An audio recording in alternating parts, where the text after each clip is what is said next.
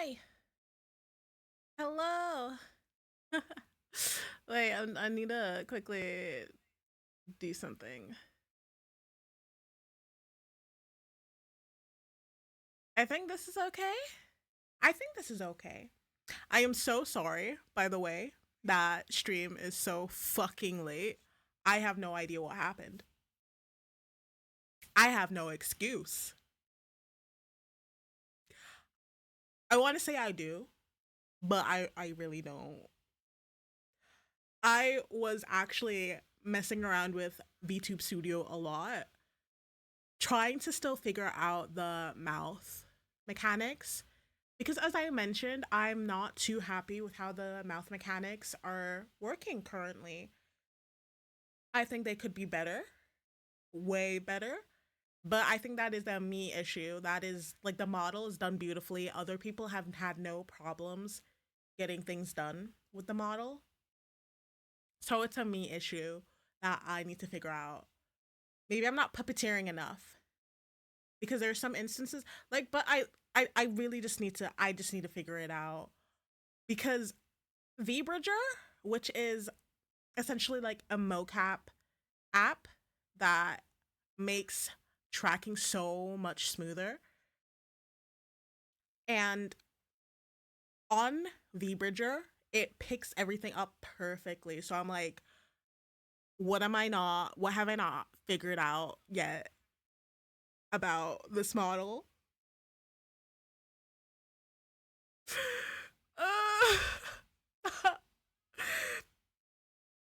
I'll figure it out eventually. Right now, for the time being, I am so sorry that you have to deal with like my crappy movements. Which one is it? Which one is it? Like the crying one? That's not the crying one. That's not the crying one. Wait, no, give me a second. Wait. Let me just like, guys. I'm so sorry. I am so sorry. I'll do better. I promise. Took me long. Okay, so also adding to that, let me turn off the tears. The reason what there we go. The reason why lost the fuck you. Fuck you. Fuck you. The reason why wait. The reason why I was able to remember that I was streaming today because again I was messing around with trying to figure out the mouth tracking for VTube Studio was when my mod, aka Far From Brutal, was like, "Where the fuck is the stream?" He was like, "Where's the stream?" And then I looked at the time, and it was 11 p.m. Not even 11. It was almost 11:30, and I was like, "Oh fuck." I had everything set up. That's the thing. I had everything set up. I just did a really bad job at managing time.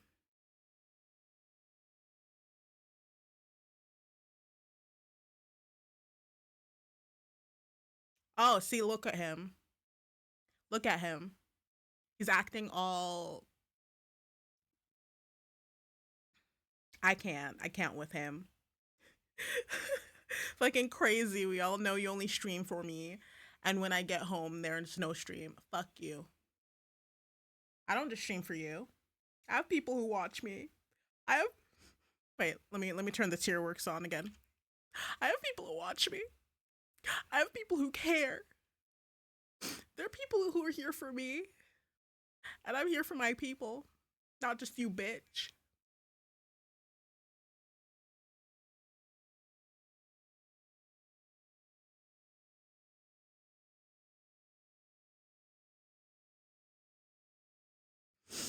Guys, he hates me. He hates me. But yeah, I'm still, let me just zoom back out. I'm still trying to figure stuff out. So if anyone actually like knows to utilize um how to utilize VTube Studio better, please let me know.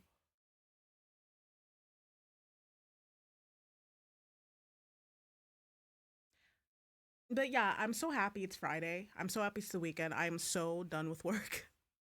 It's been such a long week because it was my first week back after a break, and we already spoke a bit about like what I did when I was gone. I traveled to a very hot country to visit family I hadn't seen in like a while, years. I'm not that old, but since I was like a I was, which was since I was a kid, and I'm first of all, I'm not used to the snow. I went to the store yesterday and the day before yesterday. The thing with Germany, because of environmental laws, we're not really allowed to like utilize a lot of salt for the grounds. And let's just say I was walking extra slow, like an idiot, and I'm pretty sure people were probably being like, "Look at this stupid girl."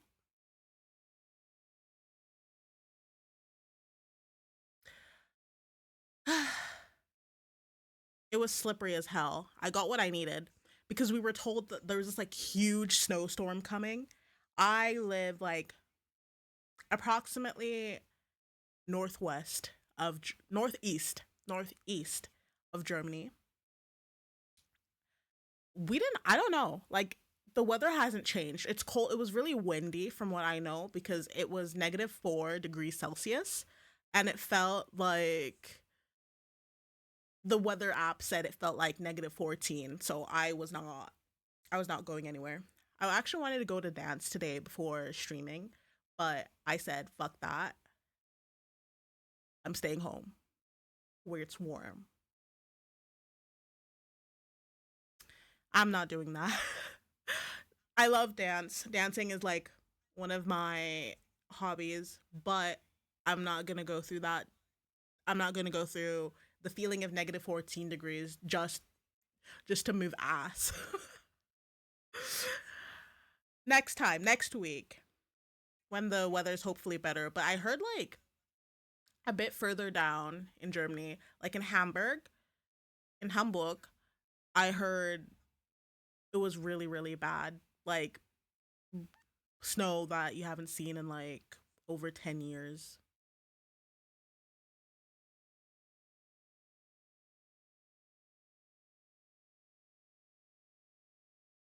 Wish I could say the same. I am so sorry. I forgot that you have to work during the holiday period. I hope it was okay. Well, I know. Tell the world how it was. How was your how was your Christmas break? What'd you do? Tell the class. Oh, today.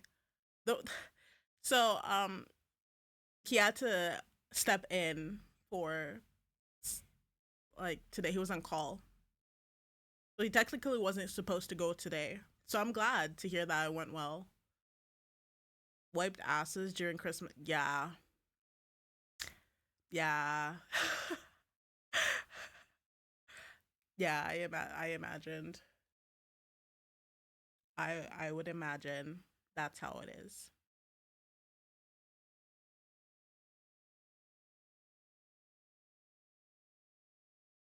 Sounds fun. Oh, maybe were you on float?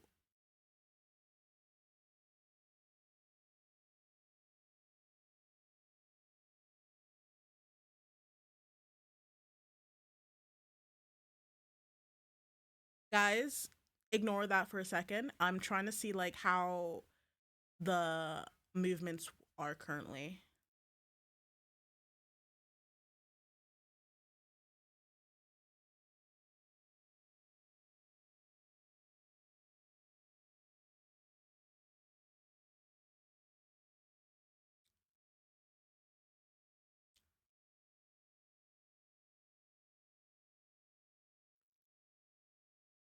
I'm float main.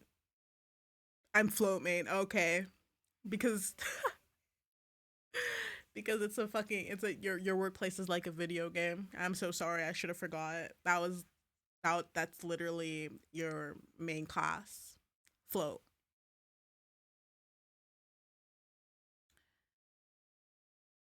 If I turn this up, how does it look?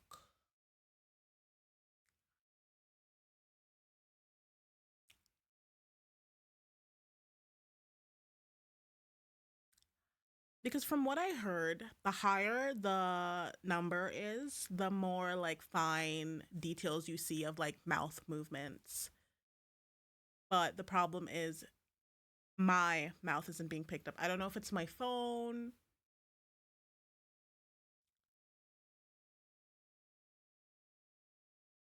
Let me. How about this? What if I increase the smoothness? What about this? What about that? Oh. I'm just messing around in VTube Studio right now, and I feel like I should stop. I should just leave it alone.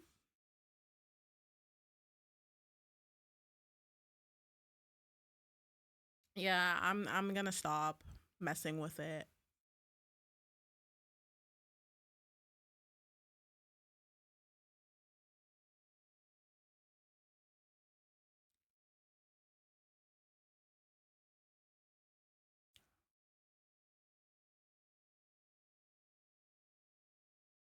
I'll deal with it for now. I'll still like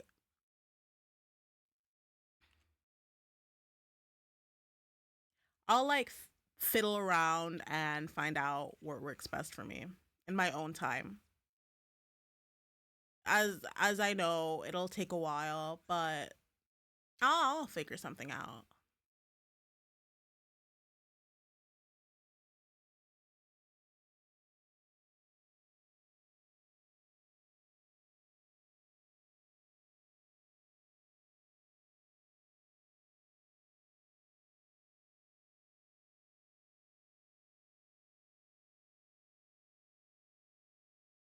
Nah.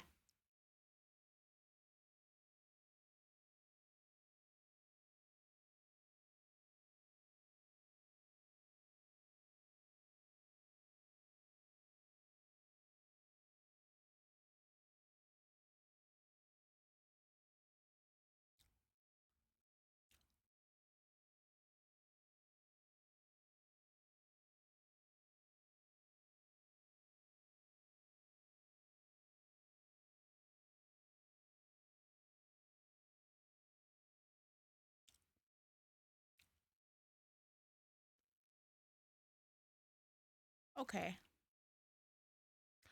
So yeah, what my plan today was. I'm so sorry. I was just fucking messing. I need to stop. I was still messing around in the settings. I apologize. I am I am sorry. I apologize.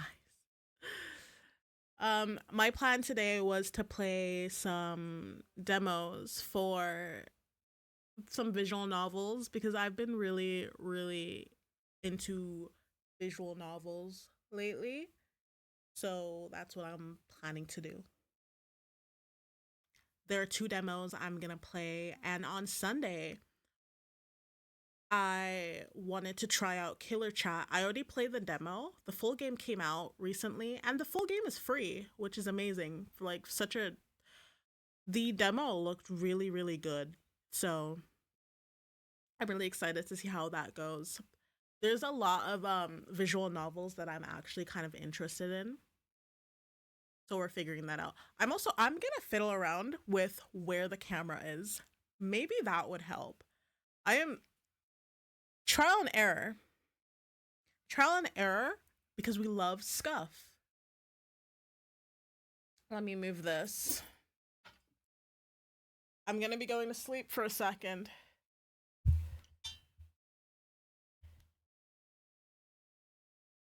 How's that? Yeah, but my face. I feel like it's barely going to pick my face. This angle is not that great. Or if I fuck, what do I do? Fuck. What if I, bro, what am I doing?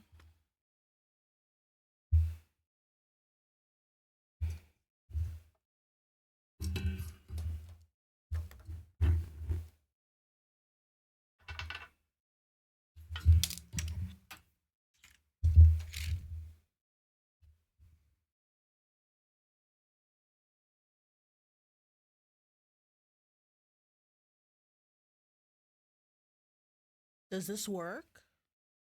How does this one look now? The thing is, it picks up. Why do I feel like this is worse? This feels worse, like in terms of mouth movement. Like, what do you guys think? Before I start playing, I'm gonna be experimenting around a bit with you guys. How does this look? No, like the mouth, I don't feel like it's moving as much now from this distance. Is it because the mic's in the way? Let me look in the camera. Or if I'm like really close to the camera. So it literally needs to be up in my face. Bro. My face. Okay, that's too much. How about like from this, like far away? How does that look? So if I move this all the way back, how does that look?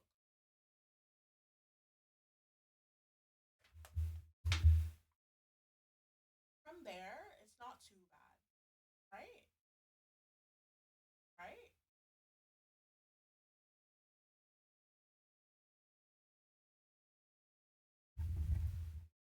Yeah. I don't think this is too bad from this distance. No, no, no. A bit closer.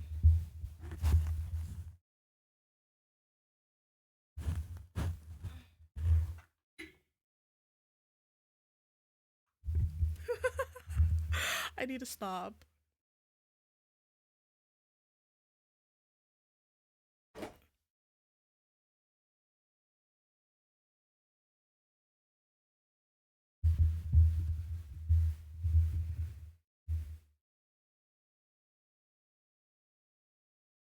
How is this?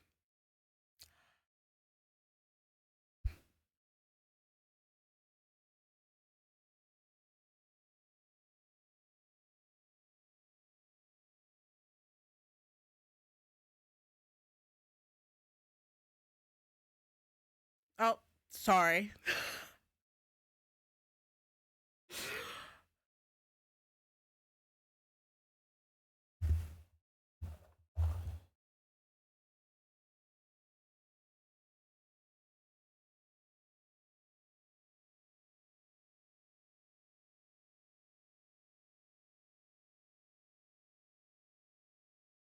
Yeah.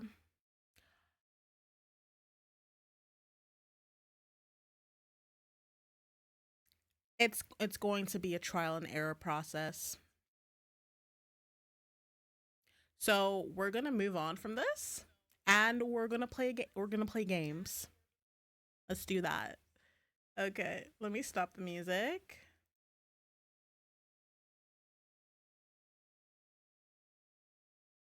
We'll stop that. And then I'll play a game. This first game is called Keyframes. I don't remember anything about these games, like at all. I just know that they're visual novels. They're those dating visual novels, you know, the ones I play because I'm that girl. So it's called Keyframes.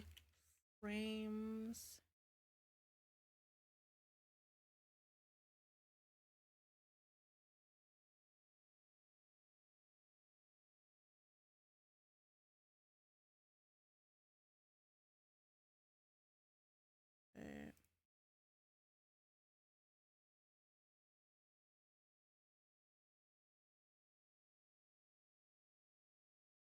I kind of want to move myself a bit more to the right.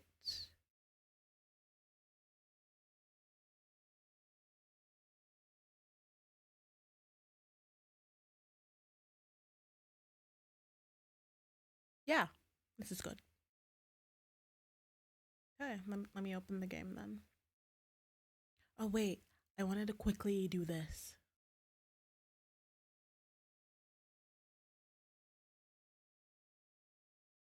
Oops.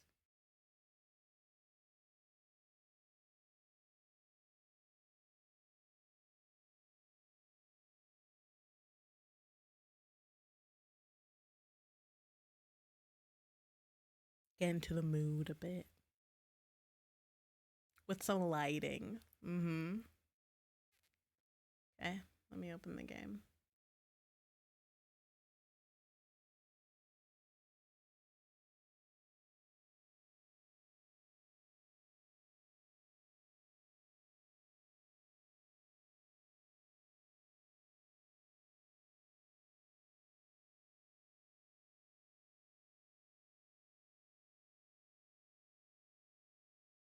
Not recommended if you have motion sickness. I'm fine.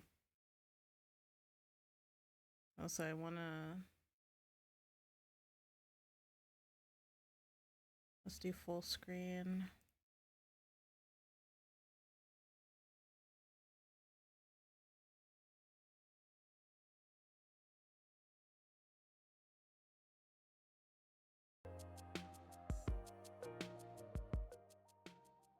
Hope this sounds okay next to my voice. Do tell me if like I need to like lower the sound.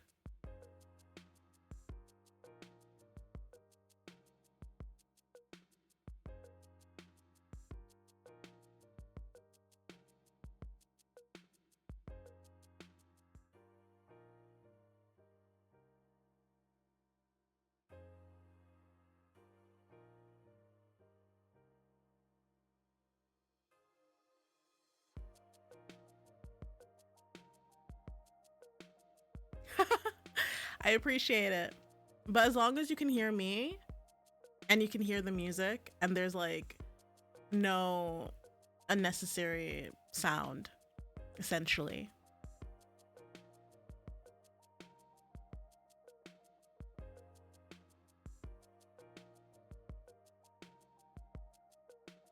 All right, let's get into the mood of playing.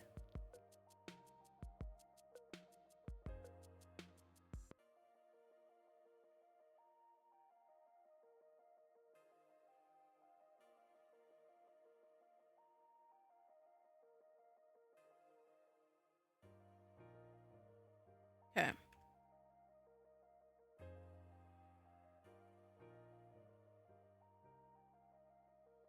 Hmm?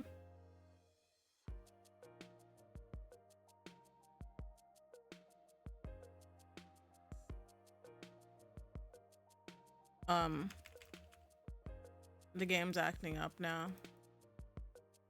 No, I didn't want to click that. Okay, it might have to be windowed because I cannot see the mouse like this. I love when things don't go as they should. Now I'm just gonna... There we go. We're gonna have to play in windowed because this shit doesn't want to work otherwise.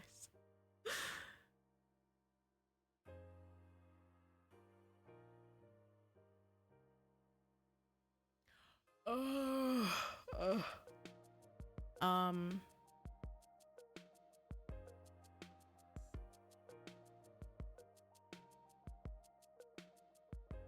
let me shift this a bit more to make this better.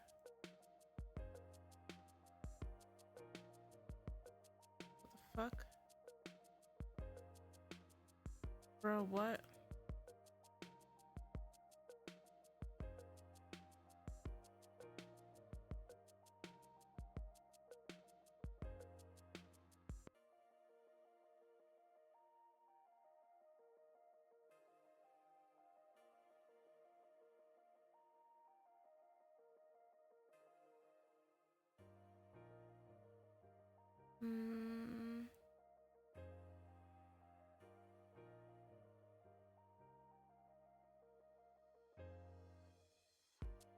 I think this is okay. We'll do it like this. We'll do it like this. All right.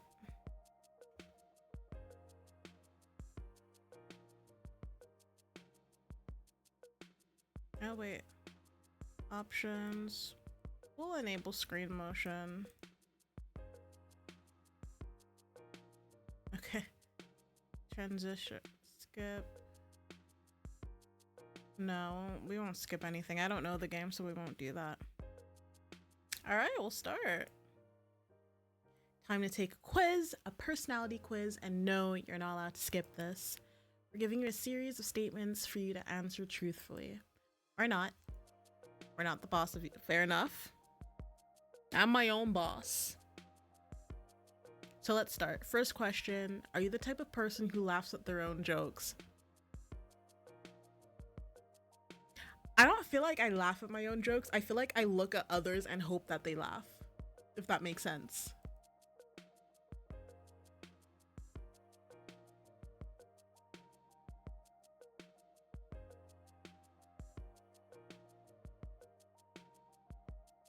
None of the options are really something I'd say, but I'd say why wouldn't I? They're fun. I guess that's the closest. Why wouldn't I? They're funny. Be honest, are you the type of person that likes taking risks? I do not. I fear taking risks, to be honest. Oh man, your lunch order is wrong. What do? I tell them. I may be a very anxious person and I don't like confrontation, but also if this is something I've paid money for, I will speak up on it, because why wouldn't I?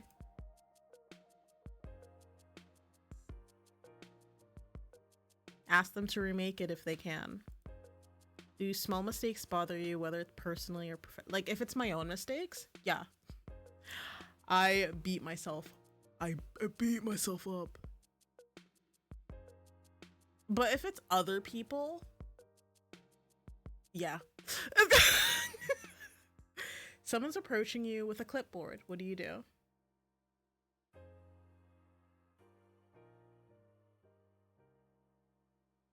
I have my headphones in. I feel bad. Yes, I understand there are people that are like they're doing their job, but also I can't. I have my headphones in and I keep walking. I feel bad, but I'm like, bro, I don't have time.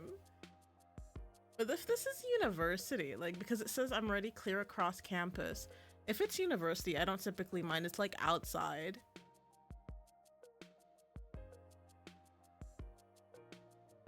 So, are you the type of person who cries at movies? 100%. What's your favorite time of the day? The afternoon, honestly. Your friend bought a present, but you don't like it. I'll appreciate it anyways, because yes, okay. I mean, like, it's a weird situation to really think about, because in hindsight, it's kind of like, okay, I appreciate the gift that you got them. Like, other way around, that they got me. I appreciate the gift that they got, but when you think about it as well, if it's someone that you've known for a while and they get you a gift you don't like, it's kind of like, you don't know me. You not know me well enough. it's really like, obviously I'd be grateful because I appreciate a gift, any gift someone gets me, because at the end of the day, they either took their time to look for it or make it, and they use their money. They use their money and they use their time for the gift. Unless it's like a really thoughtless gift, like a simple mug or something. Like, to be honest, no, mugs can be cute if it's like a cute mug.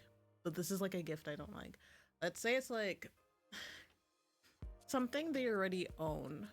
I guess it's kind of like, I would never give someone a gift of something that I've already owned and pretend like own or potentially use. I wouldn't give that as like a proper gift. I would give them just like as like a small thing, like, oh, if you like it you can have it, but that I would never could give that as like essentially like a proper gift, like a Christmas gift or birthday gift. I would never do that because that's not, I feel like some giving something of your own as like a proper gift, it's not very thoughtful. In my opinion. That's my opinion. Don't, it's my opinion. That's what I think.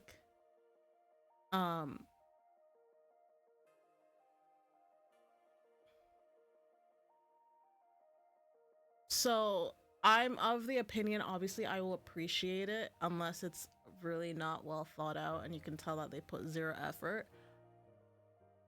And I'd also kind of be like, we're friends, how do you not know what I like? I think I'm pretty vocal with the things that I like. I'm vocal with y'all. Y'all know I have perfume. I love perfume.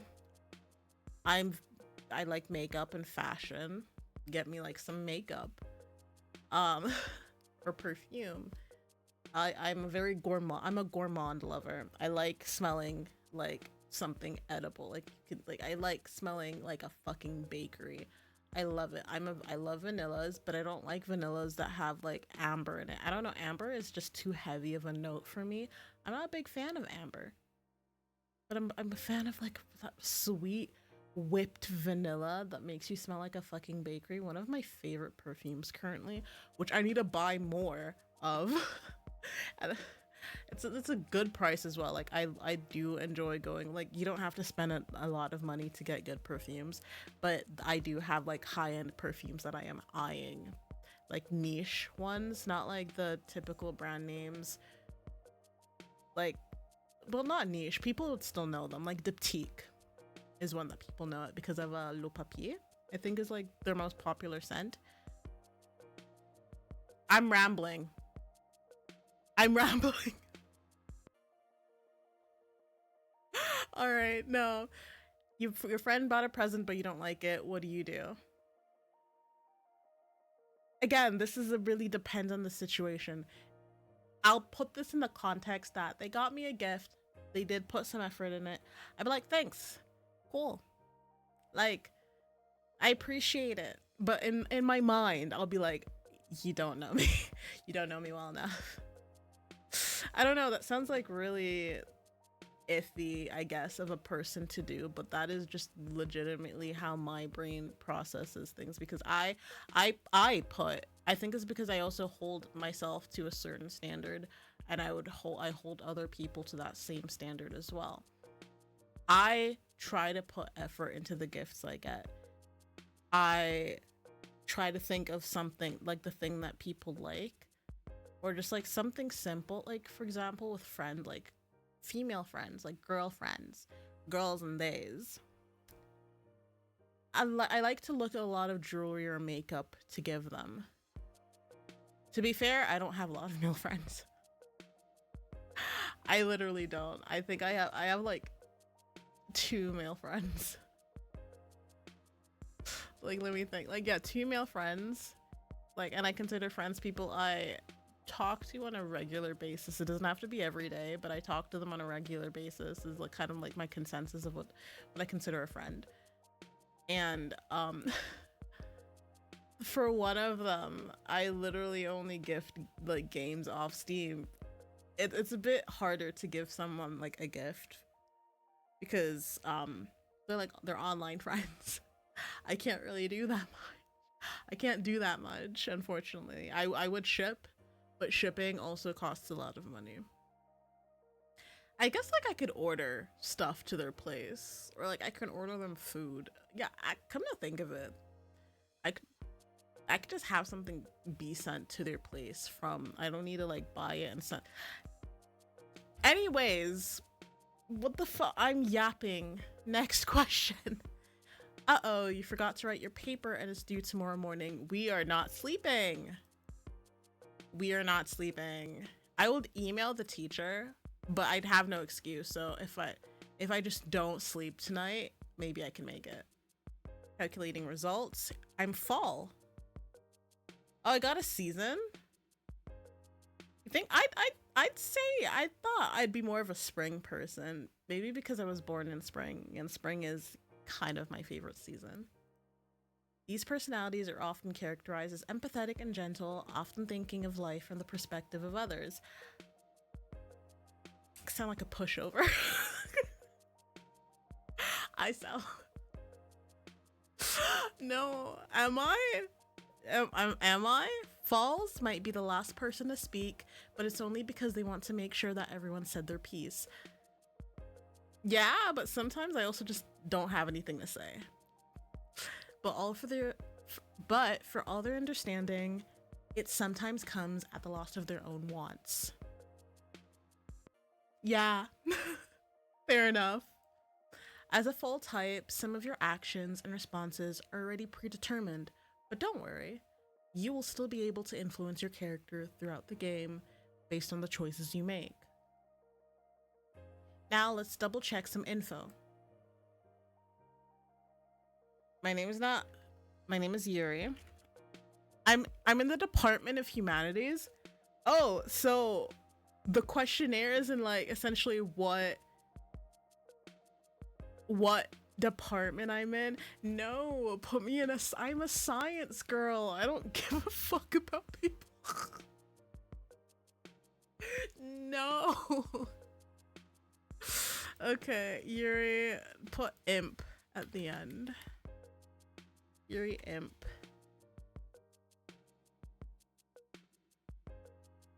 I'm a she, her. At some point in this game, members of the cast may behave differently depending on factors related to your orientation and presentation. Please select all that applies in respect to how you'd prefer your character to be perceived. Okay, I'm a feminine person. I think I'm very femme-leaning in terms of presentation.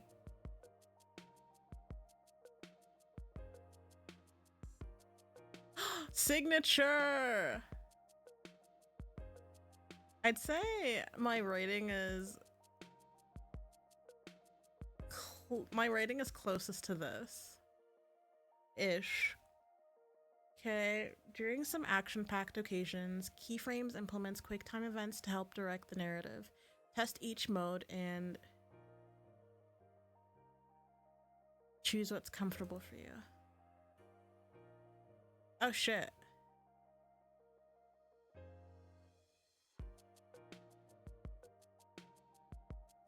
What's slow? Guys, I might not. No. Can I use like... Okay, I have to use arrow keys.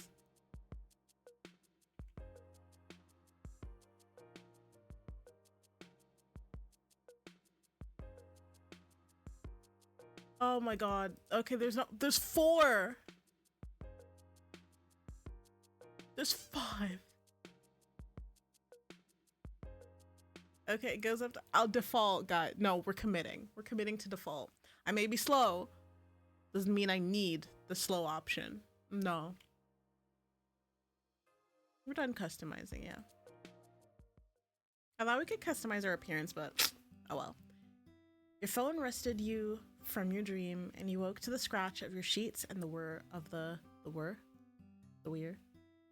AC unit. Sighing, you stuck your arm out and patted gently around the blankets. Your phone was cold to the touch, and you yanked it quickly under the covers before swiping to answer the call. Camp, hello? Bro, you sound kinda sexy. Oh, there's voice acting. Yeah! A little.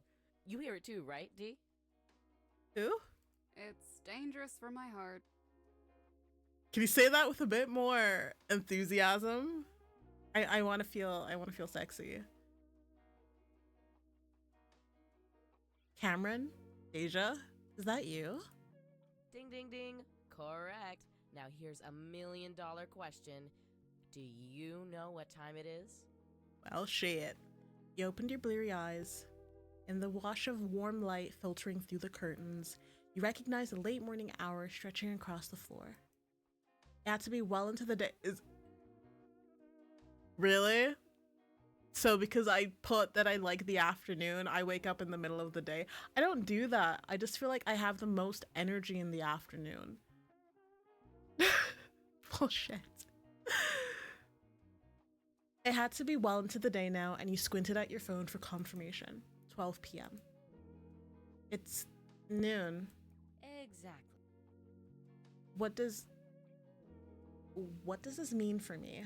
That you should probably get up? Do I have to? I would do that.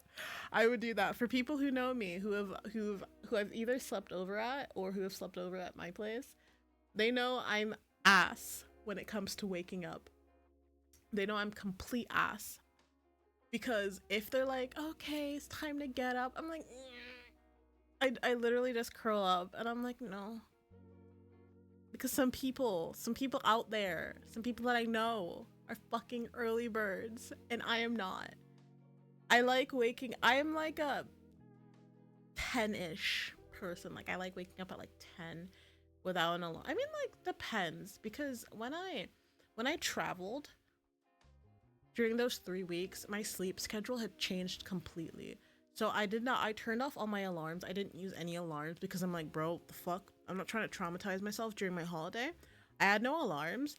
I went to bed like, I would pass out a lot. Like, I would just sleep. Like, 11 o'clock midnight was literally, that was literally, that was my point. That was my limit. And I would fall asleep. And I'd be up. Like, I'd say the first time I'd like be half asleep waking up would be 6, 7 a.m. And then I'd wake up properly at like 8, 9 a.m. Which is insane to me, to be honest. But yeah. That's me. I'd say, like, typically in Germany, I wake up at like 10 on weekends and then go about my day. I typically do chores. Tomorrow as well, I'll be doing chores. I have an apartment to clean. I'll be doing that. Hopefully it doesn't take a long time. I hope not. Well, I tried. Dude, you're too nice. Let me. Deja, please. Hey, you gotta wake up. You'd better not have forgotten. Well, forgotten what? Today's Raina's barbecue party, remember? Cam and I finished buying the snacks and stuff. We're also like 15 minutes from campus. So, if you still want to ride, you should get up. Like, right now. Oh no, I overslept. I apologize. Girls, I'm sorry. Forgive me. And there's the reaction we're looking for. Thank God. It finally sunk in. Real sorry, guys. I'll be as quick as I can. Hey, it's okay. You've got time. They have such nice voices. Both of them. We love you. We'll see you soon. Mwah, mwah, mwah. You know, like, seeing this makes me miss uni, because uni was just like this. So chill. The call dropped and you sprang into action, sprinting across the sun-warmed floor to get ready. Spring semester, second year. Second year for me was also my favorite year, I'd say. Like, it was the best and worst year for uni for me. You stepped out of your apartment building, bracing for a blast of heat. As the semester was drawing towards its close, temperatures had risen in a way that left you lingering in the chilled indoors. But thankfully, today was a perfect spring day, one of the last ones you'd get before summer crept in. There was just one thing in your way. Or well, many things. Many people. At this time of day, Wdym, University was as lively as ever. Students moved in and out of lecture halls, and they were clustered everywhere with their eyes on their books, their friends, or their phones. If you hadn't been so hellbent on finishing your assignment for the week last night, you would have been awake in time for a peaceful morning. Oh, that's why. That's why I was fast asleep, because I finished fucking assignment. Guys, I would do this though. So, fair enough. So it was either failing. Maybe if I asked for an extension, it would have worked out, but I don't do that unless, like, I really do need it. I take responsibility. If I forgot something, I will try to do it. I'm not gonna try to lie my way through and be like, can I get an extension? I only get extensions if I ever need one. And I don't think I ever needed one during university. I just cried. But I got shit done. I did get my stuff done at the end of the day. However,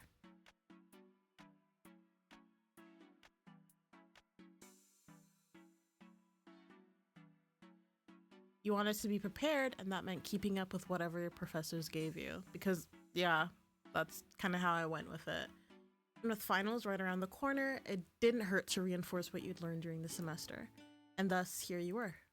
Hi, sorry about this, but can I squeeze by you? Thanks! You did your best navigating the crowd, dashing in between gaps the moment you saw them. By the time anyone realized they were in the way, you had already rerouted, darting around them instead of barging through. Luckily, you still made good time, and it didn't take long before the parking lot at the other end of the green came into view. Beckoned by the near end, you picked up your pace and zipped down the road. Almost there. Shit, watch out! Oh, who's that? Huh?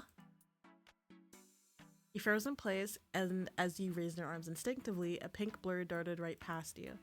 Whoever it was, they promptly crashed into one of the lower walls bordering the path, flipping ass over electric scooter into the hedges. All around you, students hissed in empathy. Oh, like that? Like, oh yeah, like that. So much for not getting in the way. No, I have to check. I'm so sorry. Are you okay? I sound so fake. I'm so sorry. Are you okay? There was a rustle, and the student who'd swerved to avoid you emerged from the hedges with leaves in their hair. They lurched unsteadily, groaning as they clutched their head. You extended a hand, and they stopped moaning long enough to thread their fingers with yours. With their help, they climbed back over the railing, and they couldn't stand without swaying like a newborn foal. Hey, you with me? How are you feeling?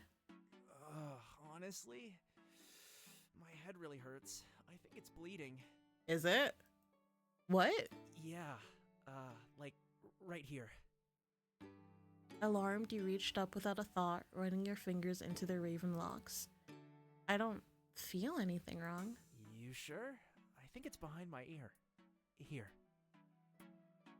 Catching a...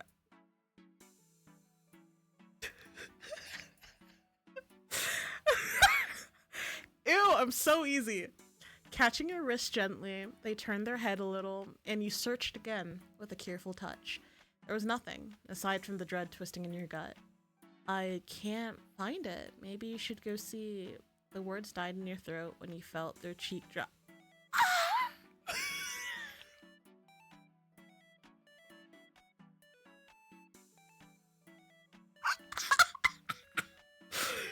Oh my god.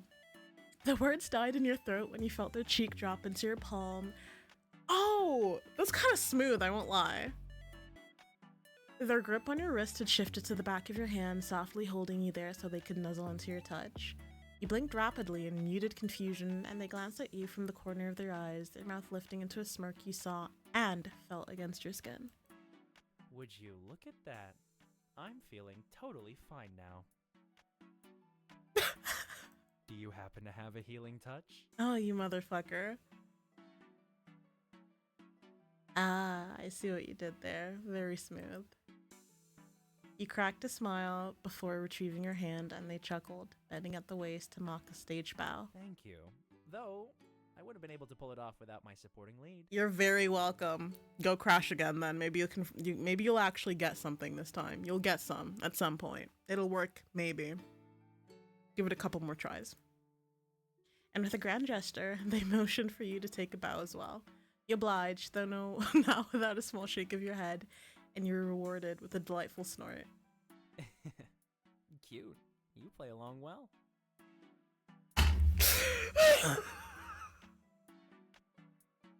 Only because you lead well.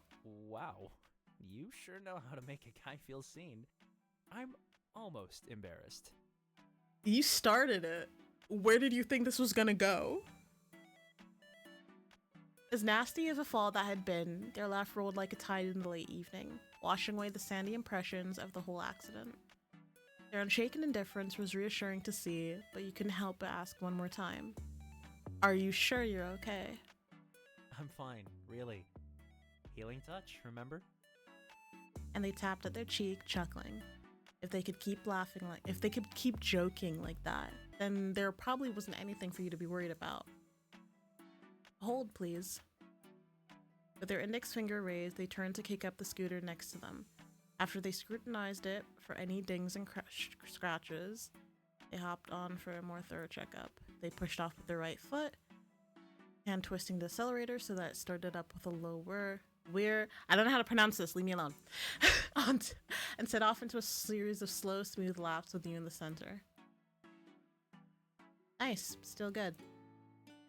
Someone's clearly not in a rush to leave yet. I'm actually running late for a meetup with some friends. But not so late since you have the time to joke around. You're genuinely concerned, I couldn't help myself. You didn't know it was possible, but their smirk grew wider, tinging a few shades more playful as they admitted to teasing you. If you got somewhere to be, why stick around? Are you kidding me? I can't just leave after running into you. This is a scene straight out of a movie. One of us is supposed to fall head over heels for the other, you know. Go ahead. I'm waiting. Fall in love with me. I'm waiting. You said it, not me. So, take that first step. Really now? Yep. Movie law dictates it. I mean, 50,000 students on campus and you bumped into me? We can't ignore It could that. have literally happened. Like, you could have, if it wasn't for me, you would have definitely bumped into someone else. Tell you what though, you can decide who falls for who. I'm a romantic, so I can play whichever part.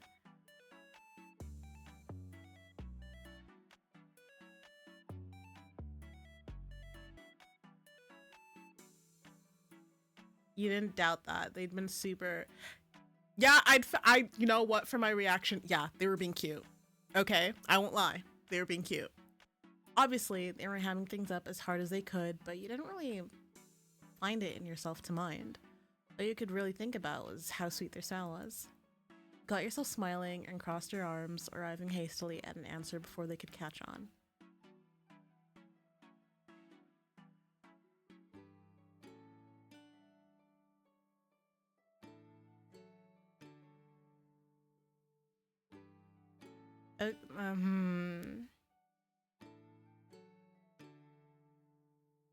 Okay then, you play the one who fell later, but harder. Ooh, I am a fan of slow burns. Why do I get the feeling you're super into Regency novels? Kind of, to be honest. There was a breezy confidence in the way they answered you, and the easy lilt to their voice told you they were more than used to this kind of tomfoolery.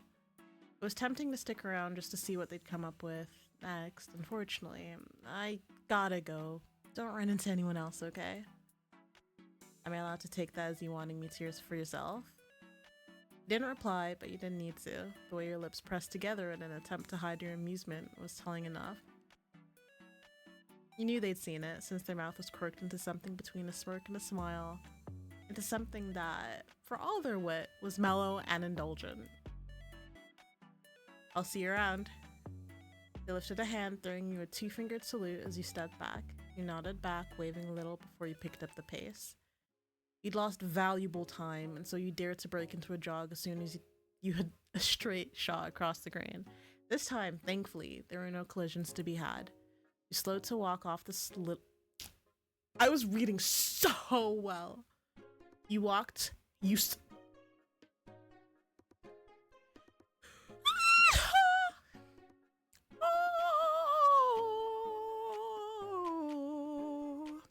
You slowed to walk off the light stitch in your chest, slipping by a group of students going in the opposite direction.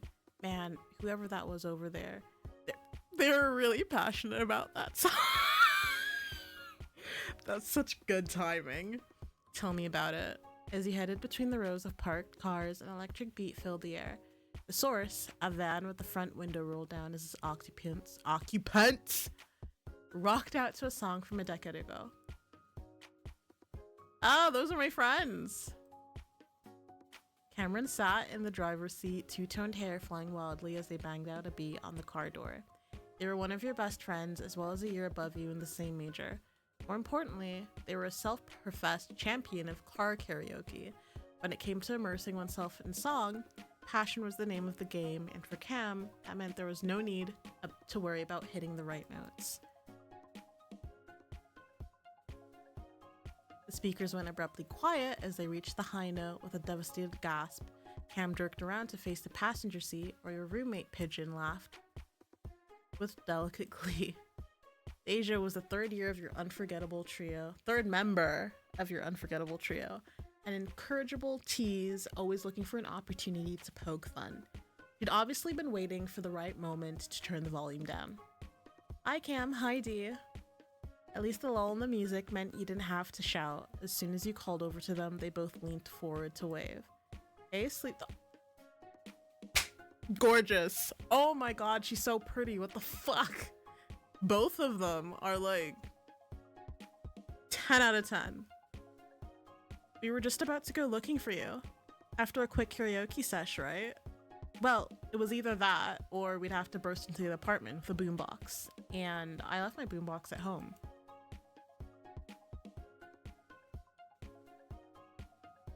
Well, don't stop on my account. I liked what I was hearing. As my lead Jiri commands, D hit it. The music bumped back up a little in volume, and Cameron serenaded you with cheerful abandon as you walked over. You made sure to clap real loud when they reached the end of the chorus. Anyway, get in already. Oh, Yuri, hold up. Back up a little. You stopped with a puzzled blink, then did as you were told. While you took a few steps back, the side door to the car popped free and slid open. Alright, now dive in. Huh? Dive in. Come on, it'll be funny. Asia popped her head out from behind Cameron. Their brazen suggestion hadn't triggered any alarm, merely a listless smile coupled with a roll of her eyes. Don't listen to them, Yuri. Remember your middle school training. Peer pressure isn't cool. I'm not pressuring her. She can do whatever she wants. So Cameron said, but you didn't miss how their muted lilac eyes flicked to the side, clearly wanting you to indulge them. They're always about the reckless side when it was just the three of you. If there was a chance to go off, they'd take it, and if you weren't careful, you'd get swept along for the ride. Ah, fuck it. Well, it wasn't really your style, but for Cameron, you could make the effort. They were already looking at you, hopefully so. With a deep breath, you pushed into a run, aiming right for the door. There's gonna be a quick time event, I just know it. Never mind. Her car is so cute. What the fuck? Is there actually I'm just trying to think. Depending on the car, you would be able to add stickers, right? Yeah. Before you knew it, you were airborne, falling more than leaping into the middle of the car. It wasn't the most graceful landing, but at least you caught yourself in one of the seats instead of skidding onto the floor. You're right back there? Uh-huh. Good. That was a stupid move, but at least you made it work. Lay off! It was beautiful, Yuri. I could cry. Cry for me. Do it. Cameron? Honestly, this kind of tomfoolery was pretty common when it was just the three of you. Throwing yourself headlong into Cam's joke was practically habit, thanks to all the time you'd spent together until now. Granted, this was the first time they'd asked you to pull this particular stunt. From how they were still chuckling under their breath, you had the feeling they'd gotten all they'd hoped for. Camcorder to Ice Queen. I repeat, camcorder to Ice Queen. The package was received safely, now awaiting new orders. Over. You proceed as planned. Onwards to Terena. Terena! You all clicked your seatbelts in, and Cameron shifted the car into reverse, twisting in their seat. They gave a quick, peppy salute before settling one hand in the back of Deja's headrest. They maneuvered out of their parking spot with a practice turn of the wheel. Couldn't be me. I don't have a license. Looking backward all the while, it was inevitable you'd make eye contact, and when you did, they winked. I know, I'm the coolest, aren't I? On most people, this kind of ego-boosting question would come off as arrogant. On Cameron, it came off as an intentional joke, a way to keep the energy light. You and Deja had the rare privilege of seeing Cameron at their silliest, and they made sure you knew it.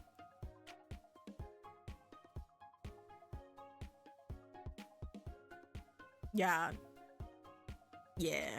Cool? Nah, I think it's hot when you do that. Cameron slammed on the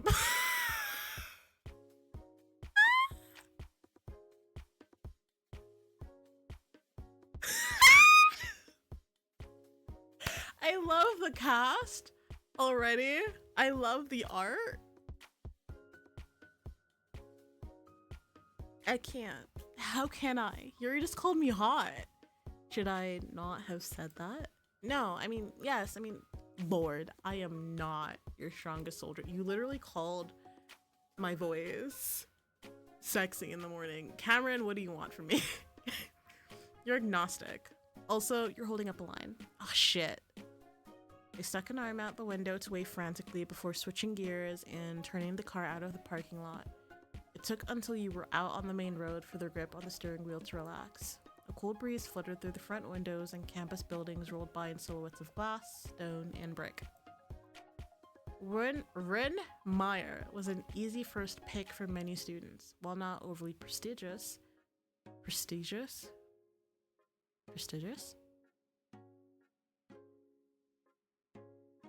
Y'all know what I'm saying. It was a beautiful school set near a cozy town, couched in hazy blue mountains and forests of deep green.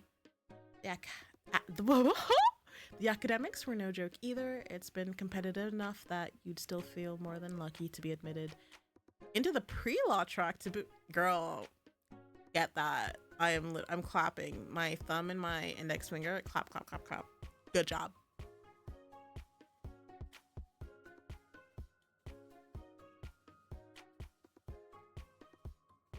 It's a pretty St. Cool's campus. The brochures.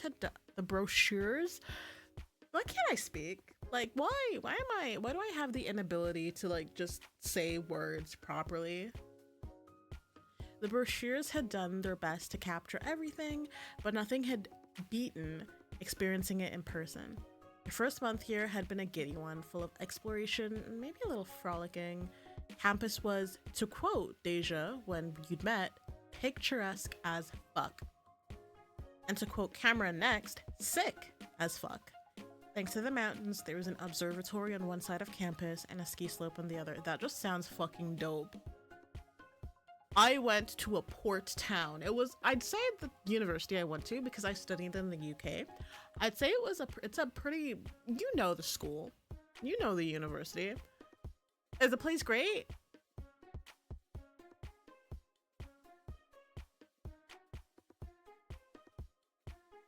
But we move.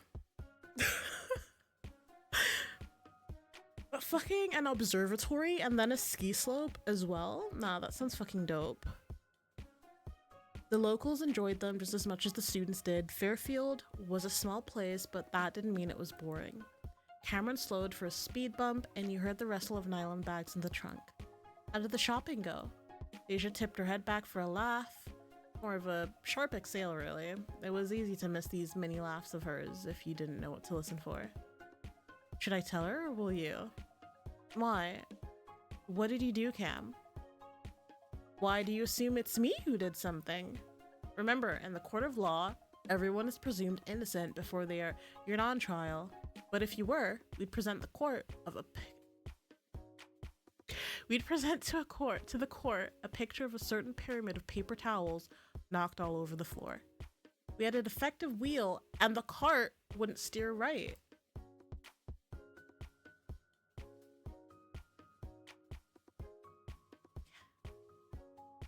Can't remember, we volunteer nothing. Stay quiet. You're so right.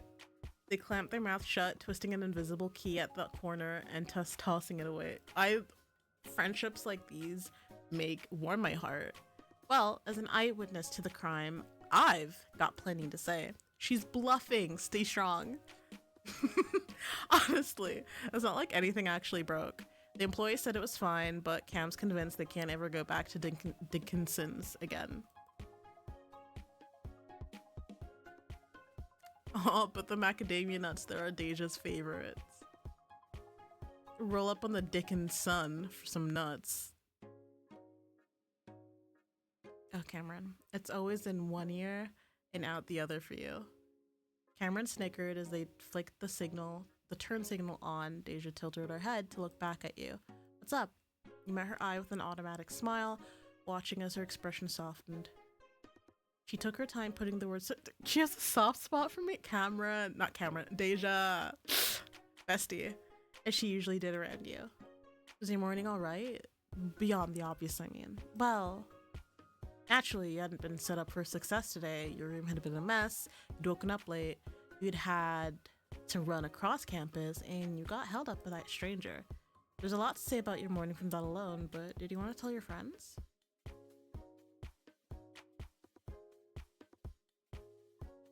Nah, tell them. Well, I ran into someone on the way over. From where? No, I mean like, I ran into someone. I didn't know them. You ran? Yes, well, I didn't fall over, but they did. LMAO. What happened? It wasn't good. I was in the way, and they couldn't stop their scooter on time, so they ran into a hedge.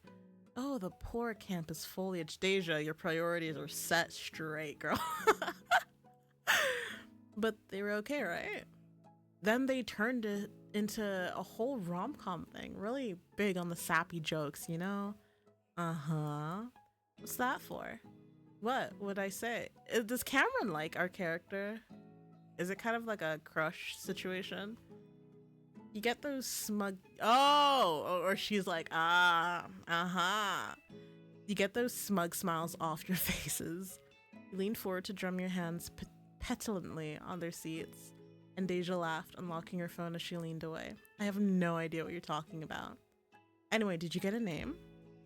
Cameron wiggled their eyebrows enticingly in the rearview mirror, and you scoffed. Your friends weren't the biggest gossips, but they could still be quite nosy in their own right.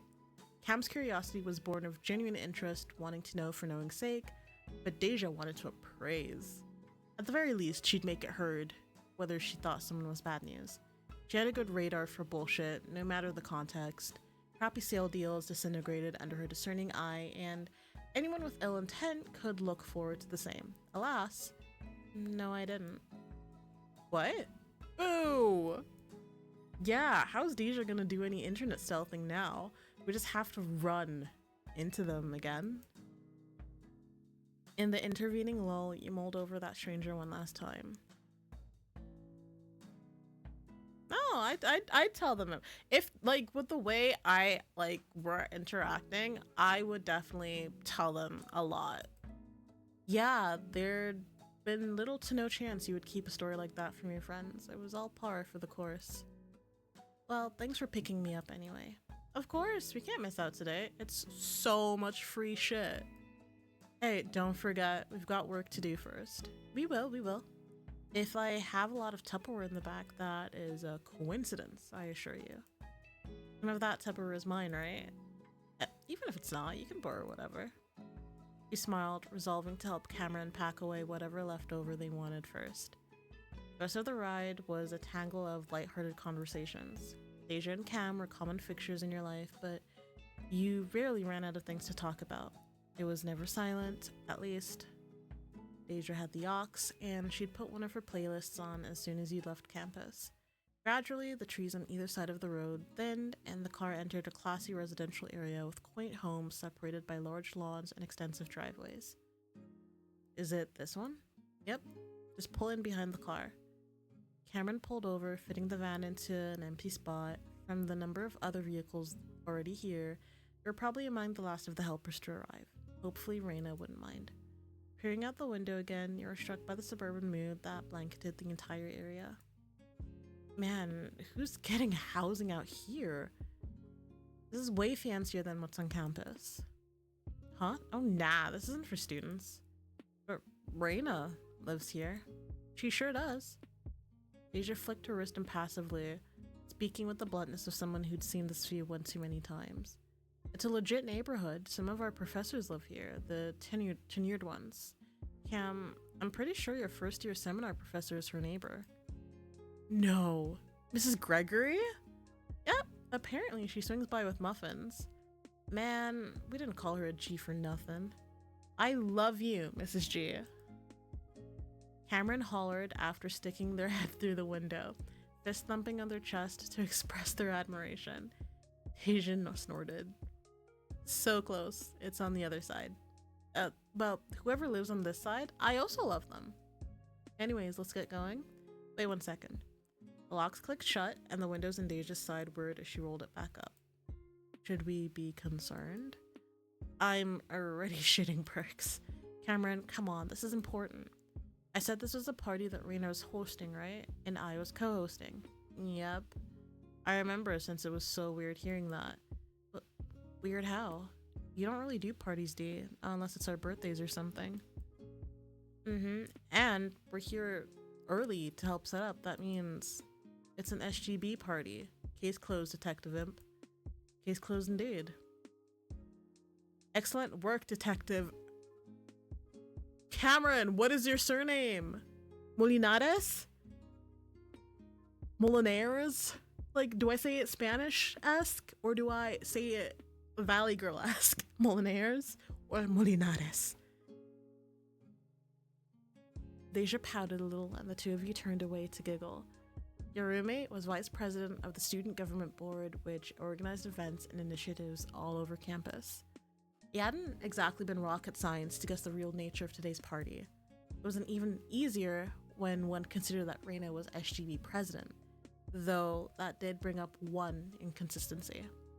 If it's SG business, why not put that in the name? Why is it just a barbecue today? Because it's a test run. We'd like to run this on a bigger scale next year, so we're running a smaller trial first. That's why it's at Reina's place.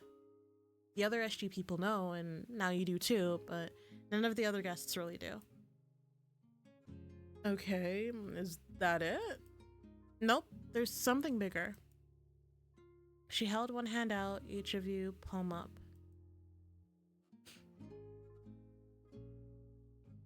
I'm not... I would say I'm not a big fan of being touched by other people. And I only make exceptions for friends. So I remember one of my closest friends, like she was my best friend. She still is my best friend, but she was like my best friend during uni. And the way we first met, I just find that story so funny. So I was outside a society door, like thinking like, oh, is this the place? And it was for it was called KSOC. And she was like, are you here for KSOC Society? And I looked at her and I'm like, oh yeah, I am. Are you? And she's like, yes. Oh my god, besties. Mind you, she's a very open person. And she was like, oh my god, besties. And she hugs me. And I remember her later on, she tells me that she felt my body I physically froze. Like she felt the like jolt of my body as I froze up.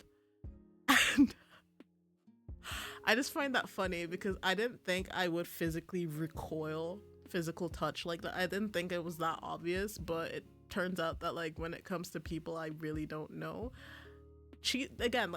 we literally became best friends thanks to her being so outgoing. As an introverted person, I am constantly adopted by extroverted people. I can be talkative as well, depending on the situation, depending on who I'm with, but a lot of the times I simply just keep to myself. I'm quiet, I observe, I listen a lot. Just a second, I need a little water break.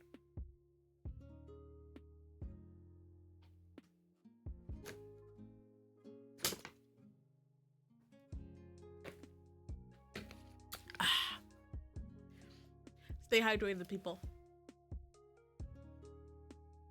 But I'd say I don't mind for the sake of this. You stuck your hand in hers as requested, swinging your clasped palms with a little smile. Cameron was more enthusiastic, slapping their hand on hers with a resounding smack. While you were at it, you and Cam linked your free hands as well, completing the triangle and leaning in to listen. There was a pause as Deja's gaze glided from you to Cameron and back. Anticipation built, and she gathered her words. The barbecue has a game at the end, a scavenger hunt. I'm asking the both of you, from the depths of my heart, to take it seriously.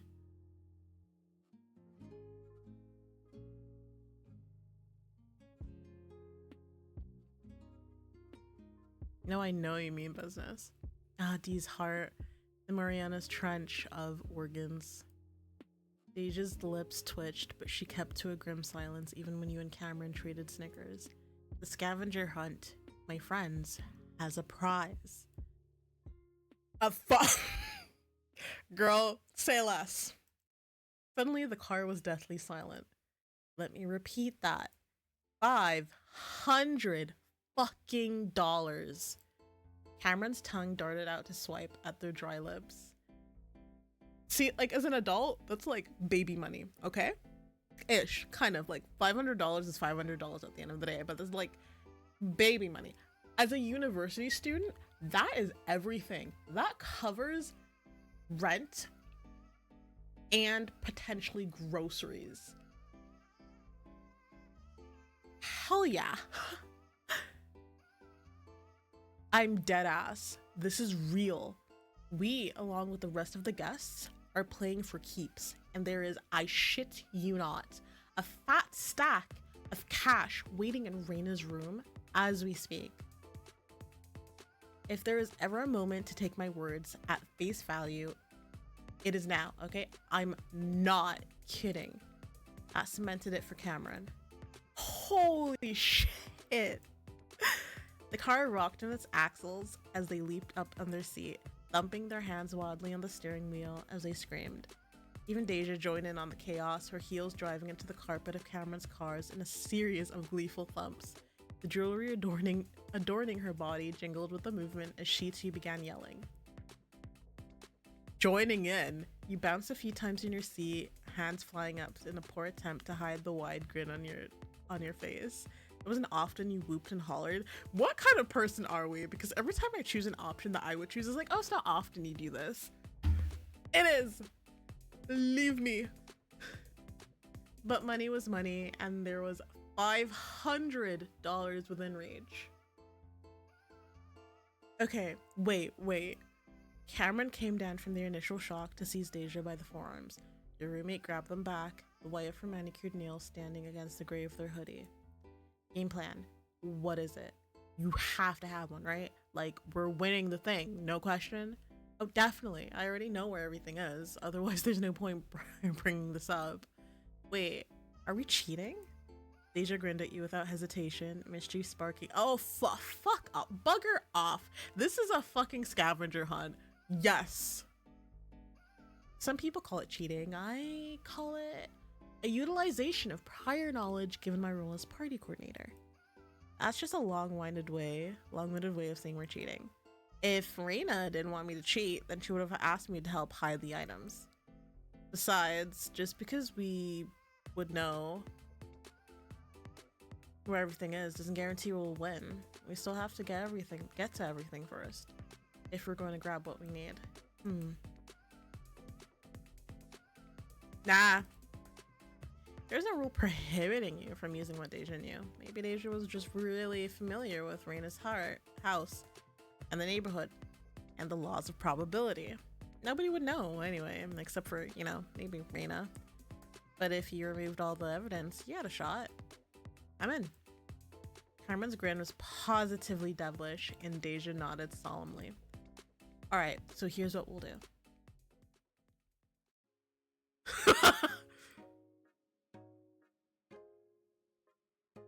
Christ, Cameron. How sorry. You'd better not be doing what I think you're doing, Deja. Fuck! Raina, I almost pissed my pants. Raina peered through the passenger side window, her curled fingers shading her narrowed eyes. With her back to the glass, Deja looked sulkily to one side, stalling as long as she could before she'd have to make eye contact. Shit. Are we in trouble? No, I got this. She steeled herself, then settled back in her seat. Rolling down the window, she stared flatly at her colleague, friend, and as of this moment, the bane of her master plan. Oh, she's so cute! See you. Why are you guys still in the car? Even with the sharp questioning, Deja kept steady eye contact. Cameron does not look good. Just letting them know what's up. We want our helpers to know their way around the barbecue, don't we? Likely story. You know what I think? I think you were tipping them off so you could cheat. Raina, the accusations. I am hurt. Why would you think I would do such a thing? I would never. Also, kind of with the lighting, I want to turn this up a bit brighter.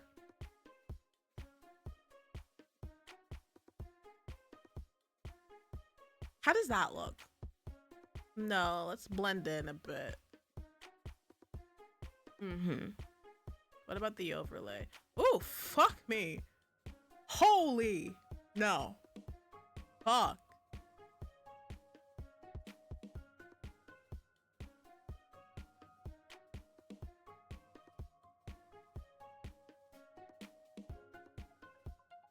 Yeah, I like it. Picasso. Yeah.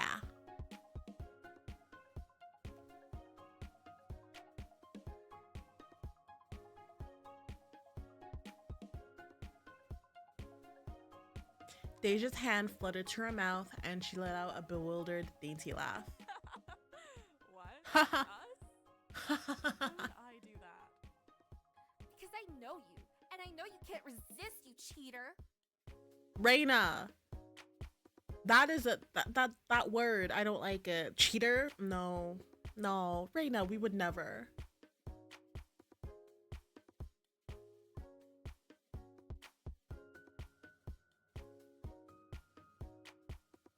After sharing a look with Deja and Cameron, the three of you maintained your silence. Raina couldn't accuse you if you didn't say anything to make it worse. Pleading the fifth? You know it just makes you look more guilty, right? No, not at all. Whatever. I don't have to make you admit it. It's smarter if I change up all the item locations anyway. I should have never let you find out in the first place. Damn it. Yeah, puts a damper on your plans, doesn't it? Fuck. Raina grinned triumphantly before finally stepping away from the window. Okay, come on out. You guys aren't just here to have fun after all. Doors opened and shut, and you lined up next to each other by the van. Raina paced slowly back and forth, her fingers tented in front of her as she eyed you up and down. It was a bit embarrassing to be caught before you even cheated on anything. Raina seemed to think she had all the evidence she needed, and at her house, at her party, she was judge, jury, and taskmaster. I suppose it's only fitting that I work the three of you to the bone. Cameron, body T. Deja, body T. Raina, body T. Y'all look amazing. Whoa, now, let's not get hasty. Does Deja have a belly button piercing? I want one. I want to get one. Raina pinched the air and drew it aside, addressed her to zip it. Ah, okay, I get what she's doing. And zip it fast. The smile she wore was so devious that you felt goose pimples on your arms. Don't get the wrong idea. I love and appreciate the fact that you came early to help, but I also can't ignore the slight. Justice and all that. You understand that? No, I don't. She stared pointedly at the future lawyers present, and Cameron whimpered from beside you. So, since I must relocate the items for obvious reasons, Deja, you can oversee the rest of the preparations by yourself. What? Raina, that's... Hard, I know. I've been doing it by myself until you got here, remember? Damn. The other SG students are in the backyard. They're like lost little sheep, so you'd better get over there before someone falls in the river or something. Shoo! Deja's mouth worked silently. And you and Cameron went uncomfortably still as she glanced to either side. She may have been vice president, but this was still a huge responsibility being handed to her. Delegating and managing weren't exactly the most fun of tasks. Start. Deja had complained to you enough times that you knew she particularly disliked having to talk to so many people at once. Man, I hate it when they all come up to me for guidance. I guess I'll see you later. And there she went, trudging to the gate that led to the backyard. Watching her drag herself off, you didn't really have high hopes for what came next. Cam? And neither did Cameron, as they leaped a foot in the air, their back straightening to military stiffness. Sweet, sweet Cam. I'm gonna have you move all of the groceries to the backyard, set the table with snacks, load the coolers, and so on. When you're done, please handle the set list too. Oh, sure.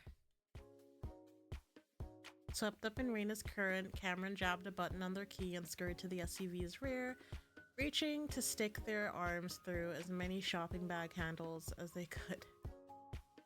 Carrying everything by themselves would be a grueling task, but they didn't dare complain as they spun to drag as many drinks and snacks as they could to the backyard. And now it was your turn. You know, I genuinely thought you of all people wouldn't want to cheat. Leave me alone! What can I say? The money was too alluring. Alas, even heroes can fall to the right temptation. I am glad you think of me as a hero, but girl, I'm really not all that. I'm a student. $500, literally, that could get me so much. Well, anyway, I've got just the task for you. You're gonna help a friend of mine finish making these damn cupcakes. Oh, that's not bad. Making cupcakes? Yeah, I got let off easy. Sure thing, boss. So obedient. I love it. So here's the deal. These cupcakes were supposed to be finished an hour ago. The guy you're helping knows what he's doing. You might know him for it, actually, unless you live under a rock. It's fine if you don't. It's not important. What matters is he's only one person, and I may have hit him with a really tall order. So she made a grand but uncertain gesture, waving one arm vaguely toward the house. Help where you can, alright? And I mean wherever you can. The clock's ticking. Is there something I should be watching out for specifically? Trouble in any and all shapes. Alrighty, I'll do my best. Can I save? Because I don't want to fuck shit up. Sorry, it's just that my friend's sort of finicky. I do believe you'll be alright, but just in case, I've got a couple of notes. One, he's going to insist he can take care of the cupcakes himself. Don't listen to him. You need to expedite the process. Two, he's a little on the skittish side, like a bunny, so don't do anything to spook him if you can. Sure, no problem. Okay then. With a jingle, she pulls a spare key from her pocket, handing it over with a peppy nod. I leave him in your capable hands. Once you're done, come find me in the backyard. I'll be around somewhere. Thanks a bunch, Yuri. And like the spring breeze, Reina left in a flurry of pink. She stepped through the front door, half expecting to find herself in a life-sized version of a pink plastic dollhouse. Surprisingly, the living room was just that, an average living room found in any house in the Northeast. Bummer. Maybe you shouldn't have expected much, considering the exterior wasn't doused in baby pink. Back to the job, a sweet, warm aroma led you across the living room and through an archway on the other side into the kitchen. I'm getting a bit congested, I have no idea why. There was someone stooped behind the kitchen island with blonde hair and a green sweater. They bent even further, leaning down to swap trays of batter in and out of the oven. That'd have to be Reina's friend. He spoke up as you entered, trying not to startle them. Hey yo. The door to the oven snapped shut, and with a ooh. Hello. Can I help you? Beautiful, man. Whoever the artist is, phenomenal work. They all look amazing so far. Wait, so let me try to see. I want to go back on the Steam cover to see who exactly the... Okay, so it looks like we're missing one more person. So we've met this friend. We've met the cool, really cool dude, the very first person we met. We've met Deja and Cameron, who I like literally, I adore them both. So it looks like we're missing one more love interest. Potentially. We shall see. Hello. Ugh, he's so pretty. It's annoying. It was only a couple of words, but you noticed a little in his voice. The vowel softly rose and fell, lending him a melody that threaded even the simplest of sentences. A foreign exchange student, maybe? There are plenty of those. Rin Meyer. Hi, that's what I'm supposed to ask you, actually. Pardon? Reina sent me over. She said I'm supposed to help you with whatever you need. He nodded once before... are you gonna say you're fine? See. She said you'd say that. I'm supposed to insist on helping you. And so this is me insisting. What can I do? He raised a brow as he thought, but after a moment he nodded a second time. Well, I put the last batch in already, so all that's left is decorating. He does have a bit of an accent, actually. Yeah, I do hear it. But I can't piece together what... I have no idea. Maybe... Canada? I don't know. Okay.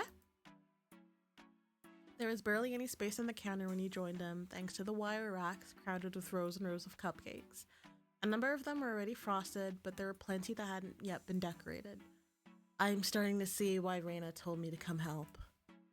Waiting for the cupcakes to cool was the most time-consuming part. We'll be done in time. Never mind, I don't think he's Canadian. I don't know. He gestured to a row of piping bags filled with a rainbow of different colored frostings. Do you know how to use these? I bake, so yeah. Luckily, you did know. No worries, I know what to do. Then, please, be my guest.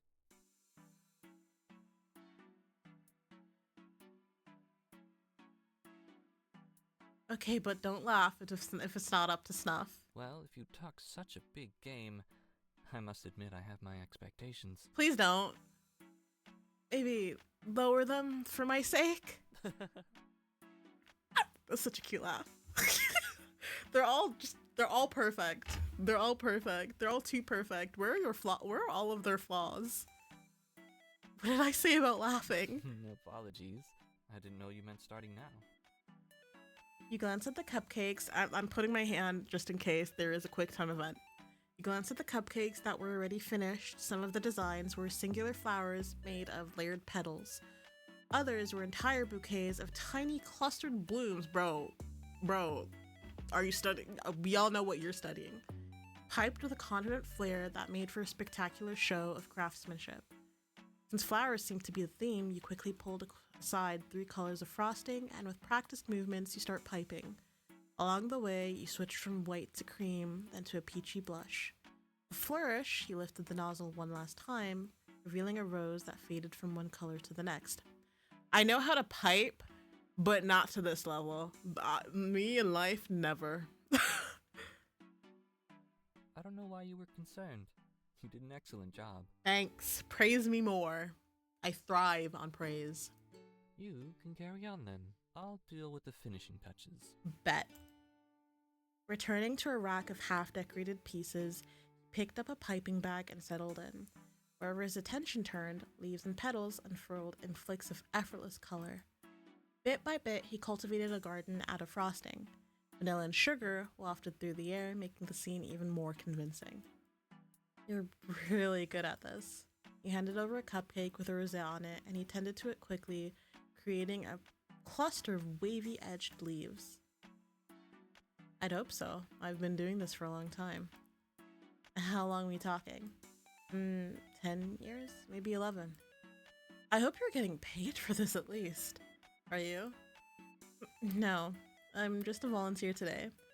Reina knows I try to help out where I can. I see. Well, today I'm simply honoring a favor. That's a very big favor to call in. You cracked a wry smile and you grinned back before realizing that you skipped a crucial step. I forgot. I'm Yuri. She, her pronouns. You can call me Jamie. He, him. Pleasure to meet you, Jamie. Something tickled the back of your mind when you heard that. Jamie. Yes. Oh no, it's just, I can't put my finger on it. But your name reminded me of something. It's an average name. Jamie, calm down. Let me cook. No, there's something like... Then your stomach decides to rumble and your train of thought screeched to a halt. There's no way Jamie hadn't heard it, but he kept piping with his eyes demurely lowered and his mouth shut. Fuck you. You're trying not to laugh. Sorry about that. I haven't eaten yet. You haven't? There hasn't been a good opportunity to. Best to remedy that then. He reached over to hand you yet another unfrosted cupcake. Have one. Thank you. Oh, thank you. You're welcome. After that, all you had to do was peel the wrapper away and take a bite. The cupcake was light, but decadent, sitting on your tongue with a distinctly floral flavor. It was sweet, of course, but not cloying, something that Jamie seemed to already know as he blinked expectantly at you. It tastes like a flower. That was the plan, yes. Any other notes? No, it's really good. And please, do eat the rest of it. I'm thirsty again. Suddenly there was a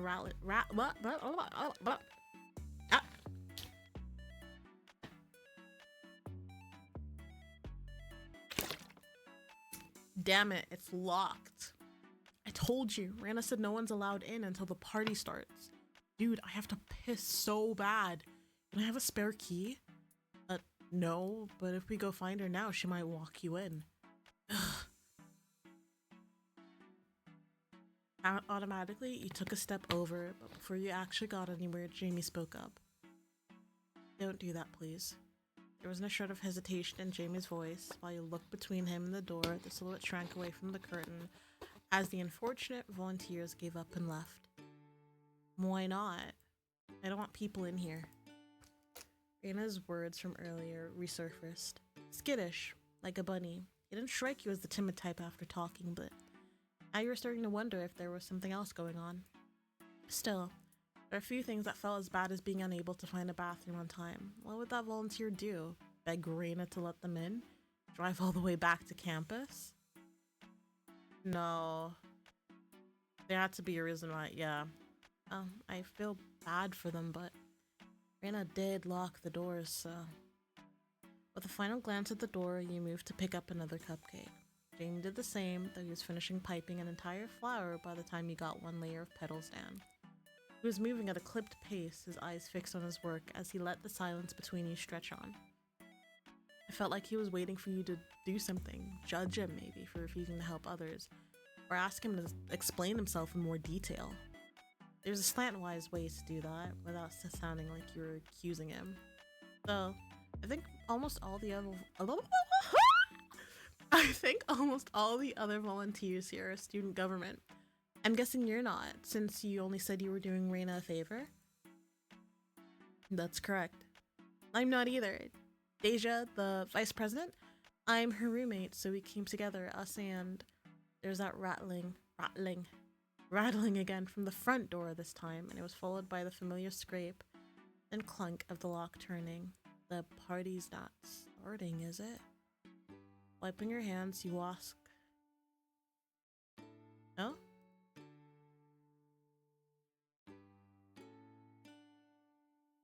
Raina says we get 5 minutes, so hurry. Whoa. Hi. Hi. Wait, how'd you get in there? Oh, Raina asked me to help out. Oh, is this gonna be like an issue? You answered.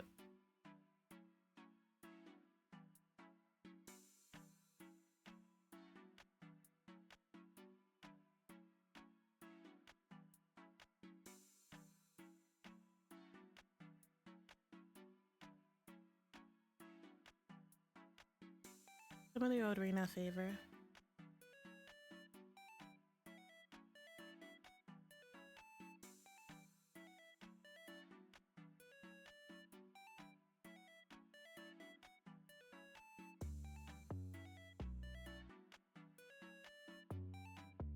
He does not sound happy. Oh, we had to use the restroom. Well, not we, my friend. Right on cue, footsteps. Oh god.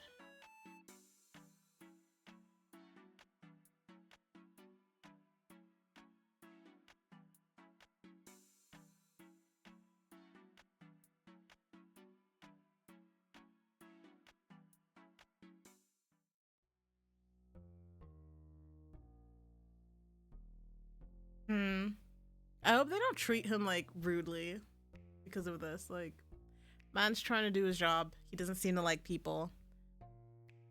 And if we told people it was Jamie in the kitchen, our guest list would have exploded. As they spoke, the second student reached out and Jamie smoothly plucked the half.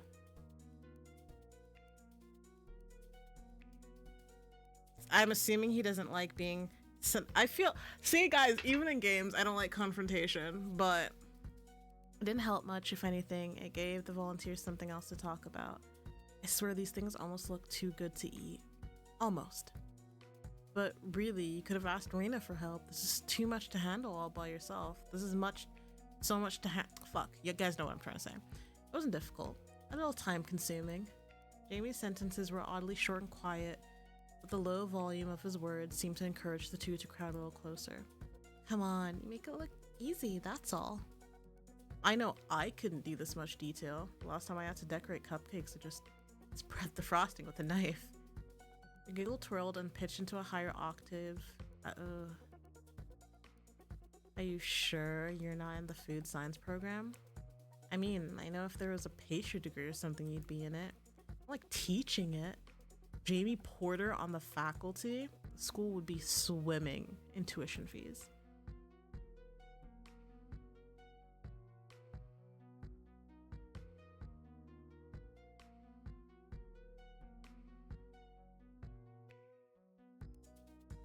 Okay.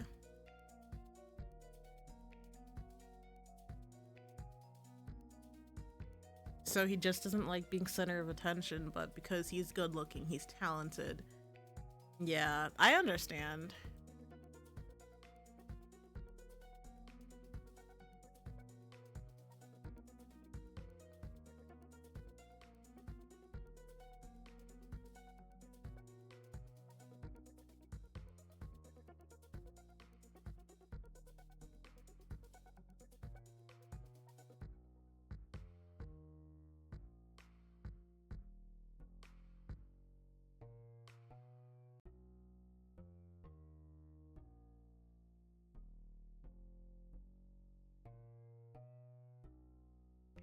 Okay. Oh, still stats.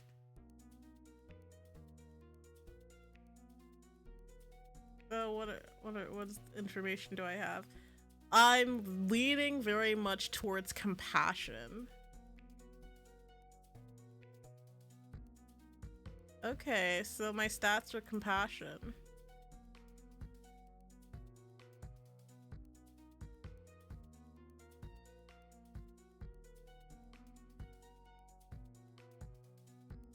No, yeah. Hey, oh shit! Guys. Ow! Guys, I'm reloading. No, I don't care what you're saying. I don't like fucking things up. Shut the fuck up. We're redoing this. I don't care what y'all have to say. Hello? Pardon?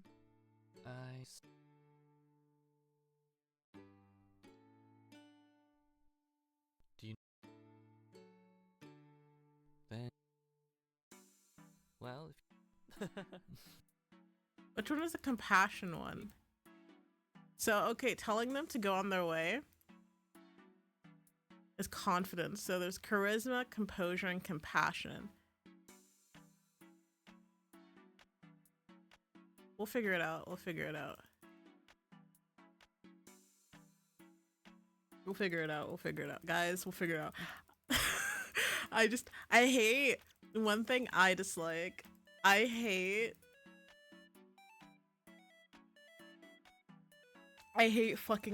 messing things up, so I have to redo it. Shoot me, I don't care.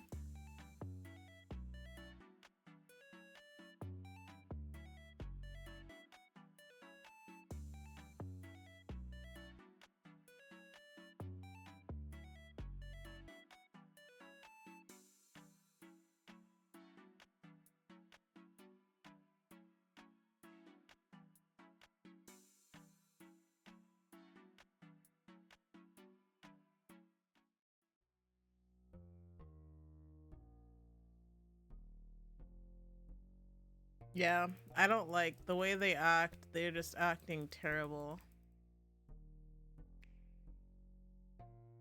Let's save here. But yeah, the way they went about it, fucking rude.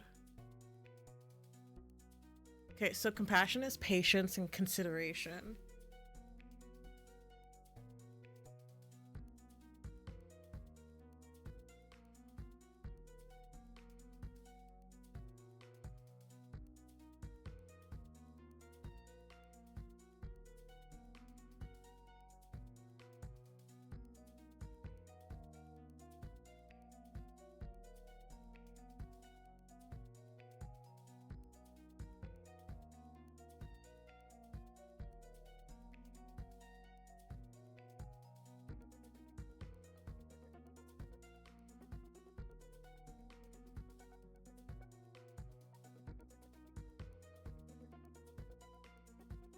I think we'll do fine now that...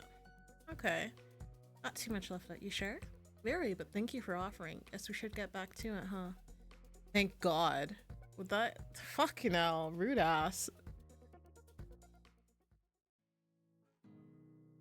Sorry.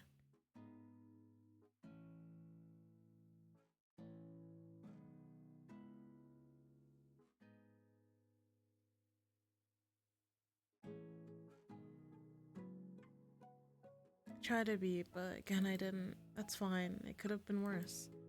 In any case, I do appreciate you trying to help. You're welcome.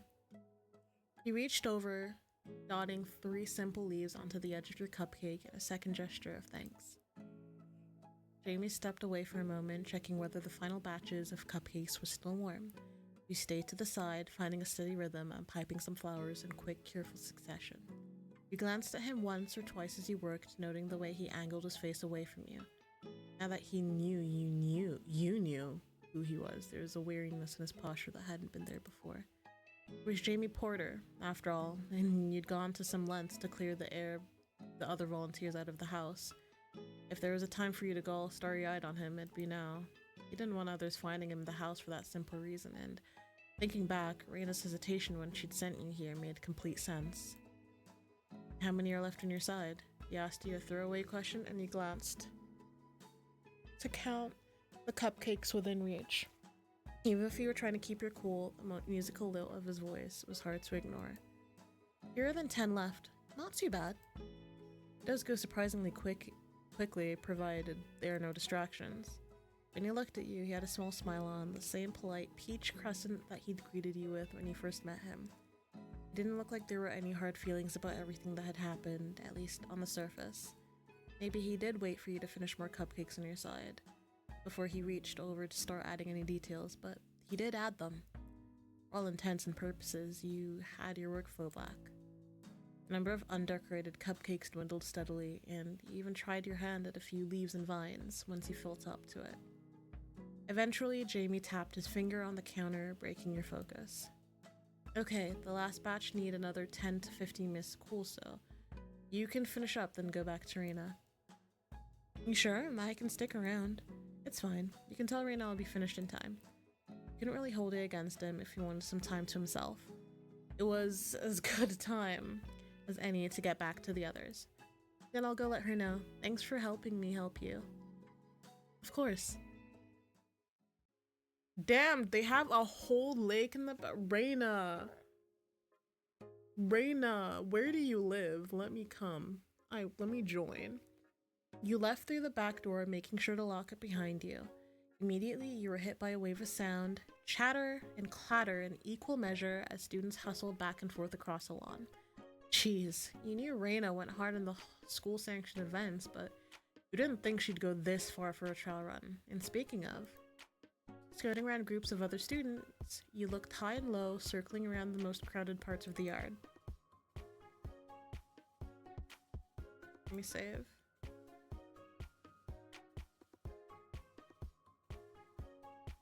Toward the back, the property transitioned into the riverbank, and it was there that you spotted Reina standing under a grand willow with her hand on her chin. Let me not prank her. I don't wanna. I'm back. Yuri, my dear. Reina, babes. She looked over here. What? She looked over her shoulder, her signature smile blooming on her lips as she spun on the balls of her feet. Okay, so, how'd everything go? Raina regarded you with a concerned tilt of her head, her smile cooling a little. I heard there was an interruption, maybe? Yeah, but it was pretty quick. I get why you're worried, though. Uh-huh. Anyway, your friend said he'd definitely be done on time, and that's why I'm back. You were careful not to state said self-voicing disabled. Thank you. You were careful not to state said friend's name out loud. Raina arched an eyebrow and a knowing glint entered her eye as she held her hand out for you to return her spare key. Mm-hmm. And how do you get along with that friend of mine?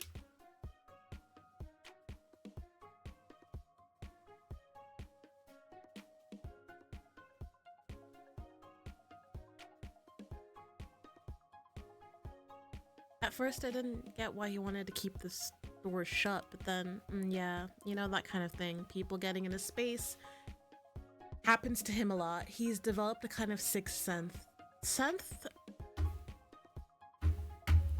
I know I can read. I just seem to not be able to today. Well, you were gone a while, so I'll trust you're the reason he'll do just fine. Thanks. Rena clapped her hands softly together, bobbing on her feet as she slipped back into administration mode. There's one more thing. Cam's getting the food started so you can join them and help man the grills for a while. The grills? Suddenly, oh. You do know about, oh.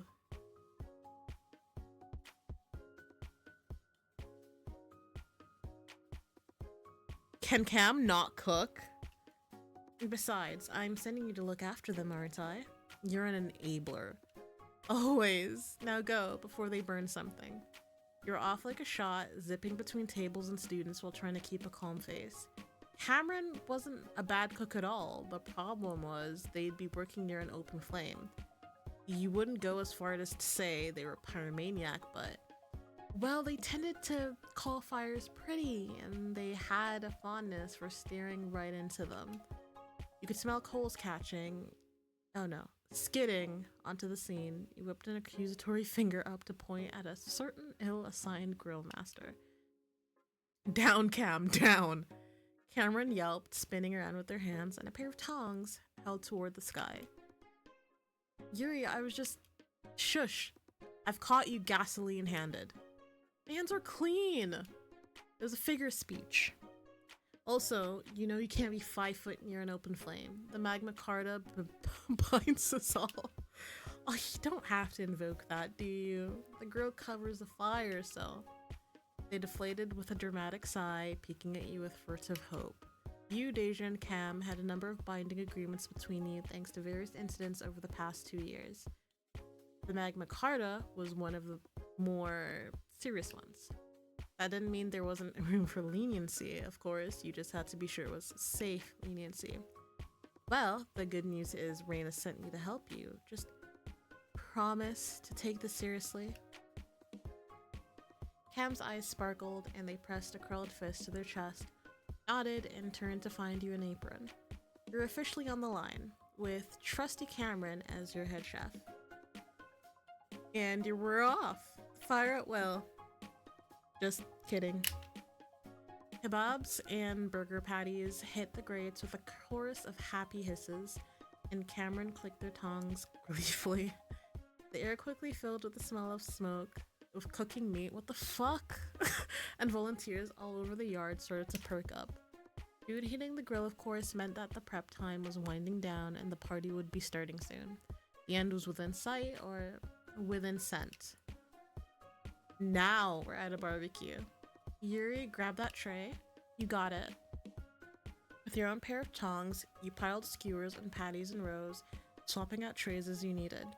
Cameron flipped a fresh batch on right after, and working together, you had the first of several buffet tables stocked in no time. Then came the vegetarian options. The mixed skewers, the hot dogs, the buns, tray by tray, stack by stack, you work in tandem, trading easy jokes and laughing under the cheerful spring sun.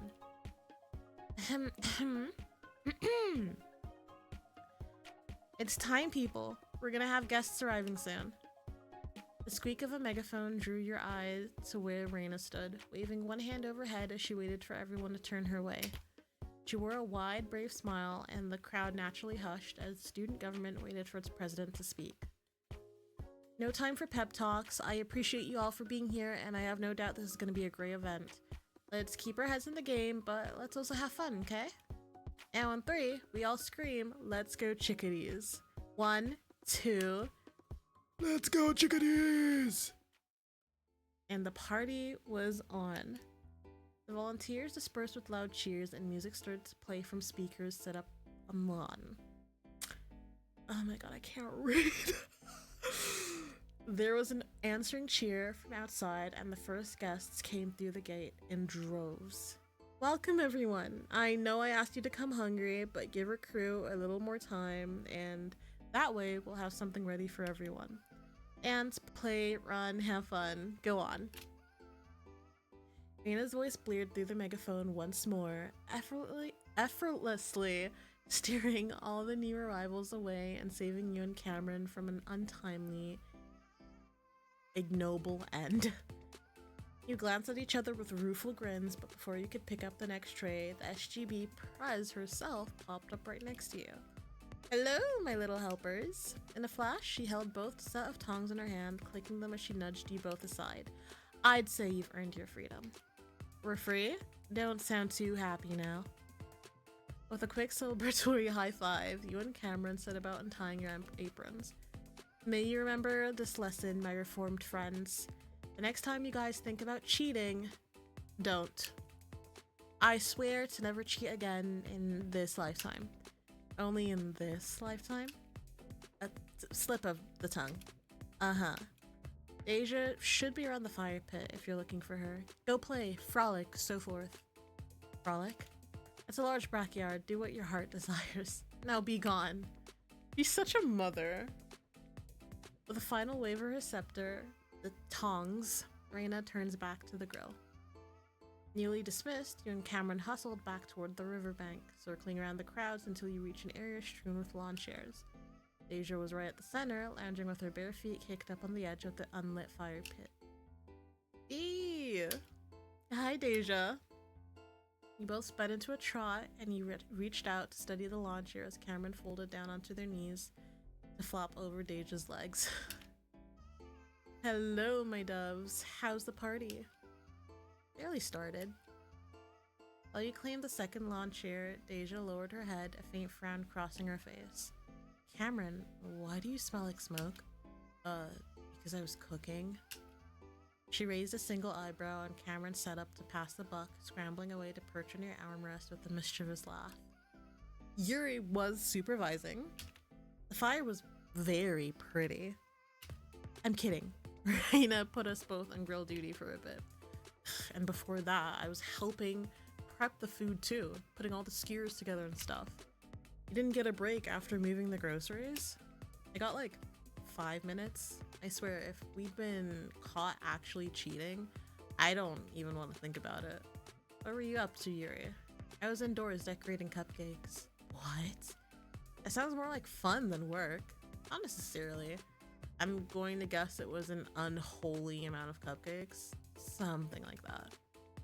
The impulse flickered briefly and oh no, I'm not doing that. Ooh, well, we finally get a little downtime. Deja, how about you? Wait.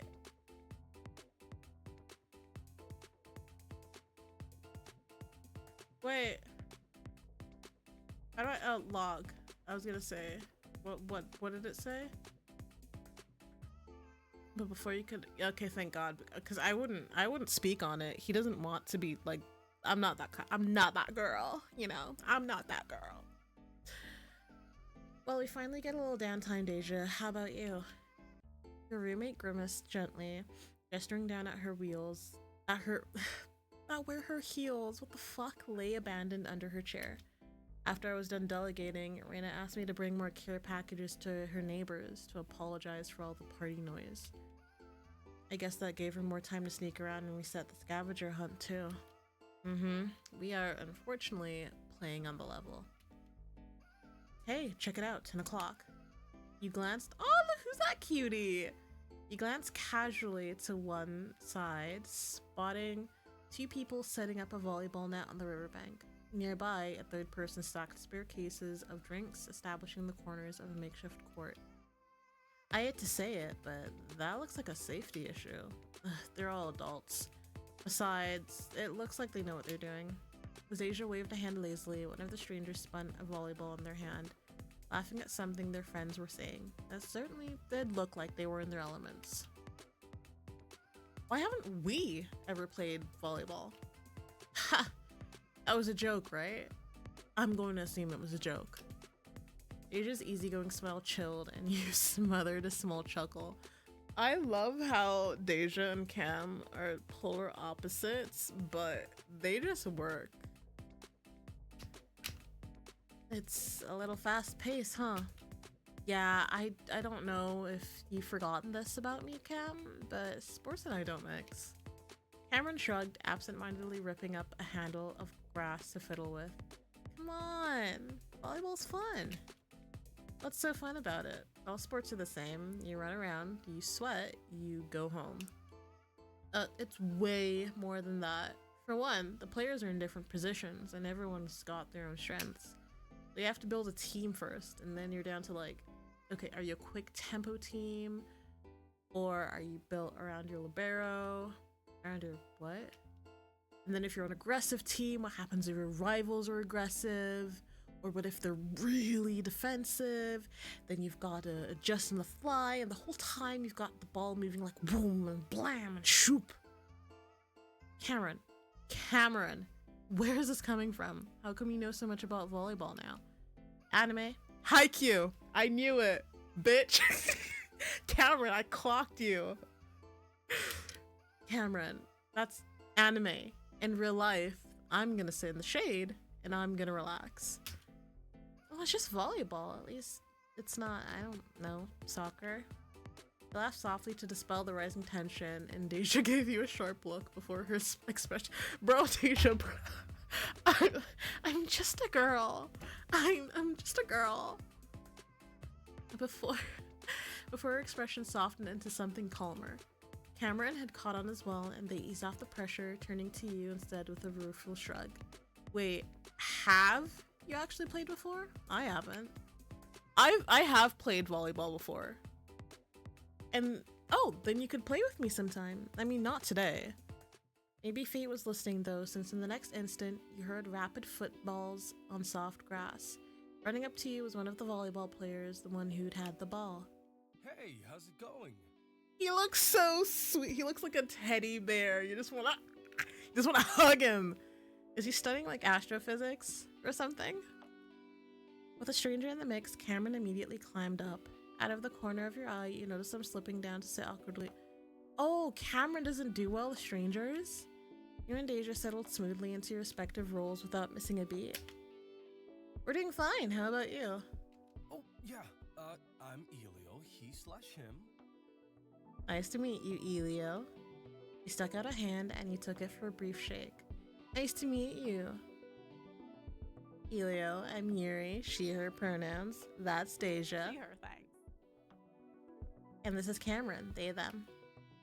Cameron meekly nodded, not quite making eye contact as they mustered a small smile. Nice to meet you all. So, hey. Elio jabbed a thumb over his shoulder, pointing to the volleyball court with a bright grin. My buddies and I are gearing up for a game, and, well, 2-on-1 isn't exactly an even match. Any chance you three would want to play? Just for fun, no points. Unless you want them. At the glint in his eye, you had half a feeling he actually preferred to play for points, no matter what he said. Here was Cameron's golden opportunity practically falling into your laps. But when you looked at them, Cam was staring down at their legs, looking a little shaky. You know, can you give us just a quick moment? No prob. You know where to find me. Elio jogged back to his friend, and at your beckoning, Deja helped you nudge Cameron up and towards the big willow tree. Its trailing branches gave you some privacy from the rest of the party. Cameron, are you okay? Yeah, never mind, I changed my mind. Hands fisted in the hem of their hoodie, Cameron kept staring down at their feet. Hello? Thank you for the follow. Do I call you Abby? Do I call you Quinn? Do I call you Abyss? Like, what do you what do you prefer? Hello, hello. I hope your evening is going well, or afternoon, or morning, or whatever time zone you're in. Okay, Abby it is. How are we feeling today, Abby?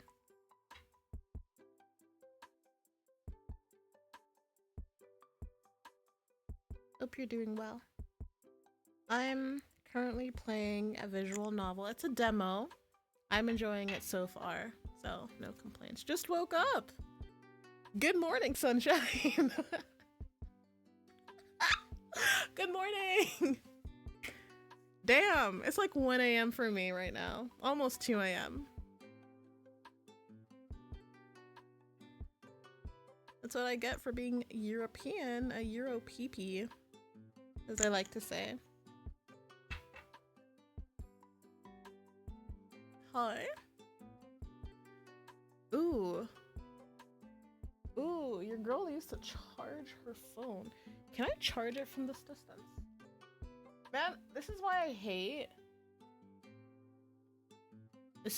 hate freaking using my phone as a webcam. Like I'm still new to the whole process of using a live 2D model.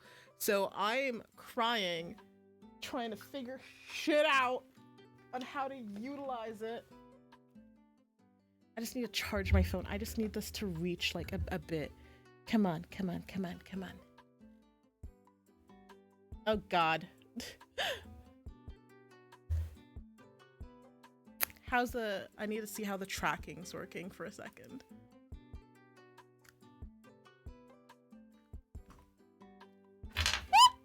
Oh, something fell. I got scared. Oh, you I didn't even realize I wasn't as what? I didn't even realize I wasn't suggested. Oh, well, I'm glad you found. I can't speak. If you can tell, I'm sorry. I'm a very awkward individual, but it's so nice to have you join the sleepover. But yeah, no, that's really sweet. I didn't know I was on his suggested. No. Definitely have to return the favor then. But yeah, wait, let's continue with the visual novel. Hands twisted in the hem of their hoodie, Cameron kept staring straight down at their feet. All traces of earlier excitement snuffed completely out. What did I click? What? Oh. Cam, if this is because... No, I know you don't like sports. Forget I said anything. I got carried away. It's fine. We can sit. I don't want to play. You and Deja exchanged silent looks. It was never easy seeing Cam freezing up like this.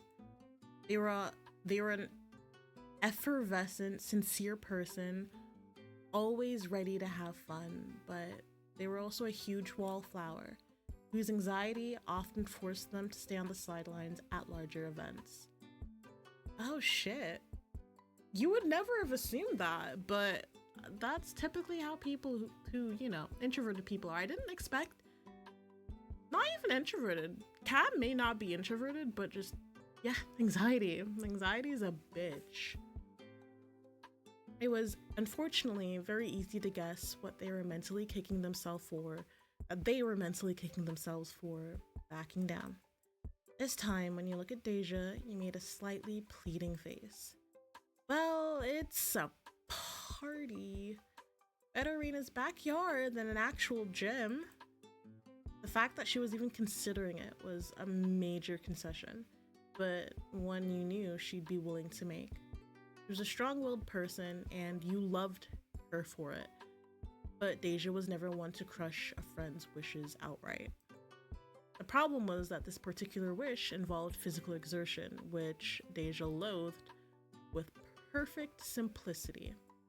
Cameron was already backtracking, and so as a friend to them both, you merely had to contribute a little change of perspective. How about this? What are the odds we play volleyball today?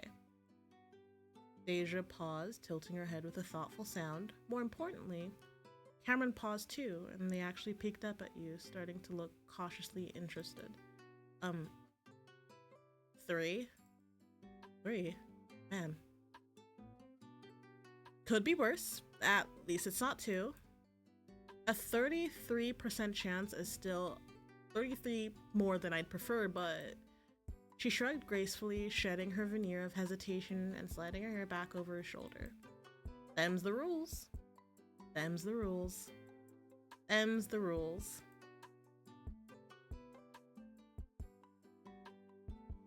Okay, so we have a quick time. Guys, I'm slow. Please. Cut me some slack. Please. And thank you.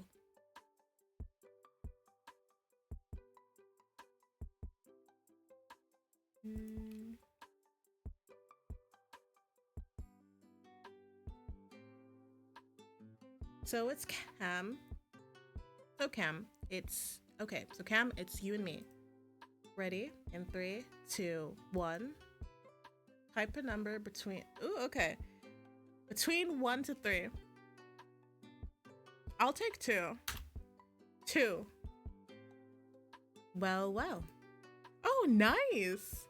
Before they could help themselves, they hopped, finding some of that excitement from earlier as they let out a laugh unbidden.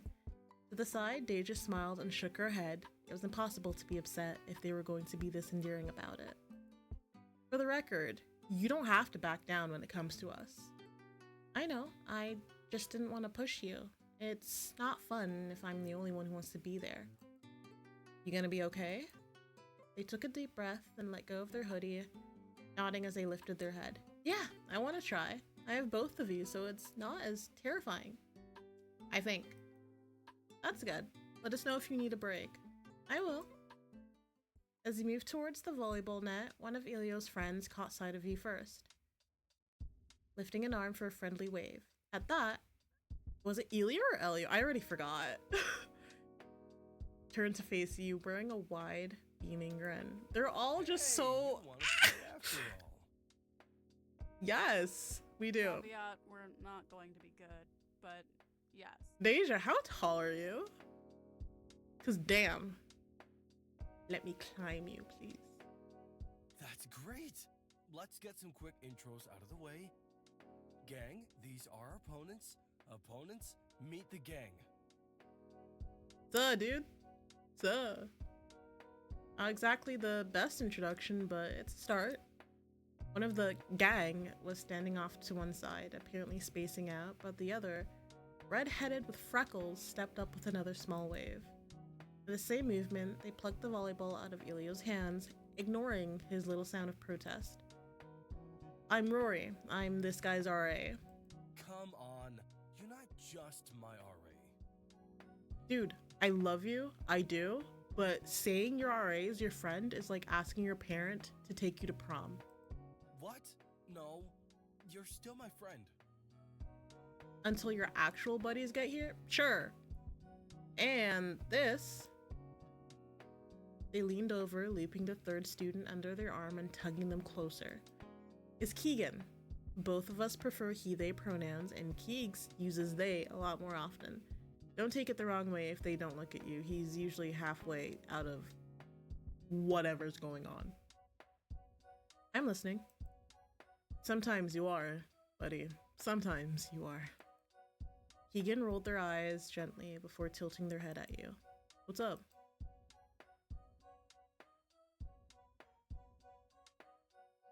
Not much. What's up with you? Also not much. And the convo of the year goes to not these two.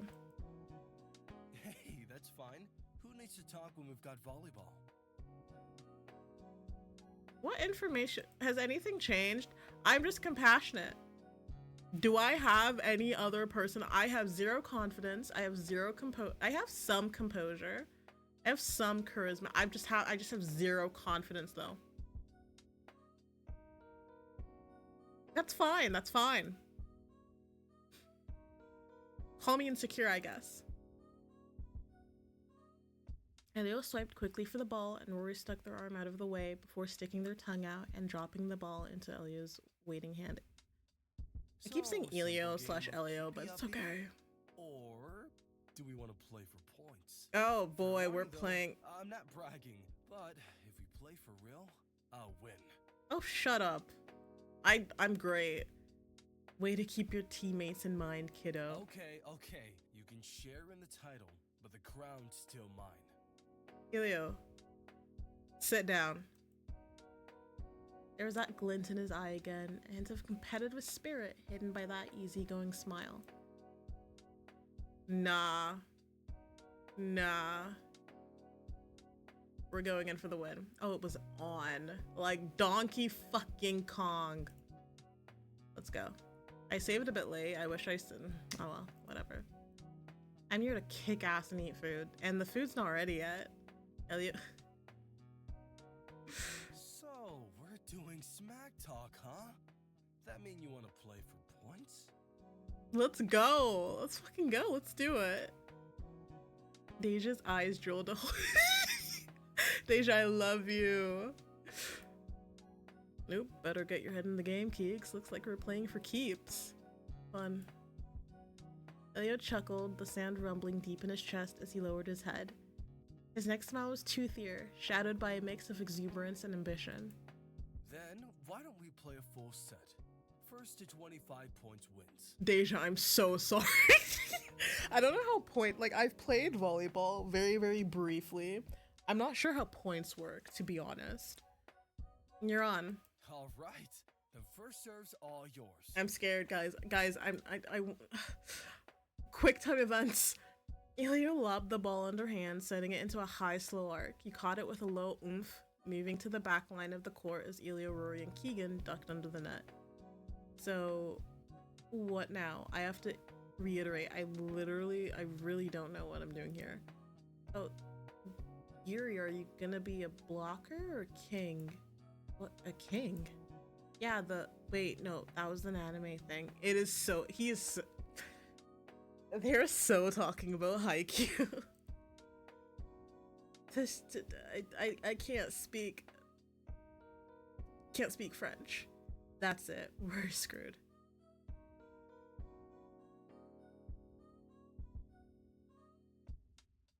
Between my skills and Cameron's smarts, I think we've got this in the bag. Don't forget Deja's endless optimism. Hey, you ready yet over there? Elio, shut up. We're having a moment. Oh, oops, my bad. I want to low-key turn the speed for the QTE. I kind of want to turn it to slow because I'm slow. But I believe in myself. I'm saving. If it goes to shit, y'all didn't see shit. Y'all didn't see anything. I'm doing my best. Elio was stooped in the back half of his side of the court with Rory in the opposite corner. Keegan idled up front with a much more relaxed posture, though even his eyes were trailing you, waiting quietly for you to make a move. You wish. Quickly, you cobbled together a rough strategy. Your friends would be closer to the net, Deja to set, and Cameron to block and spike. You'd have to cover the rest on your own. Cool. Standing at the back line, you tossed the ball up once, then twice, testing its weight, and shifted your weight into a familiar stance. The ball spun a little in your grasp as you searched for the right grip. Looks like someone knows how to play. Guys, okay, again, this is like taking stuff I know and then maxing out the skill. The same thing happened before the baking. Suddenly my character knows how to pipette perfect roses. Mind you, when I say I know how to bake, I know how to use like piping bags. I can't make shit unless you want me to make a pile of shit. Like make the shape of the pile of shit, that like circle. on a cupcake. I can do that. I can't pipe out fucking roses. I've played volleyball before. Mind you, I suck ass at setting. Not even setting, like at throwing the ball. Like I suck ass at set. I don't even remember the proper terms. That's where we're at right now. All of a sudden, I'm a profi in this game. Pro.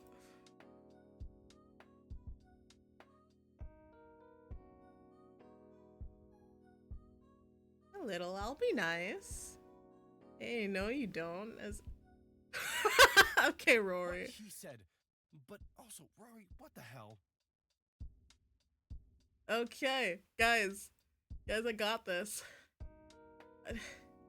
Fuck, I got this.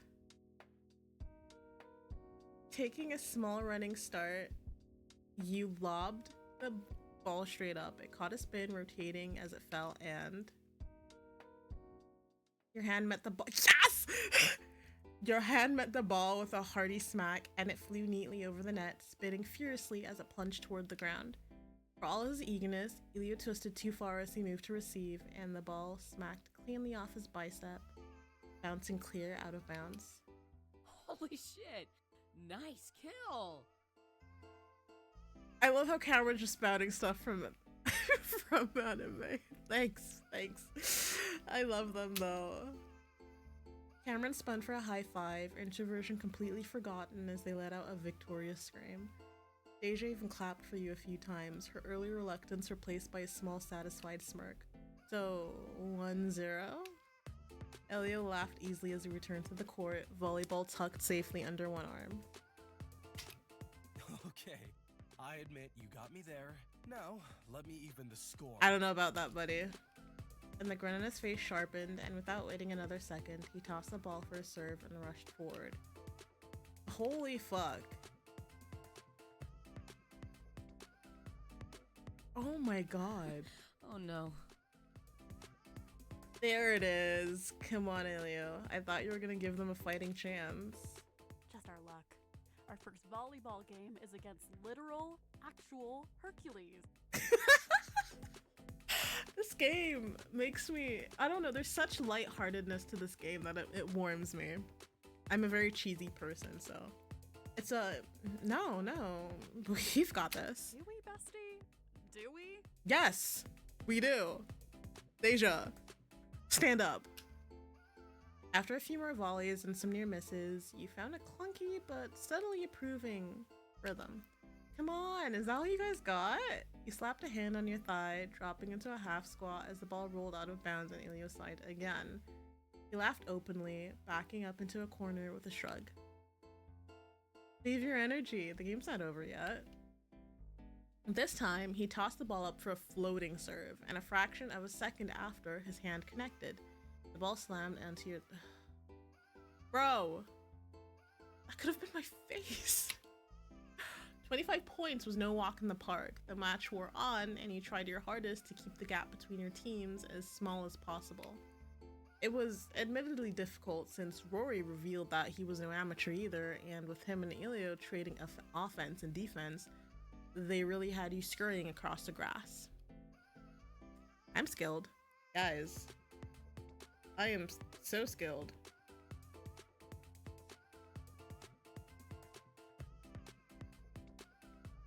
Pinky promise. Keegan was thankfully a lot more lenient.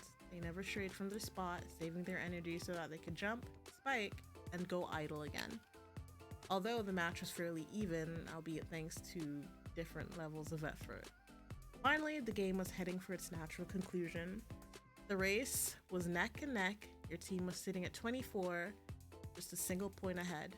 For all your gusto, Deja and Cameron were starting to tire, and you could feel your own energy flagging. Your legs screamed for a break, and you could feel the pulsing in your thumbs from where you kept bouncing the ball back.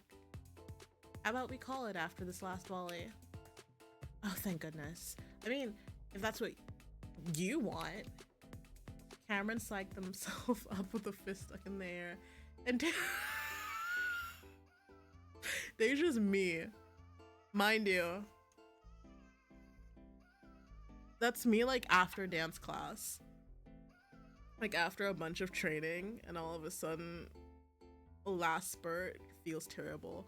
Or like warm up, because warm up, some dance teachers like to make you do fucking planks, and I my core strength, we're getting there, we're working on it.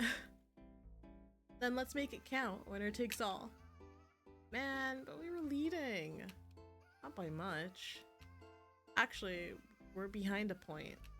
Shh, they don't know that. I do.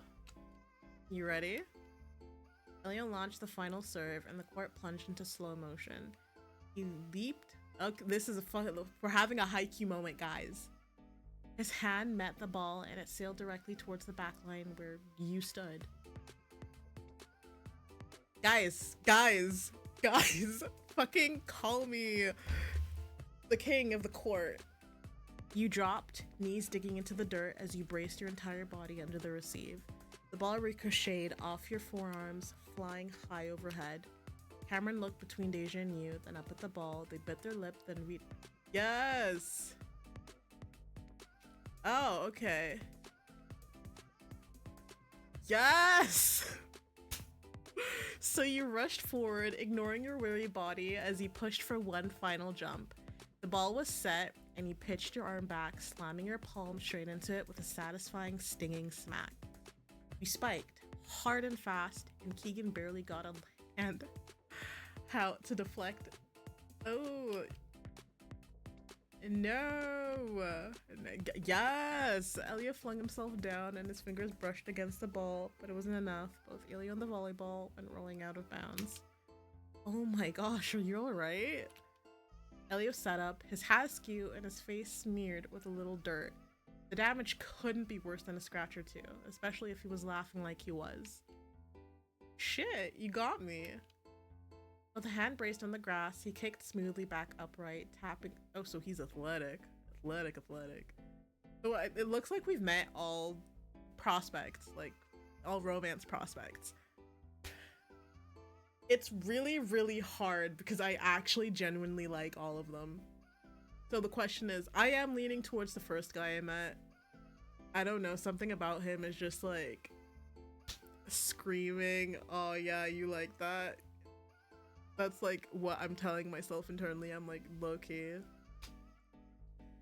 Either I like all of them though, that's the thing. I wouldn't know who to choose. Quickly, carelessly, he tugged his shirt up by the collar, using the fabric to wipe some of the sweat and dirt off his chin. Good game. We won. It's a real underdog story. We won! Laughing, you brace yourself as Cameron dragged you and Deja in for a hug, and the three of you stumbled and spun around like an ungainly, lopsided vinyl. We did. I mean, guys,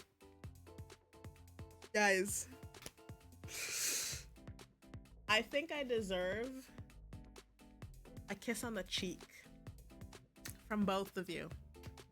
Do it. See? And wasn't that fun? You didn't want to play earlier. I still will never play a volleyball game again for as long as I live. But I'll admit, it was pretty fun. Is this thing on? Food's ready, everyone. Can I get a hell yeah? Like seagulls on a boardwalk, every single person at the party turned. By this point, the self-service tables were a mountain range of loaded trays and foil, wrapped goodies, but all eyes were on Reina as she stood with a megaphone in one hand and a spatula in the other. As her entire guest list stared at her in hopeful silence, she rolled her eyes and brandished her spatula high overhead. I said, can I get a hell yeah? Yeah, hell yeah. Hell yeah. What the fuck?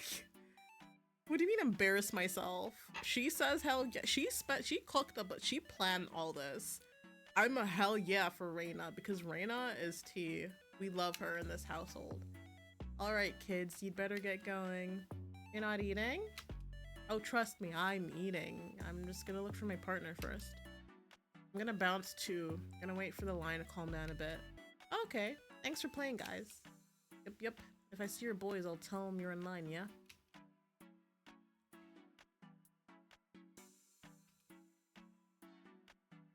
Yeah.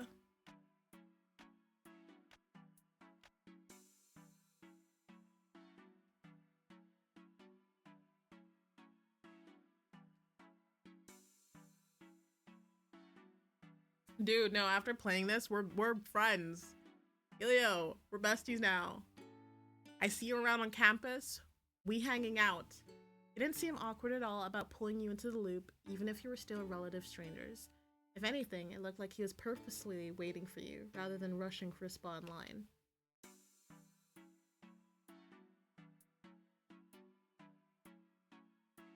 Yeah, that was pretty nice of him. He was a good guy overall.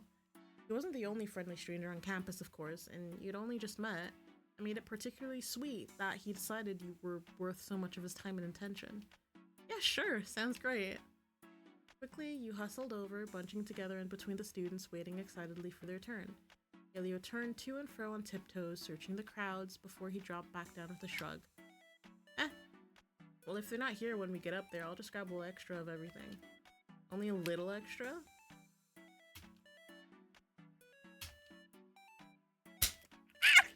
There he is. Guys. That's the one I was talking about. Oh my god. Leaning over his shoulder was a familiar stranger with dark hair, their head tilting as they leveled an easy smirk at the rest of you. When their eyes met yours, they lingered and the smirk widened a centimeter. Hey, you. Oh, I'm fucking... Guys, do you know what this means? I'm easy. Is this all it takes for me? Is this all it takes? Oh my god. Huh? What are the odds? He grinned, lifting a hand for a small wave. Hey. I suppose this is your scooter story from earlier. Your scooter story, huh? You already know Percy? Oh, his name is Percy too? Yep, that's me. Him. So, sounds like you heard what happened. More or less, something about a rom-com? Deja. Well, in any case, I'm Deja, she, her, this is Cameron, they, them, and you've met Yuri. She, her, by the way. Hey, for real though, sorry about earlier. I wouldn't, With a gentle clap, he brought his hands together, bending forward slightly as his smirk was replaced with by a genuinely apologetic smile. I know I was really joking around and maybe thought it was funny, in which case it's all good, but I'm still gonna apologize. I usually don't go that far when I'm meeting new people. Well, actually I do. Which one is it? I just lay it on really thick, and if I think I won't meet someone again, it's a bad habit, and I'll own up to that. Whatever impression you have of me, I can only say I'm not like that all the time. Oh, well, you don't have to worry. I'm a bit disappointed that you weren't flirting with me. But that's okay. Oh well, you don't have to worry about it. It's fine. Never hurts to make sure. It's hard to believe, but sometimes people do get fed up with me. There was an option of me to say like, yeah, you're kind of weird. I don't think you have to worry about that this time around. What? He stepped delicately on Deja's Oh, y'all. Shut the fuck up, Deja. And she deigned not to repeat herself. As you reached the front of the line, Elio started passing paper plates down to each of you, looking around one more time as he did. Jamie's not with you? We found a good out-of-the-way spot to eat, so he's holding on to it. It's just us on food duty. Wait, Jamie is in... Probably the one you're thinking about, yeah. Yeah, just meeting everyone, aren't we? Damn, look at me. Special. Oh, I only meant Reina asked me to help him out earlier. Jamie's here? I asked him if he would be here, but he didn't even know the barbecue was happening. Percy and Elio underwent two reactions in quick succession, cautious curiosity at your explanation, and then blank, undisguised shock at Cameron's comment. A tomato slice slid off of Elio's half-assembled burger, and without looking, Percy held out one of his two plates to catch it. You asked, like, in a conversation? Wait, now I need a double entendre. Now I need to double check. Jamie is in order?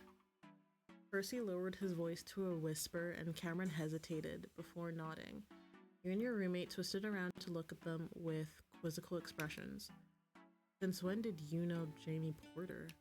Well, I mean, we've talked. I don't know if we're friends, but I see him around campus sometimes. That was unexpected. Cameron had told you before that prior to meeting you and Deja, they kept their head in their books, driving to and from school with barely a thought for social interaction. And now it's coming out that they did know someone else like... Why can't I speak today? Did that mean Jamie was in the same program as you? Or did Cameron have some extracurriculars they hadn't told you about? Percy glanced at Elio, and Elio glanced at Percy. A look passed between them, reminding you of the way Deja and Cam... Ah, okay. What are they conspiring? Don't get us wrong, that's totally fine. You're just surprised, that's all. Yeah, no offense, but Jamie hasn't made another friend since we met him. You thought he didn't know how. Oh, that's a little... Yeah, I haven't thought that. I can't say I haven't thought that sometimes. Not the sociable type? Let's put it that way, sure. But if you two already know him, wanna eat together? Cameron bulked a little, but Deja pressed a drink cup and a napkin into their hand, taking the chance to give them a small encouraging smile. Sure. Yeah, if you don't mind. Why not? Sweet! Percy, is that enough food? Oh shit, hang on, let me just... You were loaded up and clear of the tables in a few minutes, chatting idly as Percy led you on a long circuit. I need to read more books. No, now I'm mad. Now I need to Google like how to pronounce this. No.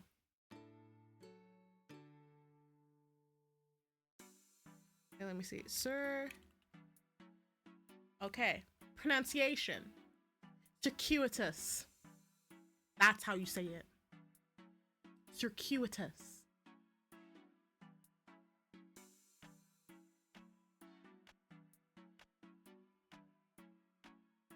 Thanks to the absolute abundance of food, people barely paid you any attention, and so you wound up all the way back at the riverbank. It turned out the out-of-the-way spot was the fire pit. The long branches of the willow tree cast fluttering shadows over the two chairs there, one of which was already occupied.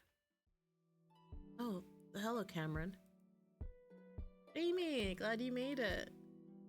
Cameron bounced towards with, okay. He didn't quite smile, and in fact, as Percy ambled over to drop a plate into his hands, he even dared to frown. What's this? Exactly what you asked me for. Whatever I'm having.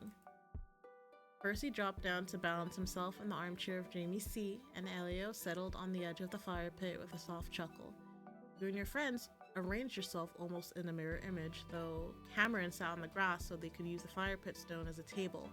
Deja tucked herself cross-legged into the remaining chair, and you turned sideways to sit on the arm. So, we hear you've got some friends you want to introduce to us. Where? Jamie blinked, and when he didn't give up the joke, Percy rolled his eyes and stabbed his fork into a chunk of grilled chicken. Never mind, I was going to make you introduce us to Cameron and Yuri. That sounds unnecessary, but hello. He nodded to Deja, and she lifted her drink and a tiny... I'm gonna close this game, and then I'm gonna close myself from life.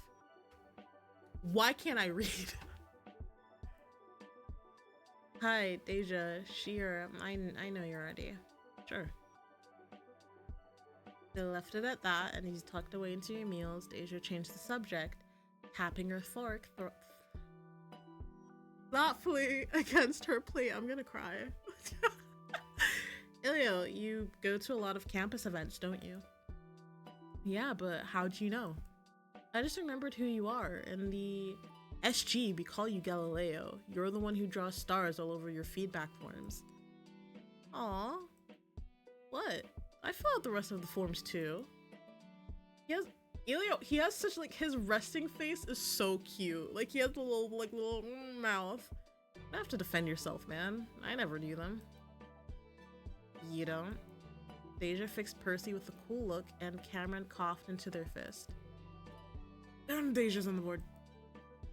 Oh, I mean, I'm so very looking forward to filling out a form later. Guys, this is my time. I feel like when it comes to dating, like visual novels, those like dating games, I have a type. So, for example, A Date with Death, Casper is my baby girl. I love him so much. I'm trying to think of other visual novels that I've played where like my type has been obvious. Oh, Date Everything? I like, what was his name? The dirty clothes hamper, Doug. To be fair, he looks a bit like Percy. I feel like they act a bit similar as well, ish. I'm not, like, I can't really say because there's really only so much you can say to the characters in Date Everything. In your defense, those forms are really long. Remind me to look over your shoulder later when we're handing those out. You're treated into your plate with a light mumble, and Jamie chose then to reach over, sliding a patty and a half of a bun onto Ilio's plate. Ooh, this is going straight in my quadruple decker. Flipping the new additions on top of his already teetering burger, Leo squished the whole thing together, ignoring the condiments that oozed over his fingers, and damn, Leo. It's genuinely terrifying. I've seen him accomplish worse. Are you not that hungry? Jamie lifted the kebab, using his fork to push the skewered components free. I'm usually a light eater, as Percy knows. Again, you tell me to get you what I'm getting. I get you what I'm getting. Percy spoke with a hand to his mouth, shielding you all from any social mishaps as he finished chewing. Once he was done, he pointed his empty skewer, flicking it between Jamie and Cameron. And hey, don't think you're not explaining how you know each other. The public wants to know. It's me. I'm the public. What a coincidence. I'm also the public.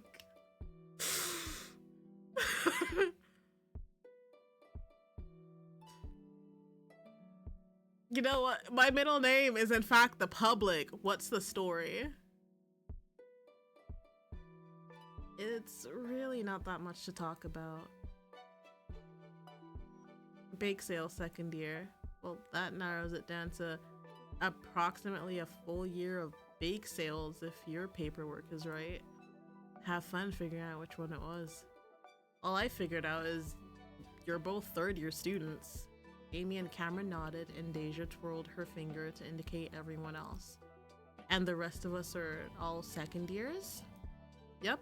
I fucking knew it. I saw the NASA, I saw the astronaut, I saw the stars. I was like, astrophysics.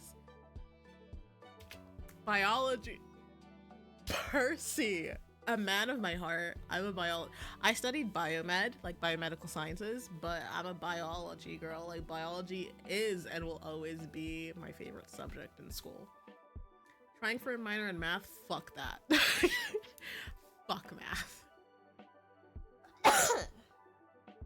I need to drink some water. And I need to pee, so...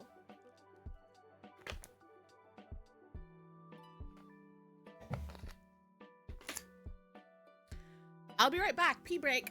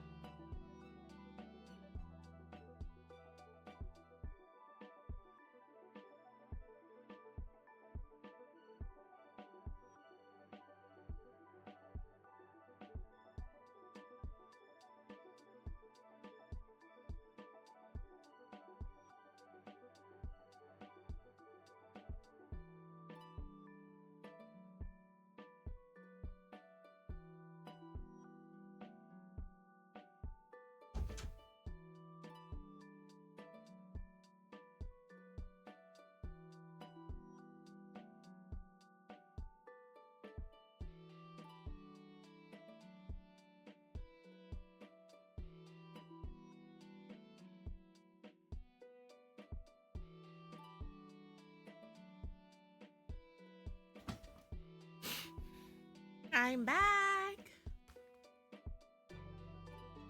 I got a little peckish. So after I peed, I got a banana. I'm a big fan of unripe bananas, so like when it's still kind of green, the texture is just perfect. Okay. Deja, ooh, urban and environmental planning. And Cam and I are poli-sci, but Cam's also majoring in philosophy. Philosophy. Percy, isn't that your current bet? Sure is.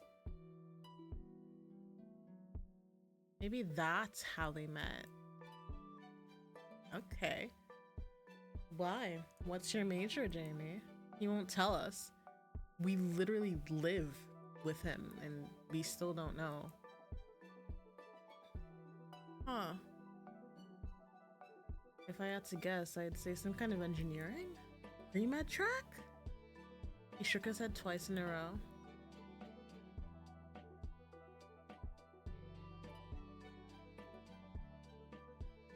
I'm trying to think, what would he be?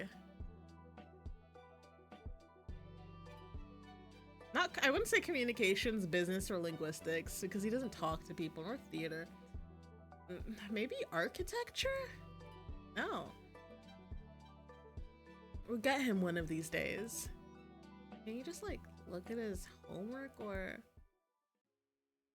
Oh, okay, Reina, what's up? Hey y'all. Hope everyone's having a fun time.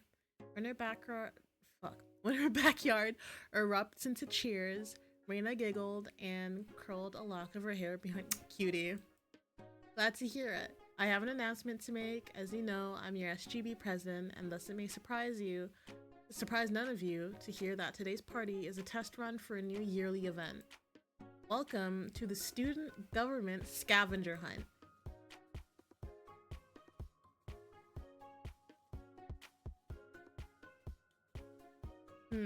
That is true. If you're busy eating or chilling out, feel free to keep doing that, but I'm pleased to say we have a prize up for grabs, set aside from our funding for this year. You can form teams up to 3, and the prize will be evenly split. Be the first to bring me all the items on our list, and you'll win $500. I know, 500. Yep, because I would also go crazy. You know what we must do? Win. Not if we find out. Elio, we're not doing this again. Don't try me. Do not try me. I will end you like I ended you in volleyball. Do not try me.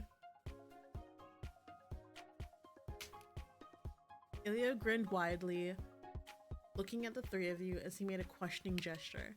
You nodded in return, and he leaned quite quickly across the fire pit. So if we all group up, okay, we're 6 people. To be honest, actually, it's not worth it. All 6 of us, we're all getting less than 100 each. Fuck off. Never mind. Go. Leave. We're getting like 100 and something each if we're just groups of 3. Well. Looks like we'll be bitter rivals for a little bit. Looks that way, yes. And just like that, the gauntlet was thrown. Elio had shown his competitive spirit during the volleyball game, but now that a cash prize was on the line, it was his turn to see how driven Deja could be. Strategy G? We split up, divide and conquer. Who's gonna go? Teams, get ready. Your targets are a chickadee plushie, a school t-shirt, and a flag with the board's initials on it. Your time starts now. What did we have to look for? A chickadee plushie, a school t-shirt, and a flag with the board's initial on it.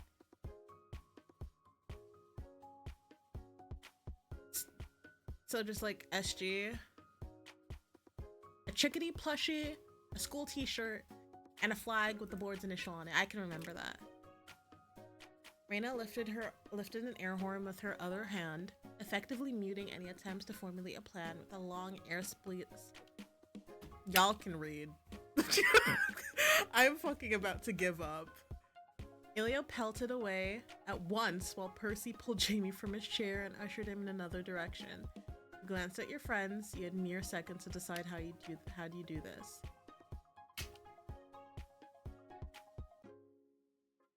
I'll search in front of the house. I'll go out front, and I'll go inside. Cam, you've got the yard.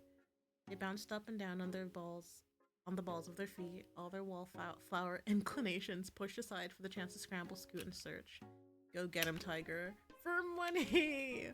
Yeah, fair, honestly. Some students were already here, roaming the porch and peeking carefully through the hedges and hydrangeas. Bro, hydrangeas. Fuck. You went farther. Oh, what's this? Ooh, I heard a sound. Give me a second. Oh, okay. Anyways. Roaming the porch and peeking carefully through. You went farther, stopping by Cameron's parked car as you scoped the place out. There wasn't much else. The garage door was firmly shut, and the grass was mowed too short to hide anything in.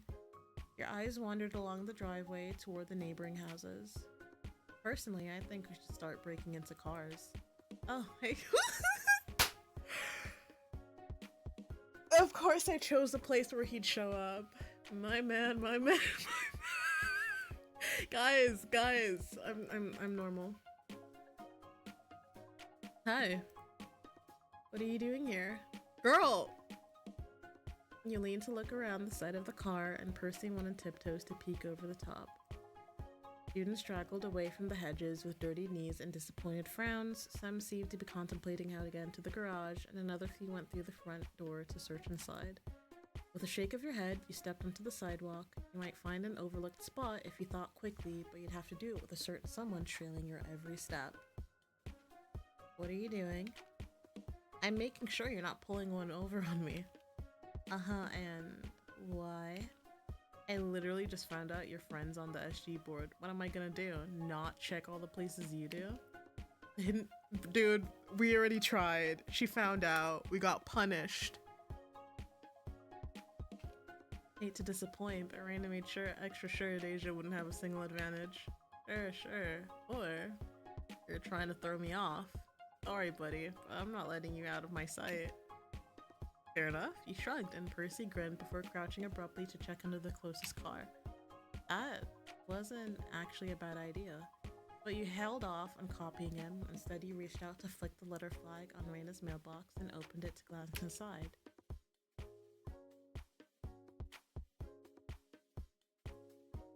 No fucking way.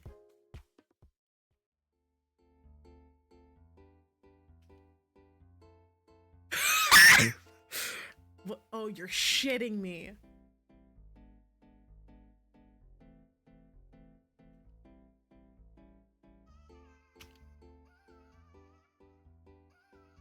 You get back here. Fuck no, Percy. Fuck off. Never. The barest whiff of motion was all the warning you needed. You threw yourself into a sharp turn, and Percy swiped at the space where you just been as he sprinted onward. As he barreled through the gate, you caught a glimpse of Deja and Cameron on the porch. It was up to you. So, with a burst of speed, you sprinted between the tables and leaped recklessly onto the porch, skidding to a halt in front of Raina with your bounty held high. I got it! That's game over. No, did we win? Yes!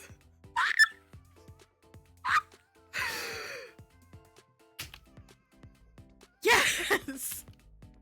The sheer volume of Deja's victory screech knocked you and Cameron into a bout of hysterical laughter, and even Raina struggled to keep a straight face as she held up a sealed envelope. Alright, I guess since you've earned it, you're spoils.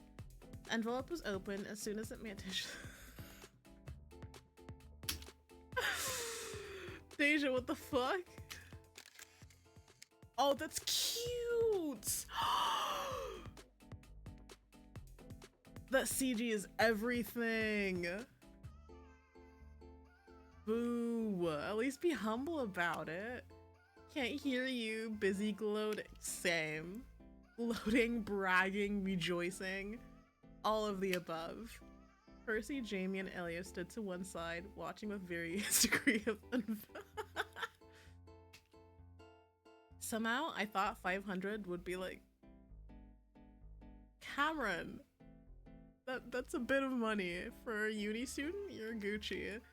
It's all in larger denominations, all perfectly spendable, of course, and ooh, are we gonna spend it? I'm buying you both cars.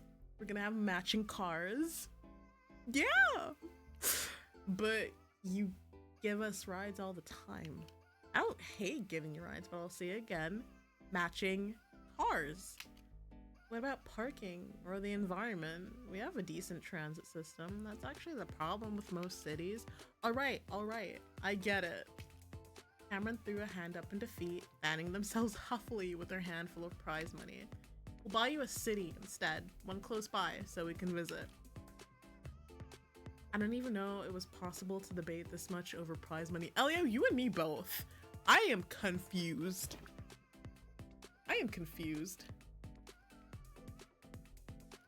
Your fiercest rivals of the day strolled closer with varying degrees of enthusiasm. Elio chuckled as he looked peacefully between you and your friends. I would have just put it into savings, I think. Or you'd be ordering takeout. Congrats on the win. I'm still not convinced it's a fair win. Oh honey, it was fair. If I had known from the start, I wouldn't have let you tail me at all. Fair point. The adrenaline of the scavenger hunt wore away at last, and as all of you slipped into casual banter, Deja looked down at the refilled envelope in her hands with pursed lips. I should recount all of this actually. Yeah, I think there's some grass in there now. Wanna sit? This just it seems like so much fun.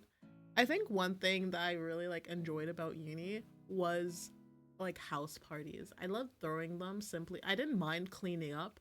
I loved throwing them simply because it was in the space of my own home. And to me, house parties was just a lot more safer than going to the club in uni. Way too much going on in uni.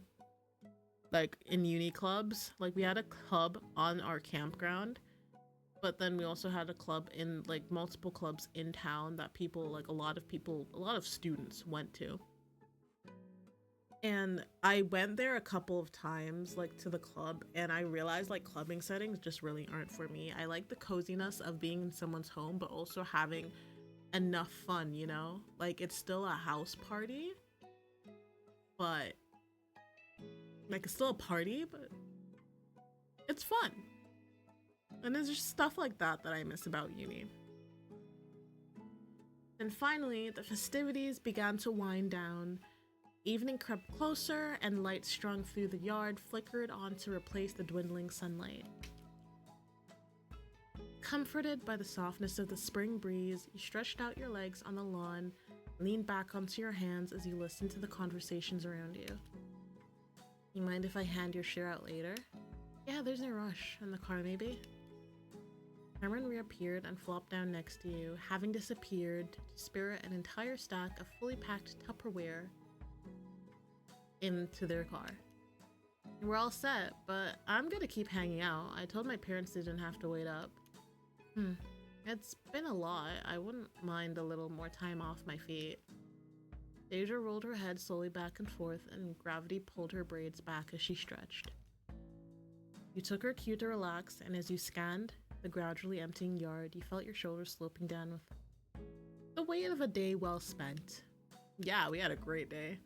It's been more fun than you had expected, and you'd met some new people through a series of coincidences. Bro! English is my first language. That strung you all together here, below the willow tree in Reina's backyard. Thank you, Reina. Somehow, by a handful of chance events, you've ended up with 3 acquaintances and a collection of new, colorful memories. You couldn't help but wonder what was next. You guys have any big plans after this? Watching Percy steal your prize money, I suppose. What? Turning around. Hey! You saw Percy wiggling his fingers, making a harmless pass at the envelope still in Deja's lap. Laughter rippled through the group at the collective realization, and Jamie's soft chuckle ebbed in your periphery like a wave against sand. Stop trying to push me like towards Jamie. Jamie is beautiful, mind you, but my eyes are set on Percy. You wouldn't let him do that, would you? It depends on how well we can persuade. He can persuade me to turn a blind eye, and if he can't, I'll consider warning you ahead of time. Do you three live nearby? Yuri and I are on campus. Cam commutes from further out. That's cool. We're on campus most of the time too. Kinda weird we haven't run into each other at events before. Well, it was just Elio early on. This is kinda new for us too. But it's been fun hanging out. It'd be dope if we kept in touch for, you know, the next party. Absolute. Give me your numbers. We're friends now. Percy, I got my eye on you.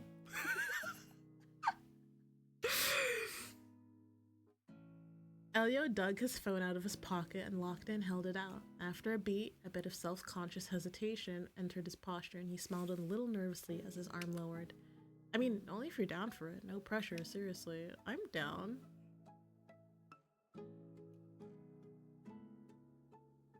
Yeah.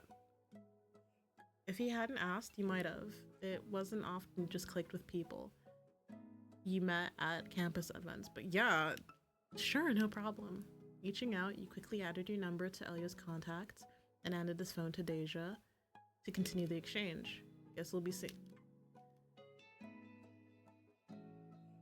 Give me your number, Percy. And those plans all involve you? Oh, they've got to. I'm his favorite.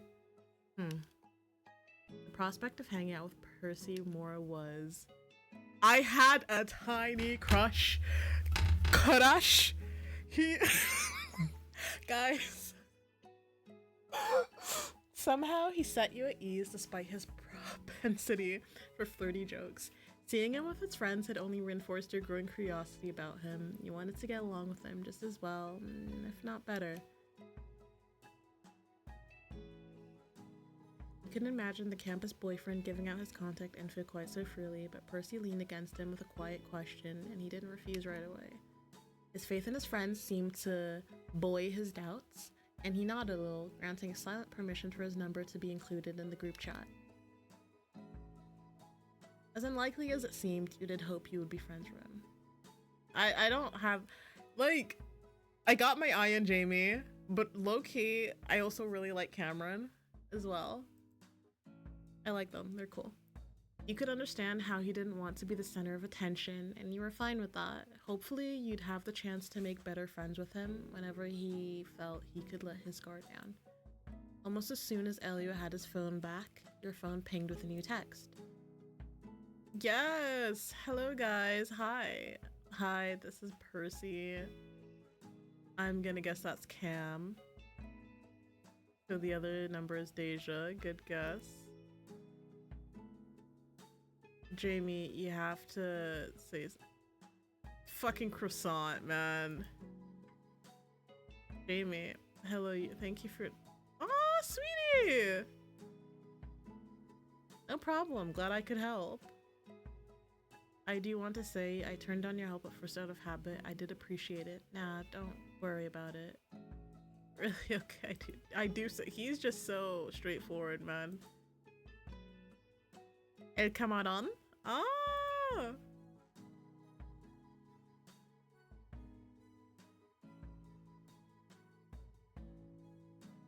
Oh wait, there's old chat. Do you have... Sorry, got pulled away for something. SGB? For once, no. I had to answer a question from a classmate. Anyway, do you have time to run something to Cam?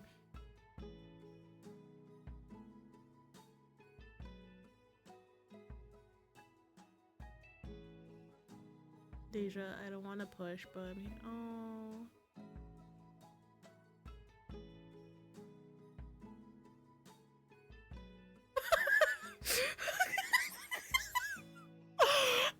Oh, I missed this. Oh, I'm pissed. I missed this.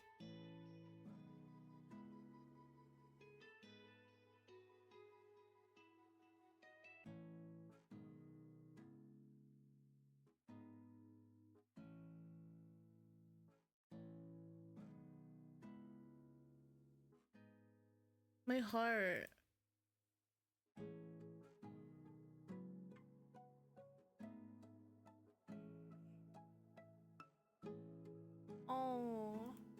My heart.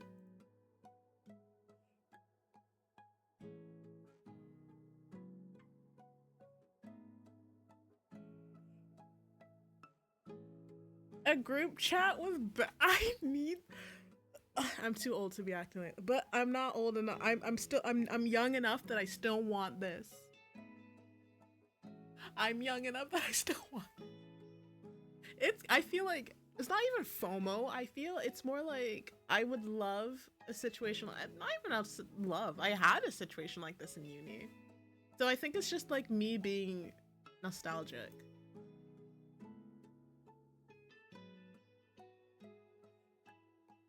If he had been a fraction of a second later, or if he'd not gone to the party at all, maybe you'd already be asleep by now.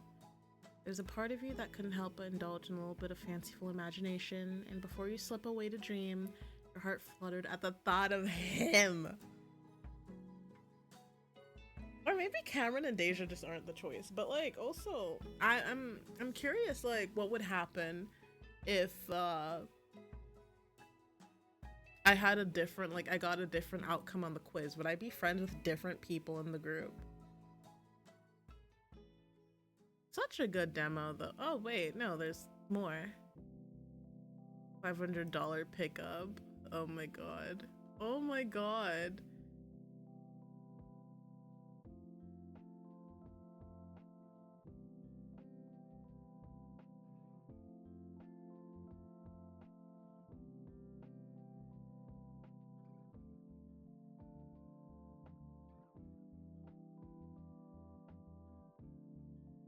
Yeah, there, Cam.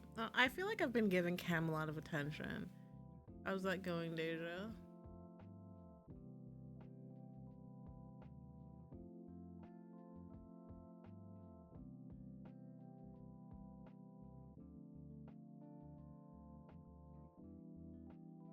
Ooh, a spring that sounds sick.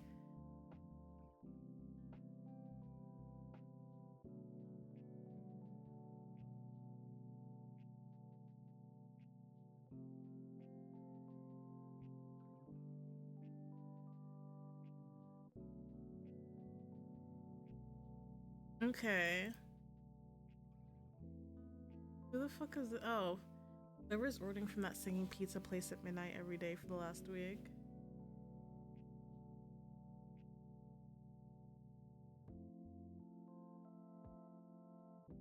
Oh my god.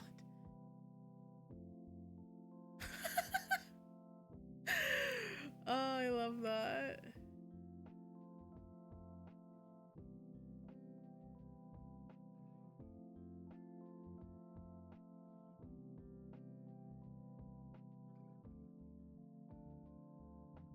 Okay, there's nothing else left to do. Let me save and then start event.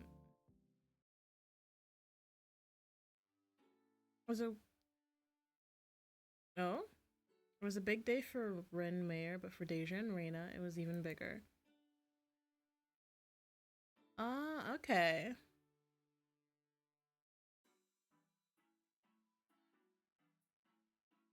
Deja had told you that by comparison. Oh, okay. Oh, shit. Okay. What are we getting?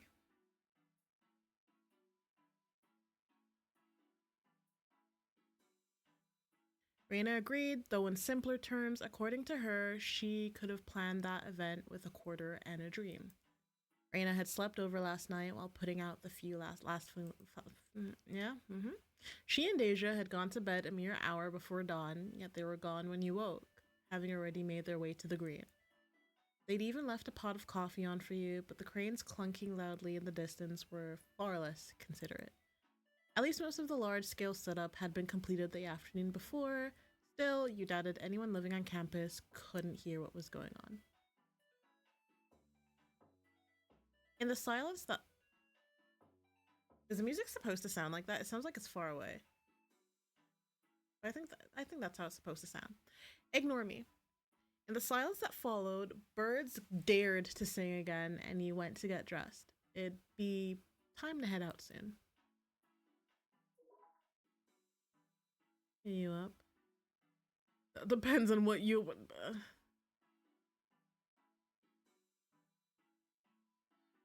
Partner. I'll be up in a bit. Okay.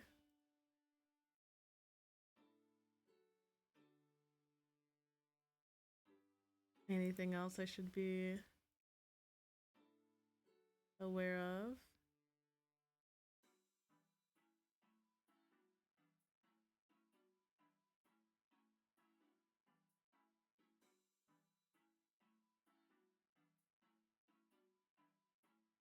You meandered out into your kitchen and rifled through your fridge for a quick breakfast. Before long, the door swung open and Cameron swanned in, looking equal parts enthusiastic and exhausted. Hey Cam, table for one. A booth would be great. Shutting the fridge door, you handed Cameron a small bunch of grapes, then twirled in place. What do you think? Cute! On second thought, you retrieved a water bottle from the fridge and tossed it over. Cameron took it gratefully, unscrewing the cap to take a sip. Gotta get hydrated early if we're gonna have fun today. Yeah, it doesn't look that bad, does it? You look fine, but my point still stands. An uncertain smile crossed their expression before Cameron sheepishly nodded in agreement. It wasn't uncommon for them to overthink things the night before a big event. They didn't want to come across as childish or overly excited, but playing it cool wasn't their style. From the slight bags under their eyes, you knew they'd stayed up too late fretting. With Deja busy for the day, you intended to do what you could to help them feel as confident as possible. You suspected that you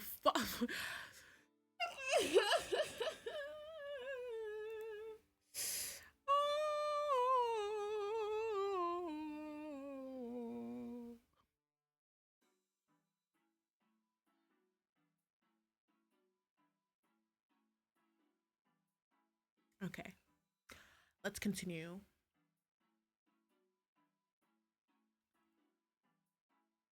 You suspected the restlessness had to do with how you were supposed to meet Percy, Jamie, and Elio down on the green. Not that you were disappointed, Ilium had made good on his promise to stay in touch.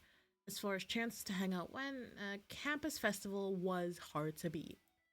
Still, it was new territory. Nervous energy practically crawled through Cameron like a live current at the prospect.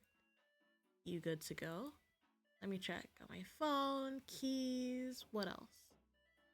You had your things together by the time Cameron was done eating their grapes. After turning out the lights and locking up, the two of you hurried down to street level, turning onto the path that connected to the rest of campus. So, what are you looking forward to the most? I only saw a little bit from the parking lot, but it's already crowded as hell. We're on the first day of classes. It's gotta be the rides. Didn't you hurt your neck the lot? Cameron! Cam! It's between me and the ride. I'll be fine. And I do it again. Guess Ilya will have to carry you back to the apartment. Either way, it's gonna be over the top kinds of wild. Dee's been pulling her hair out over this. And still prepping for finals at the same time. She takes the shortest power naps I've ever seen. I heard Deja sleep talking the last time I was over. I think she was ordering doves to release. I have to assume. What else do people do with doves? Eat. You heard the sheer scale of it before you even arrive on the green. There was a tiny noise of a victory buzzer, happy shouts mixed with more reckless shrieks, and somehow a goat bleeding. Meh. Rows of booths lined the lawn to either side, strung with lights and flags. Everywhere you looked, there were people moving in easy ebbs and flows, queuing, playing, snacking, chatting. Arriving at the SGB side of the festival, you found the center of command, a tent marked with the word information, where the people you were looking for was standing. Dee! She wiggled her fingers at you in greeting, and Cameron skipped ahead with a grin. As you moved to close the gap, you realized her gesture had changed. She was pointing at something behind you, poking twice for emphasis as she smiled. Hey, there you all are. Do they know, like, Do they know?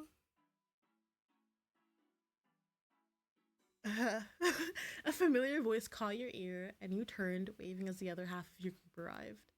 Hey, you made it. Hope we're not late. How's everyone doing? Well, don't everyone say hi to me all at once. Pardon my manners. Hello, Deja. Milady. Down. Fucking sit. The fuck? Ma'am. Deja rolled her eyes, but any annoyance quickly gave way to the veneer of school spirit that she was required to have. As your group gathered in front of the info table, she clapped her hands once, officially greeting you all with a smile and a raised brow. Alright, kids, before I set you loose, who needs to fill out a waiver?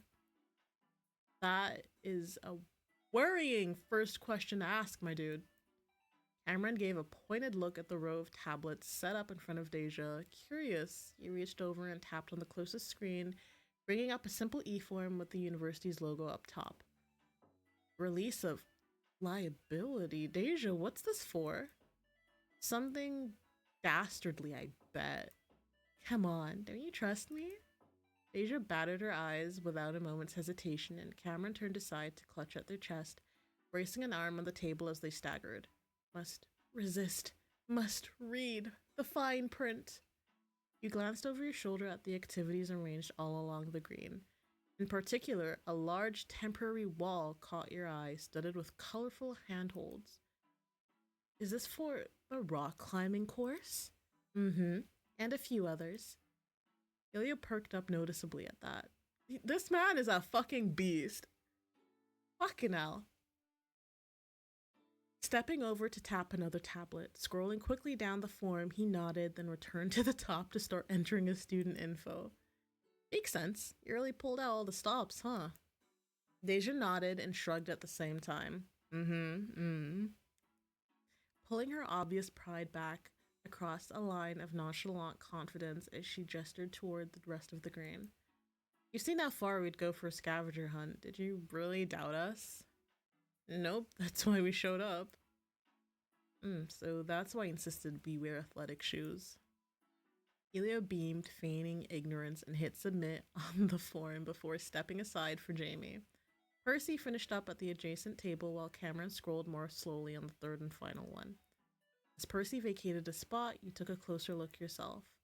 There were fields for your name and email, and a section outlining what responsibility were yours and what were the university's. You don't have to fill it out right away. If you change your mind, there'll be another SG person near the actual activities with another tablet. What is this I'm hearing, huh? Suddenly, the SGB president herself arrived in a flurry of movement. Despite the hustle and bustle, Reina was put together as ever, not a clip or a button out of place as she stepped up next to Deja. Hi, Reina. Yuri, hi. She turned on the rest of you in the moment, putting her hands good-naturedly on her hips and regarding you with a faint pout. Scared off by a little waver? Come on, where's that chickadee fighting spirit? Is their mascot a fucking chicken? What does a chickadee look like? I'm gonna Google that. Chickadee. Oh, it's a cute little bird. Look at that pretty bird. It's so cute. All right, nah. Yeah, I'm a chickadee. I'm a chickadee.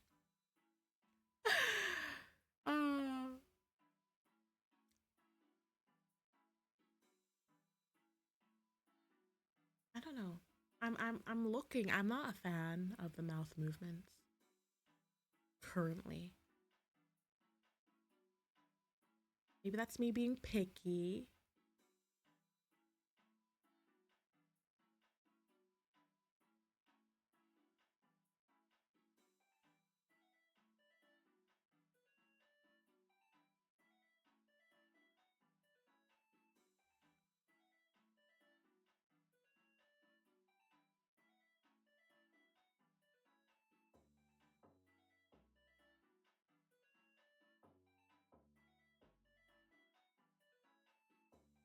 Okay.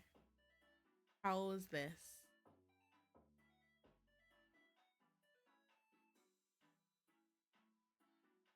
Okay.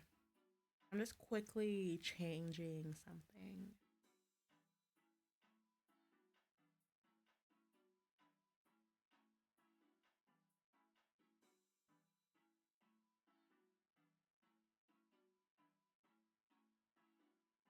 Yeah, I can work with this. I can work with this.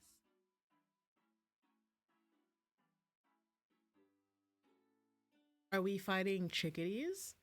I don't know if I could punch a bird in good conscience. Raina sent Cameron a patient but exasperated look, and they shoved their hands innocently in their pockets, swaying back and forth with a small goofy smile. But really, as your lead organizer for the day, I hope you find it in you to try as much of what we got as you can, waivers or otherwise. You got it, Raina. It looks great out here. You've done a really impressive job. I'd expect no less from the current SGB leadership. It's quite something. Go and play first, and then come back here and flatter us for a job well done, yes? Oh, but take these first. A cardboard box landed on the table, and Raina sifted through its contents, expertly selecting exactly 5 paper bracelets and fanning them out for you to take. This way, the food trucks will know you're students, and you eat for free. You're welcome. She produced a roll of red paper tickets next, and the time it took you to loop a bracelet around your wrist and stick it in place, she had neatly torn one ticket for each of you. And these are for later. Don't lose them.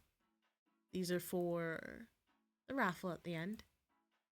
Oh, what's on the prize list? The look of warning that Raina leveled at the 3 of you was nothing short of arresting, and Deja turned her eyes awkward while letting out an innocent, oblivious hum. What indeed?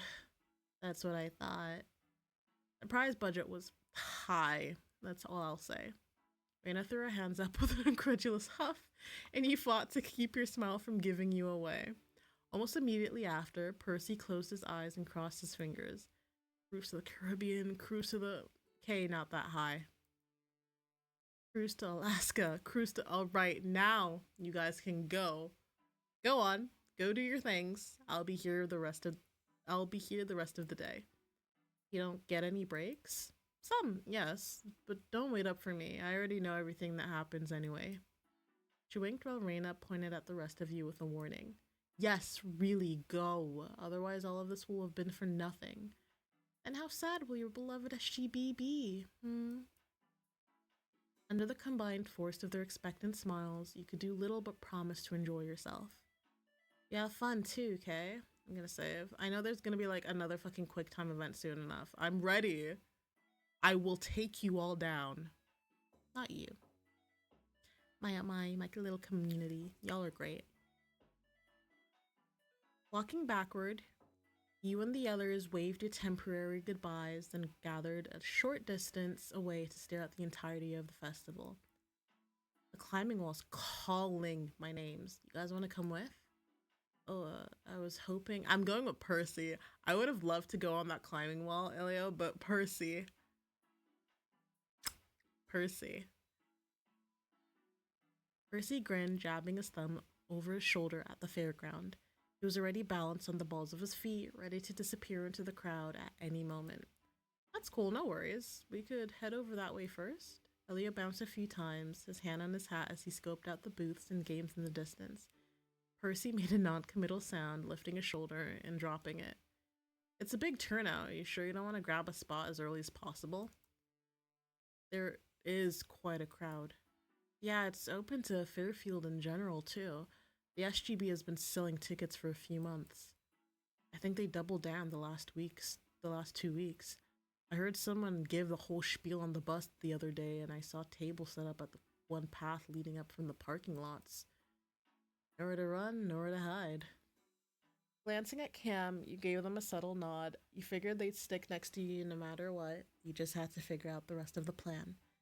Elio's head swiveled around the festival ground so quickly that you were sure it'd pop right off his shoulder if he did it any faster. There were too many options available, and it seemed that he was intent on capturing it all.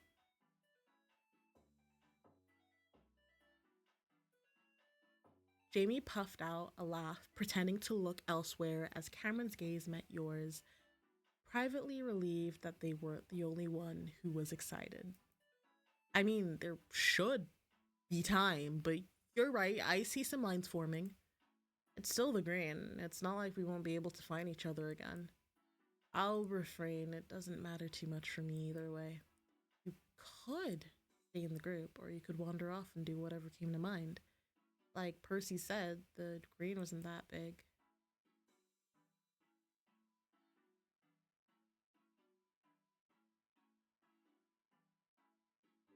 Why am I choosing? Y'all, stand up. But let's stick together, nah. You were determined to make the most of your day, and that included spending time with everyone in equal measure. What better way to take in all that the festival had to offer? Want to stick together? That's fine with me. Are there any preferences of which way we should head first? You turn your gaze to the rest of the green. When it came to finding things that all 5 of you could do, there were some locations that stood out.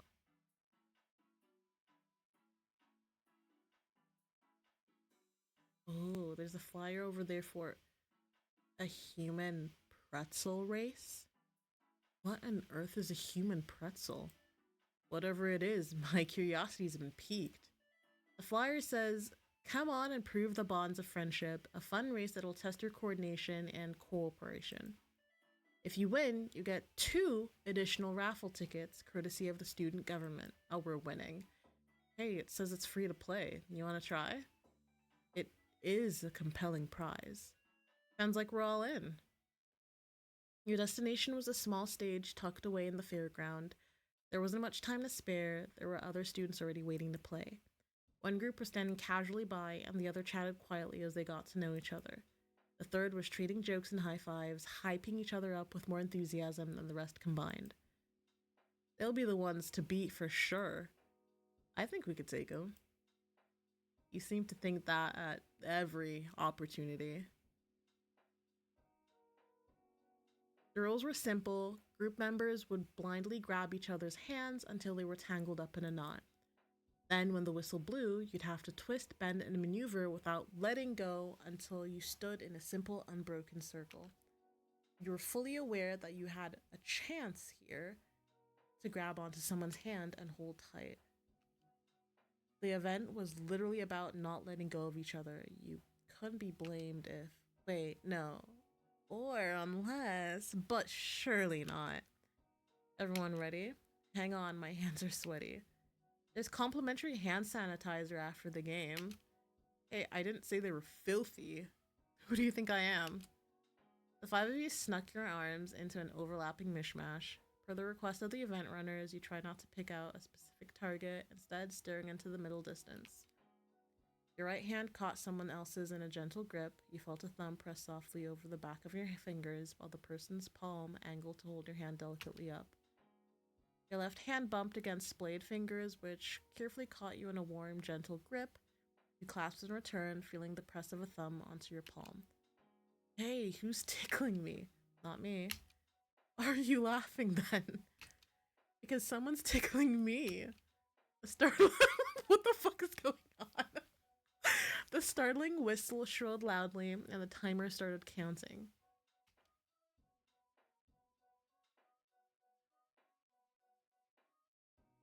I'd help. I'd try to figure stuff out. I'd help. Yanking each other around without a plan was certainly a mistake, but would it be easier to start from the top of the tangle or the bottom? You adjusted your grip and pulled gently, watching as everyone's arm shifted in response. You were somewhere in the middle, so the others would have to unwind themselves first. Ooh, I know that look. You're pondering. Can we ponder a little faster? I think that team's halfway done already. Well, your arm's on top. You have to move out of the way first. Fair point. What's after that? Okay, I think I've got it. Hey! It was a matter of a few twists and a pirouette or two. There were a few good-natured grumbles, as elbows jabbed unintentionally here and there, but once the worst of the tangle was dealt with, the rest began to fall apart on its own. Been this way, Cameron. Coming through. And then Yuri and crosses and turns and... You jumped back into a circle, and the whistle sounded again, making you the lucky recipients of 2 extra raffle tickets, as well as a wayward bruise here or there. How lucky for you. Let's check the petting zoo. Ooh, I'm down. Same. No one's allergic or anything, right? Nah, we should be good, or well. It's a petting zoo. How could petting zoo animals not be friendly? I suppose we'll see for ourselves. The petting zoo sat smat. Why is that? What's going on with my skin is like on my hands have been like peeling. It's like I fucking turned into a snake and I'm being reborn. Because it's not like there's like old skin. It's just like an old layer of skin waiting to just come off. It's especially on my left hand. On my right hand, it's fine. It's my left hand. I'm trying to recall if like I hurt myself somewhere. I didn't. I'm fine.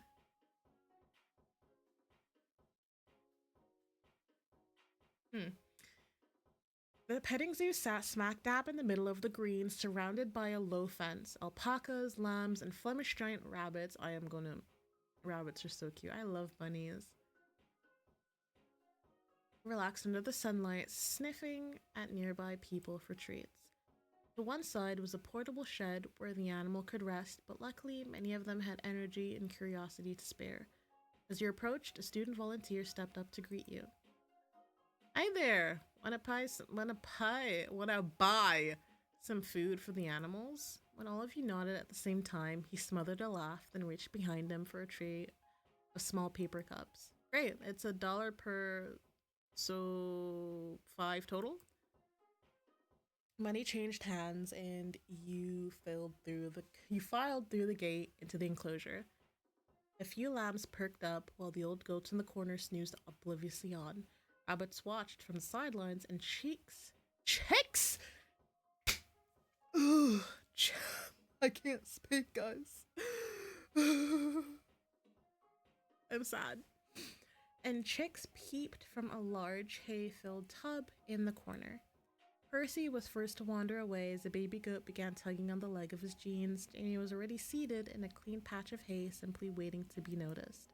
And Ilio, hey little guy, oh no, please come back. Well, Ilio was doing his best. He decided to join Percy. A chorus of chirps, peeps, and trills filled the air at one end of the enclosure. Jamie was sitting cross-legged with 2 slightly older chickens hopping around him. A young lamb had wandered over, and Jamie held still as it snuffled damply at his sleeves. He barely flinched when it huffed once or twice, clearing a bit of sawdust from its tiny nose. You're an animal whisperer, huh? I hope you know I don't do this on purpose. The cup in his hand was still completely full, so it was truly a mystery how he'd attracted so many animals. He offered a few pellets of your own, but the lamb barely blinked and the chickens kept clucking away like nothing had changed. At least the little goat that had latched onto Percy was hungry. The pellets in your hands were gone at a quick munch, and you settled carefully on the ground to sit across from Percy and Jamie.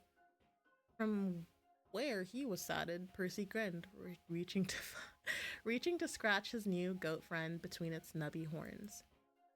Animals just like Jamie, and he likes them back. Seeing him being a brat. See? Him being a brat all the time is just the hard chocolate shell. Inside, ooey gooey caramel center. Jamie rolled his eyes, but he didn't protest right away. Instead, he preoccupied himself into reaching into the tub of baby chicks, carefully lifting out one chirping fluff ball to pet. They're babies. Anyone would be nice to them. What about you, Percy? I don't have as many stories as Elio does, and I definitely don't have as many as this guy. Percy gestures became a touch more animated as he slipped into storytelling mode. Next to him, Jamie calmly let the chick back into its flock and plucked a pellet from his paper cup.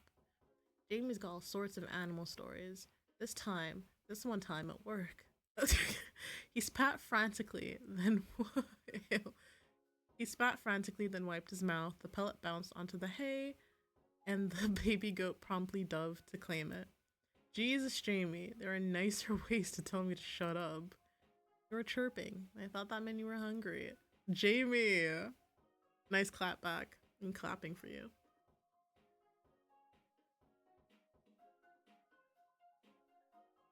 But you do have an animal story, right?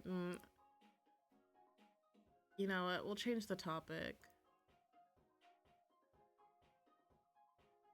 What do I have right now? Why am I so compassionate? Bro, what am I being so nice for? The goat's really attached to you, huh, Percy? Oh, this little guy's a peach. Percy gave the goat one last scritch but shook his head. Alas, I've already got someone in my heart. Ain't that right, Jamie? He lightly elbowed his roommate, grinning from ear to ear. Jamie only smiled. Are you implying something? Anna, what would I even do? Adopt a goat in this economy? Before you could ask anything else, you heard frantic steps followed by an ominously swift thudding of hooves. Why do they hate you so much? And before any of you could move, there went Elio and Cameron, fully flinging themselves over the fence to escape a charging alpaca. Well, that's longer than last time. That's true. What do you mean, last time? You climbed to your feet and brushed the hay off your legs and left the pen. Elio and Cameron were sprawled on the ground and panting, laughing half hysterically as they bumped fists. So, wanna go somewhere else? Yeah, I'm all out of pellets anyways. Once Elio was done brushing the grass off his clothes, you were off once more to the part of the festival that had something for each of you. The fairground was a blaring hub of lights, noise, and people, and yet the noise was a siren song instead of a deterrent, reeling all of you in more quickly the closer you got. There was no doubt Deja had planned this side of the festival. Game booths were packed along one side of the green with frightening efficiency, giving you more options than there were hours in a day. Alright, my town, baby. Let me show you how it's done. These are all just variations of throwing things at other things. Wrong.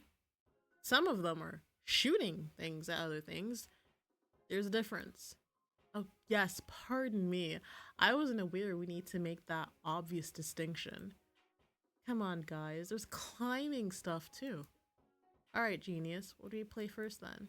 Jamie shrugged and stuck his fist out, the obvious beginning of a rock, paper, scissors game. Cam snickered and met your eye, and you both joined in, making it a 5-way battle. I'm gonna choose rock. Cameron put out scissors, but none of the others' signs were remotely recognizable. Jamie played a fist with a thumbs resting on top of the What? Percy had 2 fists side by side, and Elio had a fist into the palm of his hand. What is happening? Bomb. Dynamite. Scissors. Boulder. Rock. Boulder beats everything. I'm pretty sure a bomb and dynamite would. Too late. Already gone. Boulder. Now it was Ilio's turn to stick 2 fists in the air as he whooped and sprinted away. He made a beeline for the ladder climb, dodging around a small child or two as he went. Okay. You caught up to him at a wide, padded platform over which a pair of rope and rung ladders were strung at a gentle incline. A bell hung on the wall above the far end of each one, waiting to be rung. Again, Elio? I take my chances when I get them. What do you mean, again? Ilio went still, casting a 1,000-yard stare at the ladders. Percy let out the kind of 5-note whistle that preluded any western shootout. Oh, I know what he's talking about, but like, I can't imitate it. No. Guys. Anyways, even Jamie joined in by patting the top of his thighs to mimic the sound of a distantly galloping horse. All that was missing was a tumbleweed or two. Wah, wah, wah. Never have I ever passed this challenge. Sweeping an arm out in a bold gesture, Elio beamed at the rest of you with unguarded enthusiasm, managing to look both confident and hopeful with a single gesture. But today, I will challenge that with all of your help, or at least you'll get to watch me die trying. So who's with me? I'll go. Yeah. The fuck? Let's go. I can't in real life, I have no core strength. I can't do shit. I will get it. Eventually. Sure, you'd compete with Elio. I'll give it a try. I expect nothing less. Get up there. You sized up the ladder in front of you. It was absolutely the opposite of sturdy. A set of painted wooden rungs connected by thick nylon rope. It was already turning and swaying perilously on its own without any extra weight on it, because I can't read. And considering how athletic Elio was, you were in for a hard fight. You each braced a foot on the first rung of your ladder, crouching slightly in preparation. On 3, yeah? 1, 2, 3. You launch yourself up the ladder, advancing one step, then another, and another. The ladder shook violently, threatening to flip upside down as you raced onward. Keeping momentum while staying balanced became exponentially harder, and you managed 2 more steps, then slipped, falling with a short yelp. On your left, you heard an echoing clatter of wooden rungs as Elio's ladder twisted and threw him handily to the padded floor next to you. I almost had it. You didn't. Jamie called out dryly, but stumbled forward as Cameron suddenly nudged him toward. Oh, okay.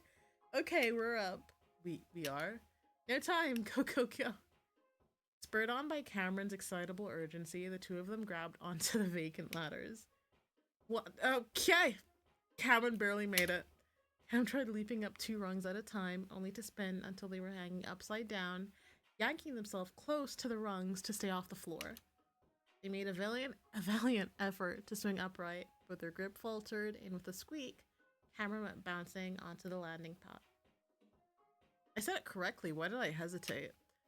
Jamie took a slower approach. Too slow.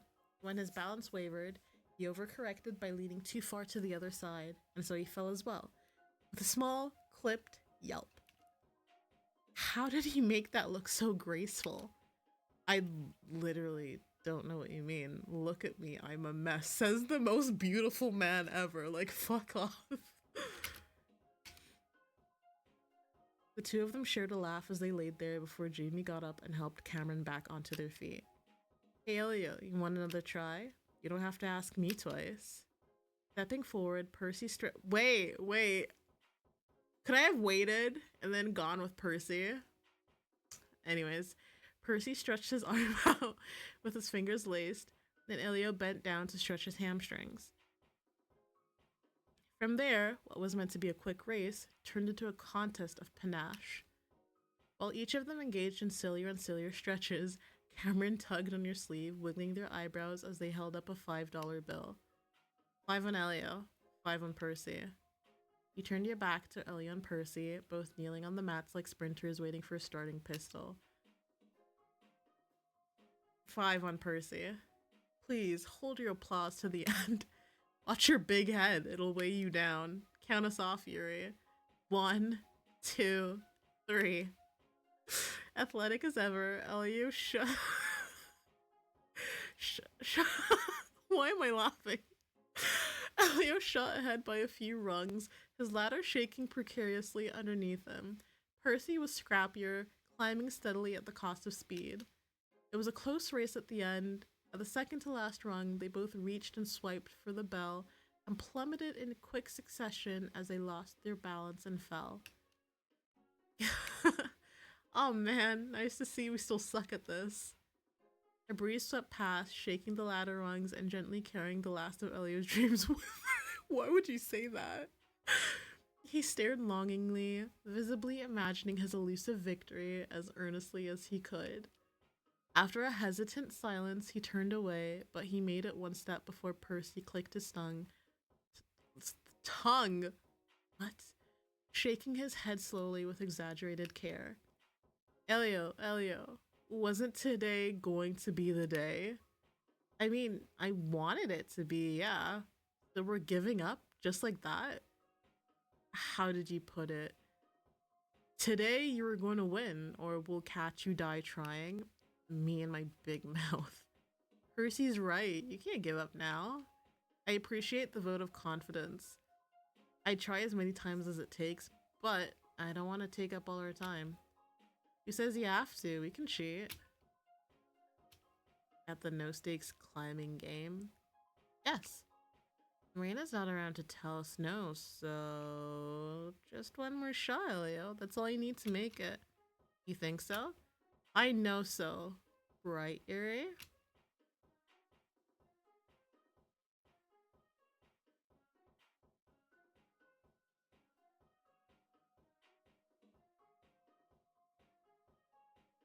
Let's hold it still for him. We'll hold it still for you, Elio. Climb boy. Wait, what? For you, Elio.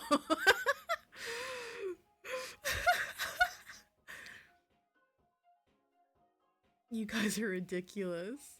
Still, as soon as the way was clear, Elio started climbing and kept climbing, laughing even as the ladder wobbled under your combined efforts. That's it. Do your best baby deer impression.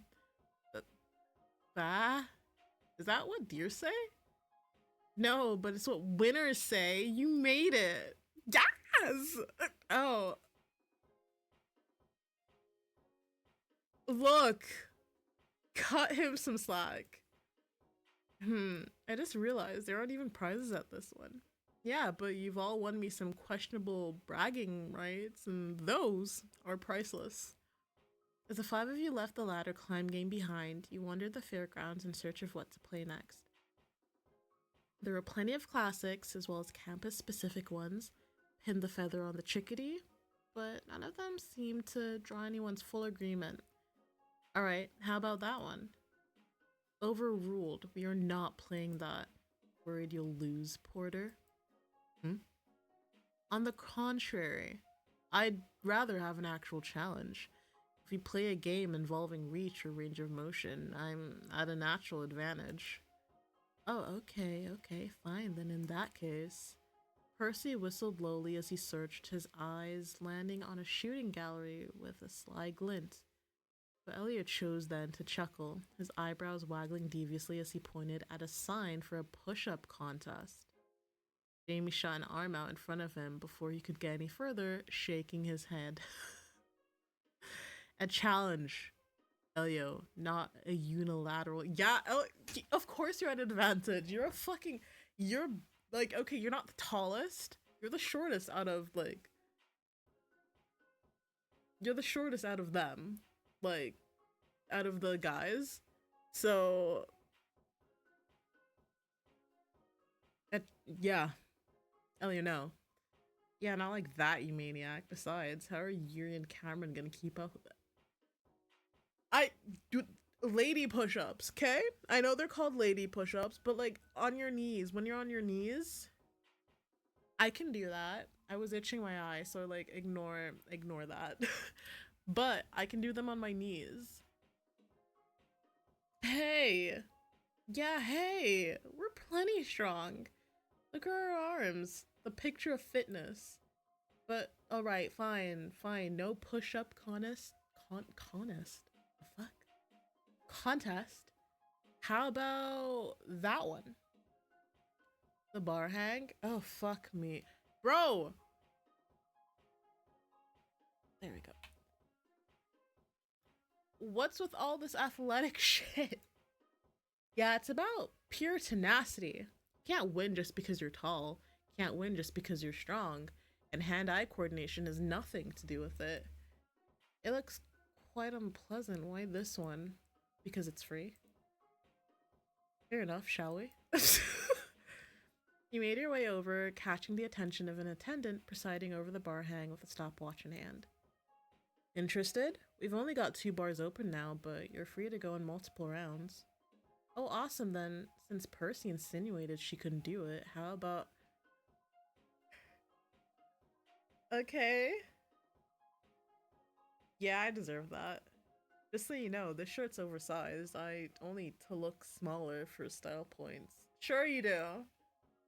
Sure you do. Lie. You're not gonna psych me out of this, Percy. Show me what you've got. Damn. There's just one rule. Hang as long as you can. Ready, set, go. Percy went above and beyond. Literally. Pulling himself all the way up, he slung his arms over the bar, crossing them so his weight rested on his armpits.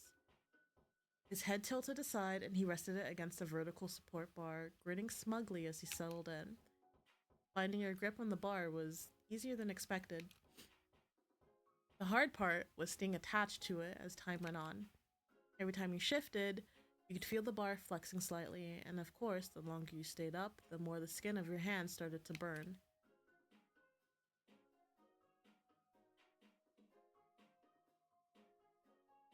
I will sing the pain away. If you're going down as ridiculously as possible. Row, row, row your boat. Seriously? Gently down the stream. This is not... barely. Oh no. It still hurts. Oh, ouch. Fuck. You slipped from the bar with a wheeze, holding to the ground while Percy kept swinging gently above you. I'll hire you for my next birthday party. You shuffled aside to make room for the next pair, and as soon as the stopwatch was reset, the contest started anew. Don't hold back, Elio. In fact, hang on. I want a fair fight. That's the spirit. Is Cam okay? Cam, I'm focusing. Oh, it hurts so bad I can't talk. Come on, just 5 more seconds. I can hear you smiling. Alas, there isn't much to be done in the face of Ilya's sheer strength and willpower. Cam dropped, and Ilya swung lightly back and forth, grinning wildly. Alright, get up on here, Jamie. Very well. The third match went pretty much the same as the other two. That was quickly. Ilya's smile was only a little smug as he dusted off his palms. The rest of you cheerfully avoided eye contact, lest he invite anyone to try yet again. Thanks to several complaints of sore palms, you all veered aside for a quick detour, grabbing some cold canned drinks for a stand to soothe your hands. Only afterward did the conversation turn toward finding something that all 5 of you could play at once, instead of competing in pairs. I think I just know the place. I know just the place. The fuck? Percy, how did you know this was back here? I have an eagle eye for these kind of things. No, man, you're just tall as shit. Percy nodded generously, his expression unrepentantly smug. Before you was a heavily padded arena constructed of nylon walls, filled to chest height with foam cubes and dotted throughout with small platforms. Is that an obstacle course? Students jumped and darted back and forth, each vying to be the last person standing, while jabbing, swinging, and pushing at each other with long, lightweight jousting poles. How's this for variation, Jamie? It's an escalation, I'll give you that. I'm confused. The sign said this was supposed to be jousting. Think less horses, more gladiator? I saw something like this on TV. I will beat the shit out of all of you. Y'all are great. We're besties now, but I shall win. I shall prevail. Mm-hmm.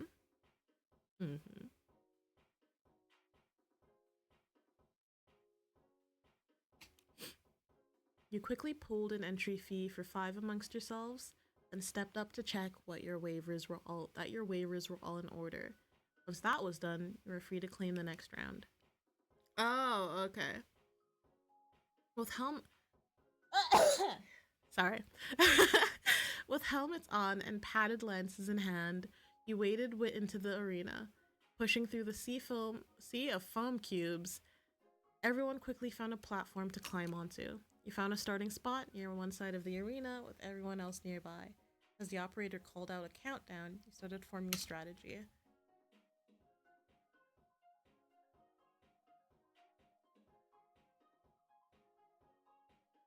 I'm a snake. I'm a snack. You looked around and quickly identified several safe escape routes. If they couldn't catch you, they couldn't knock you down. When the bells rang, starting bell rang and you were off, game time. The first thing you had to do was create more distance between you and everybody else. Which way?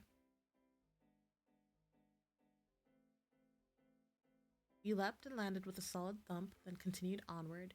You made good distance and even better time, holding your weapon out for balance, and then you heard a shout. You can't run for Elio, leave me alone! Oh fuck, I almost missed that. You heard a whistle of air and darted away, landing right next to the arena wall. From here, you were forced to turn back inward, and before anyone could get close, you sped onward with gusto. Excuse me. Jamie, go, go, go, pincer! Yeah, give me some space already. You veered sharply, speeding up to avoid getting caught. You'd have to up the pace if you're going to stay out of reach. As the game wore on, you defended any position you took, finding a rhythm as you kept away from corners and dead ends. A discordant jumble of voices, thuds, and squeaks filled the air until finally all was quiet.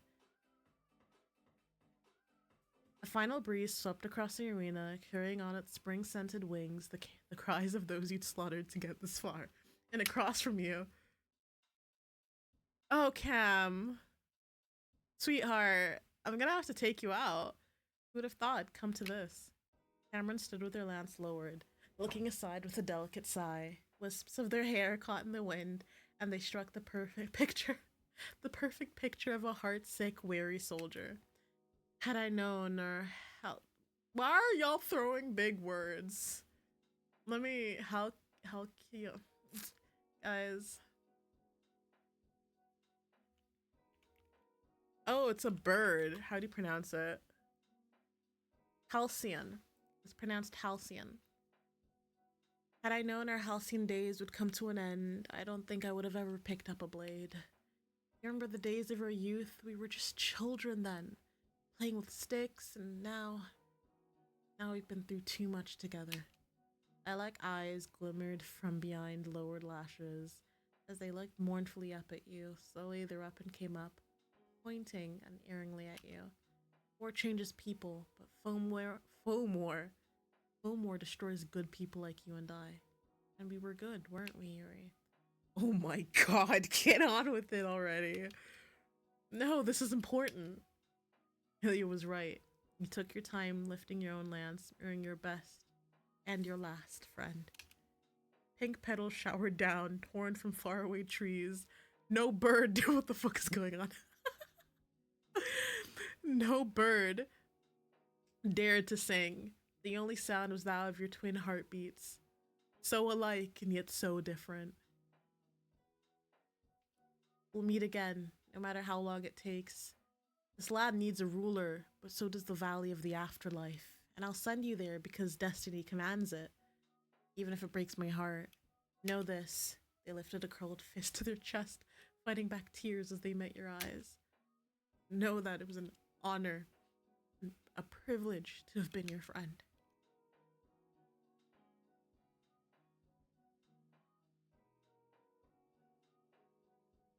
I'm a good friend.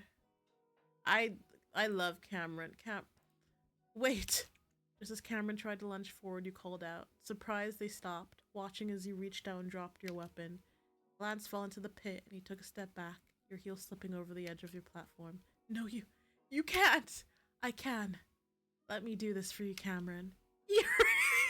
You forced your expression into a grim, regretful smile, even as laughter threatened to bubble up. I couldn't. I'll go to the other side first, but when you get home, tell everyone that we made it to the end, together. No more fighting, no more loss. I'm counting on you. Cameron reached out, but it was too late.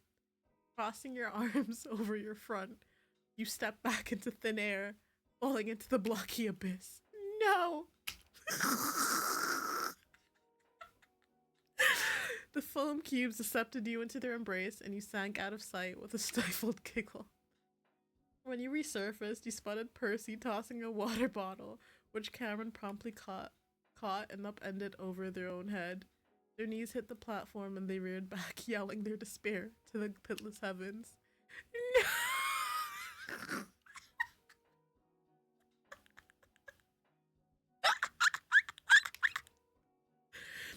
Belle!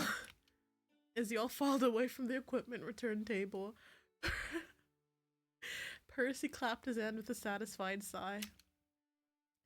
He had a particularly refreshed smile, looking for all the world as he just emerged from a spa instead of a foam pit battle royale. I don't know about you, but now that we've been beating the shit out of each other with big sticks for a while, I feel like our friendships are stronger than ever. I agree. I'm just tired mostly. Not that it wasn't worth it. Your wanderings took you to the other end of the green, where students sprawled on empty patches of grass to catch a break. The food trucks were nearby, but before that... Alright, step up, get dunked by a friend or dunk your friends. It's the SGB quiz show spectacular here on the green on this fine spring day. You there, you fine individual. You look like someone with an unfinished college education. Who? Even through a megaphone, you knew that drawling voice. Up on a raised platform nearby was someone wearing a wide-brimmed straw hat, swinging a cane lazily back and forth. Behind them was the festival's dunk tank, a sturdy cylindrical pool with an open-top mesh cage around it. Inside, an empty seat on a hinged arm, waiting for its next occupant. How fucking dare you set me up? No takers. Shame.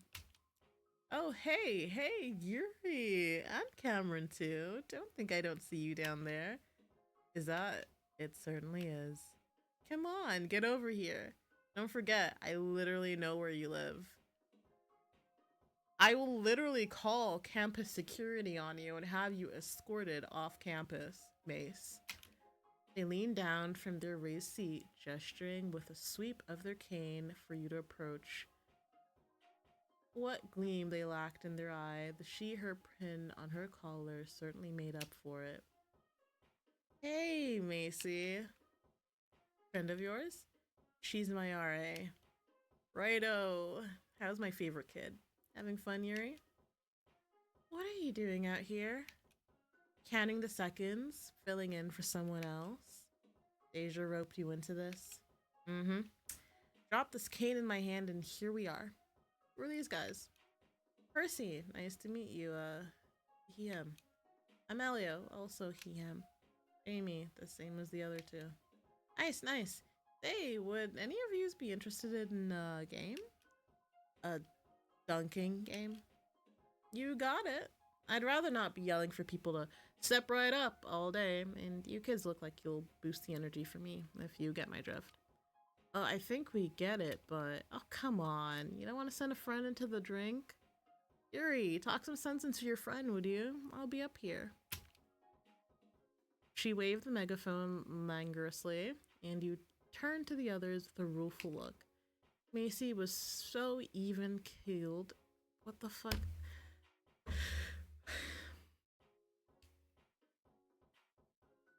I'm gonna take a sip of water. Please never forget to drink water, guys.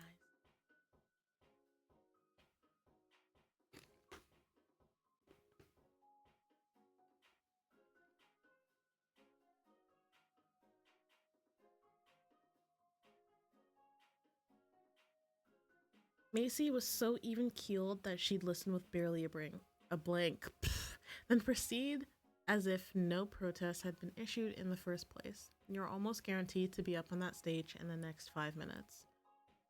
So what are we thinking? I'm thinking this is unnecessary. I think it's a classical festival thing. We might never get a chance to do this again. I'm with Elio on this. Could be fun if we can play that quiz as a group. JB, baby boy. We're playing. There's no way. Put me in, coach. Okay, well, who's joining Yuri for a swim? I'm not. Let's throw for it. Yeah, okay. Sorry, Jamie. Are you? Not if I beat you fair and square. Alright, put him up. Rock, paper, scissors. What the fuck, guys? 3 completely nonsensical gestures land in open palms, and you and Cameron stood quietly aside as the other 3 descended into a whirlwind of philosophical discussion. Jackhammer beats Boulder. Oh, no, this isn't boulder, it's balloon. I just fled out of the way. Nuclear fission beats both of you. I thought we made a What the fuck is wrong with boys, man? I didn't say atom bomb. Might as well have. The argument flew completely over yours and Cam's head in a flurry, requiring another 2 rounds of play to resolve. Somehow, when the dust had settled, Jamie ended up on the chopping block, having been consigned to a stint in the dunk tank for playing non-existence in the final round. You 5 got it settled? Which one of you's coming up? Climbing into the seat was the easiest part. You settled your hands around the nylon straps that held it steady, while Macy popped the door shut and climbed back into her own chair. How's the water, Yuri? Under me? Not for long. You're a bitch. Okay, and we're officially off. Pardon me while I put on my festival voice. Ahem. Our challengers outside the tank will have 4 chances to send their friend here into the water.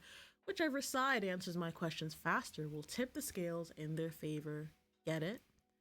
If our defender inside the tank answers fast enough, they stayed high and dry.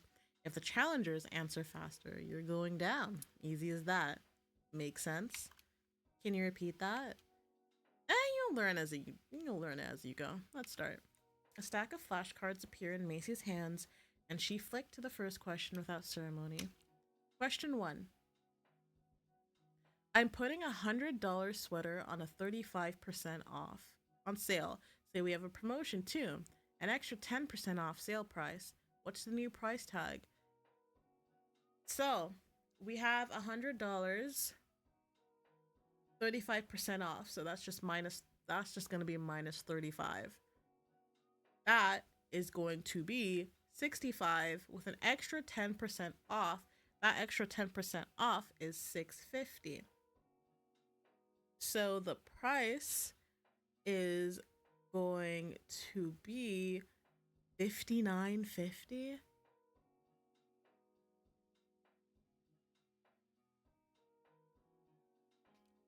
Math, seriously, Macy? I don't even have a pen. I got this. Disqualification. He's minoring. I'll allow it.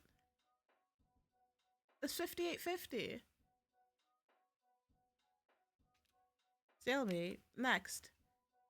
Question 2. Name 1 member of your student government. Deja. Boo. Softball question. You could have said it faster than me, but you didn't. Question 3. Let's pull one from the back of the list. What's the official name?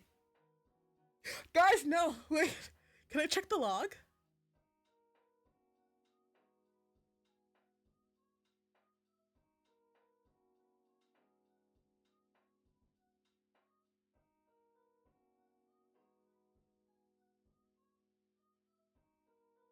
I can't go that far up. Y'all are fucking me over.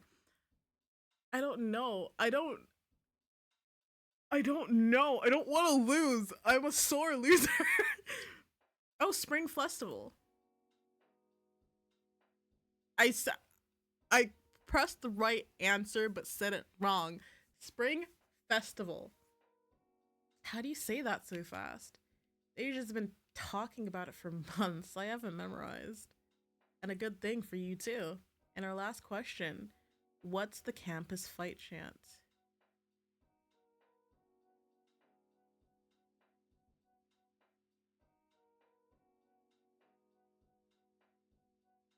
Yes! I did not know that was a chant. I was guessing. Congrats on surviving, though. I think everyone watching this is kind of disappointed. Do with that knowledge what you will. And who's our unlucky participant for round 2? Jamie's turn. Oh, good. I'm so excited. All his protests aside, Jamie was a good enough sport to climb up. He wasn't thrilled, per se, but he settled with his chin on his hand and his elbow on his knee, leaning forward to gaze down at the rest of you with resigned serenity. Go on, then. Need me to repeat the rules? We got this. Alright, here's the first question. What is the name of the individual who while escaping the labyrinth, flew too close to the sun with their wax wings. What happened to the max? Why are we getting hard questions? I skipped them. Better hurry and answer. Icarus.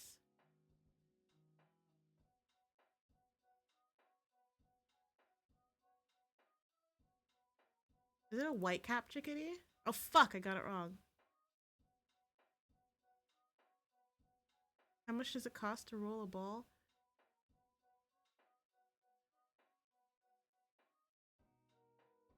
Fuck!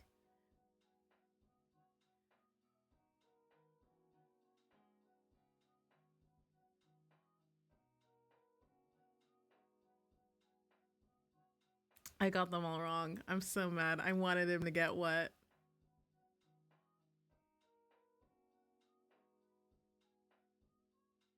Macy, you know your festival voice sounds the same as your regular voice, right? Therein lies the joke, my little fellow. Therein lies the joke. With a twirl of her cane and a tap of her hat, Macy waved the five of you on from the platform, her unfazed smile tinged with amusement. If you see anyone else who'd want to turn, you send them my way, okay? Will do, Macy. Have fun up there. And you have fun down there, Yuri.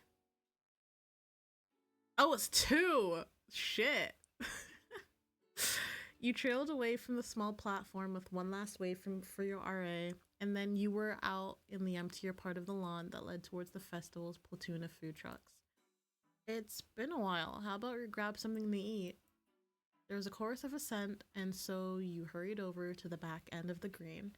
Here, overlapping aromas of savory and sweet vied for attention, undercut with a current of greasy, fried goodness.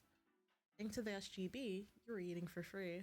The boys split up immediately as their taste led them to different trucks, and Cameron stuck together, wandering in a different direction. If only this much variety was available at all the events you attended. But there surely wasn't enough budget for that. You'd have to enjoy the feast while it lasted. There you are. Are you still waiting for food? Ellie was such like a... I just want to give him a hug. Hey, yeah, should be out soon. What'd you get? Luckily, every vendor here worked fast. By the time you and Cam had each gotten your meals, Elio, Percy, and Jamie had reappeared with their own food and drink in hand. Finding seats was a little trickier. Eventually, you found a clear patch of grass and you settled in. Elio, tell me you didn't get 5 of the same taco. There were 6. I ate one while I was walking. Trade you? Yeah, just here, take a bite out of this side. Jamie, I have to know which truck you went to.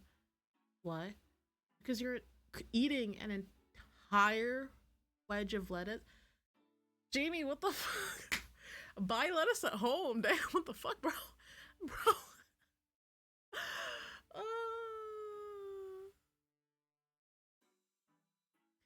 It has dressing on it. That's literally just a salad. Barely even. Do you want some of my fries?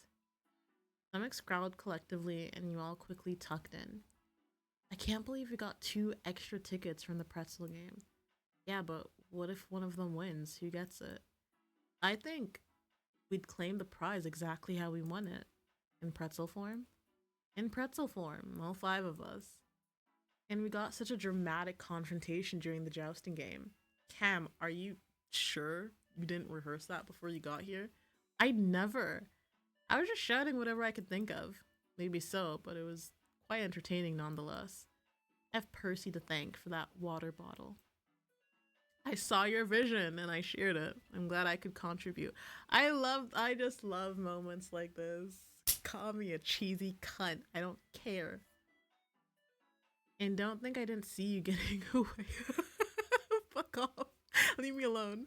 It was all part of a carefully crafted plan, trust me. A stack of paper trays, napkins, and wrappers rose in your midst, reaching its maximum height right as the music overhead died down. Hello, hello. How are we doing, WMU? Heads turned, yours included.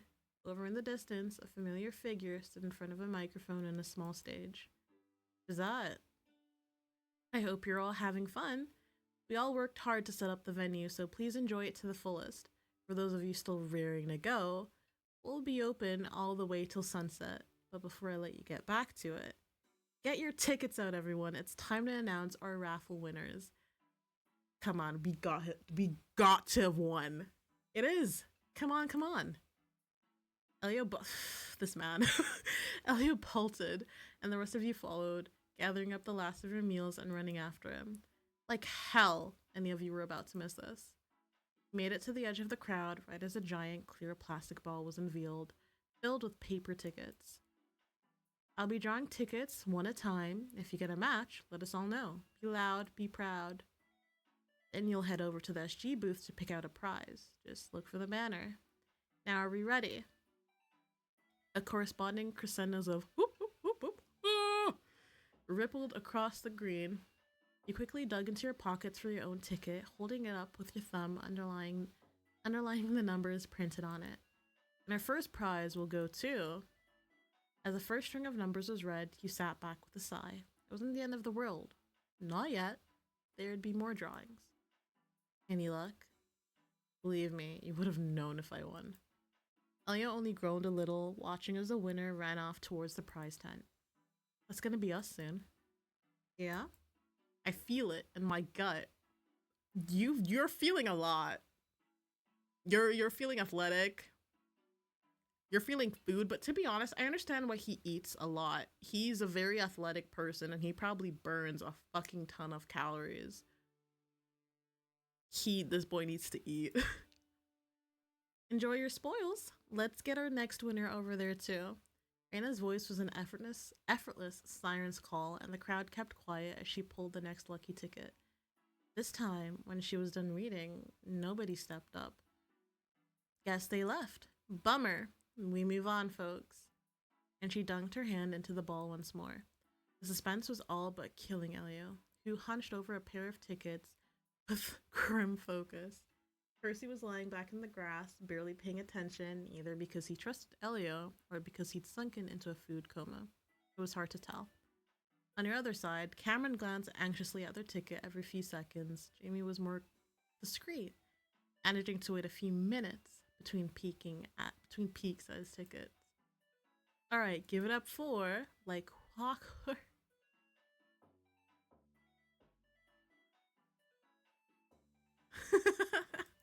Then your eyes and brain both... Yes? Yes?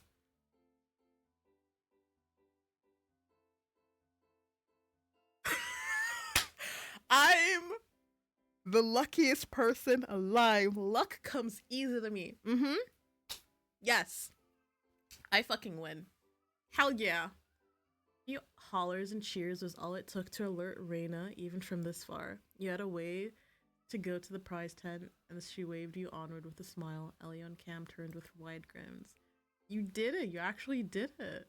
Did what? It was a random... Jamie, shut the fuck up. You're lucky. You were beautiful. I would smack you. It's not random chance. It was meant to happen. Exactly. It's the victory of victories. Okay. It doesn't look like we can come with you, so meet up later? Yeah, of course.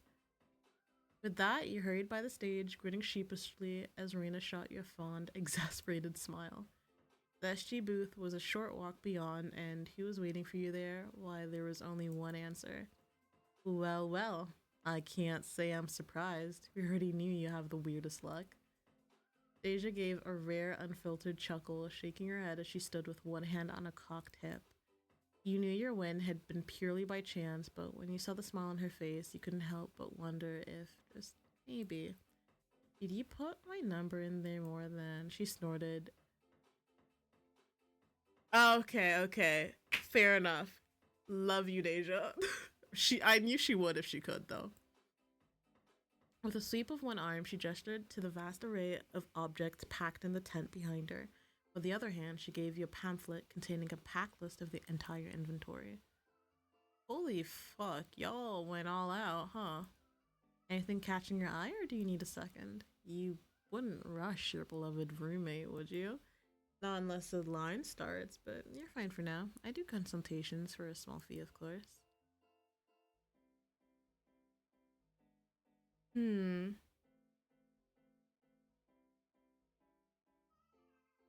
I'll share because I'm a compassionate person. Because my fucking compassion thing is probably fucking maxed out. Literally almost maxed out. I have nothing else. I just have my compassion, guys. I feel like I'm too nice of a person, like, looking at this. Victories are sweeter when shared. You'd get something for someone else. Decided to take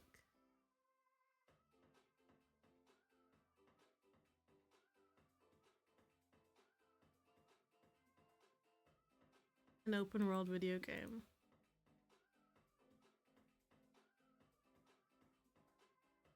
Oh, sure?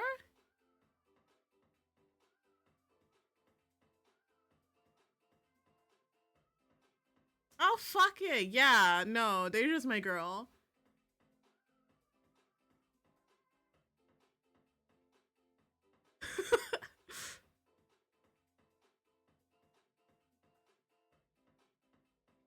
I would have given it to Percy because I know he likes games, but this is fine too.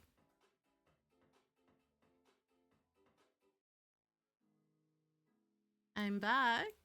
Are you guys okay? Right as rain, just give us a moment.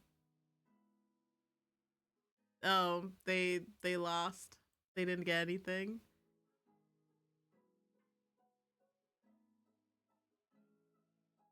Yes, pity, woe, etc. Even Jamie. Jamie was the first to climb to his feet. The others followed suit, grumbling good-naturedly. But Elio shook himself back to his usually sunny self soon enough. So, what'd you get? Oh, Deja must have been pissed. Or delighted? Both? I can't imagine her being either of those. Okay, what are we up to now? Not to be a spoil sport, but it's been a long day already. Admittedly, the festivities had slowed down since the raffle ended. You weren't that far from sunset, and your friends were tuning into the mellow atmosphere that had settled over the green.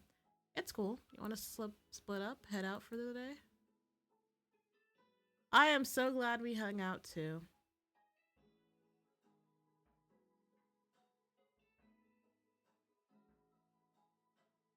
This was fun. Thanks for coming out, everyone. You make it sound like we didn't want to come, right?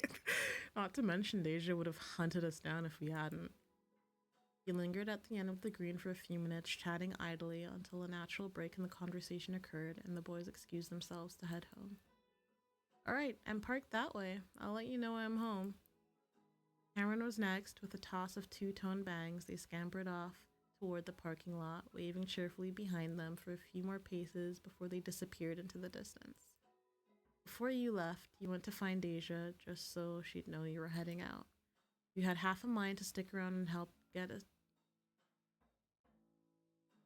Oh, okay, I'm sorry. In her words, you were meant to enjoy the festival to the fullest, and that meant you weren't going to be donating any of your time or energy today. All that was left was to go home. Your room was a familiar haven after such a full day.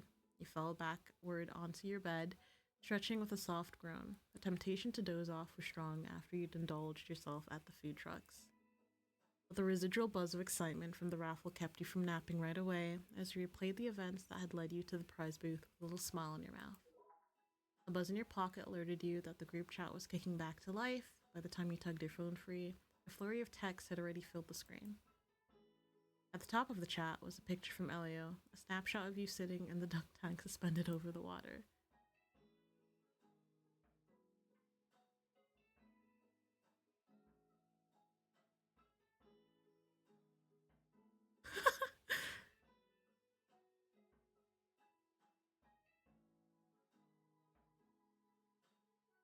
I love this!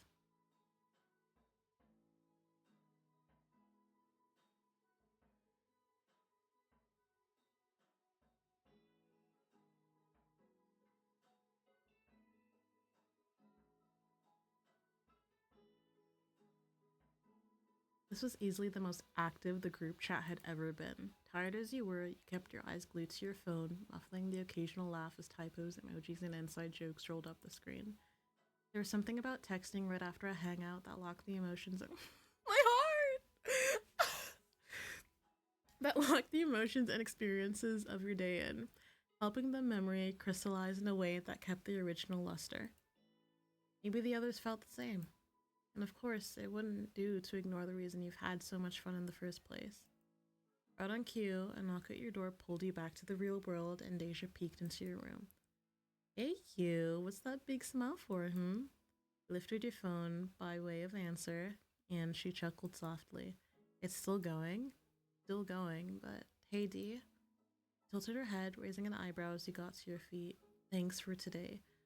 I think everyone really had fun. She blinked before her expressions. Oh. What was that? What's that for? You're being sweet. It was a fun event to organize, so don't worry about that. Yeah, I know you lost sleep over this, but I could tell you're enjoying the challenge. And before you even try, you're not making dinner tonight. I'll order us something. Aw, and I'm gonna pinch your cheeks. Cam's calling. Hello, my favoriteest person in the world. Oh my god, baby. Hi. Your absolute favorite? Yes, but don't tell Deja. I knew it in my heart, but it's nice hearing it out loud for once. Okay, first of all, I say stuff like that to you all the time. Nah. Second of all, I'm so glad you think the same. Aw. You doubted me, Cam? No. It's like you said. It's nice to hear it out loud. In fact, it's your turn. Am I your favorite person? Cam? You're like my second favorite person, I won't lie. Obviously, yes, is what I would say. Ah, sweet. What are you up to today? Nothing much. Why? What are you up to? Why do you always make it sound like I'm up to something? Because you probably are. Don't answer that. Okay. I'm just studying. I mean, working. Bored out of my mind. I can only come up with so many acrostics before my brain turns to sludge. Yeah, same here. The studying, not the sludge part. Yeah? Your brain intact over there? No, it's melting. Want to study together? I'm on my way. Well, actually, I'm technically at work. Maybe we can get a group going? Let's invite Deja. Maybe the others too, if you're okay with it. Yeah, sure, I'll reserve a study room. Sure. What day do you want to do it?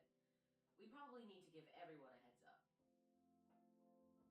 When are you not working? Let me double check.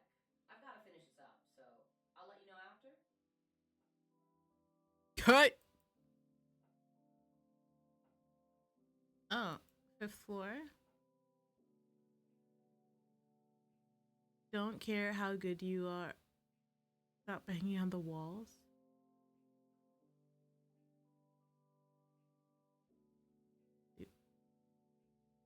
Are you sure?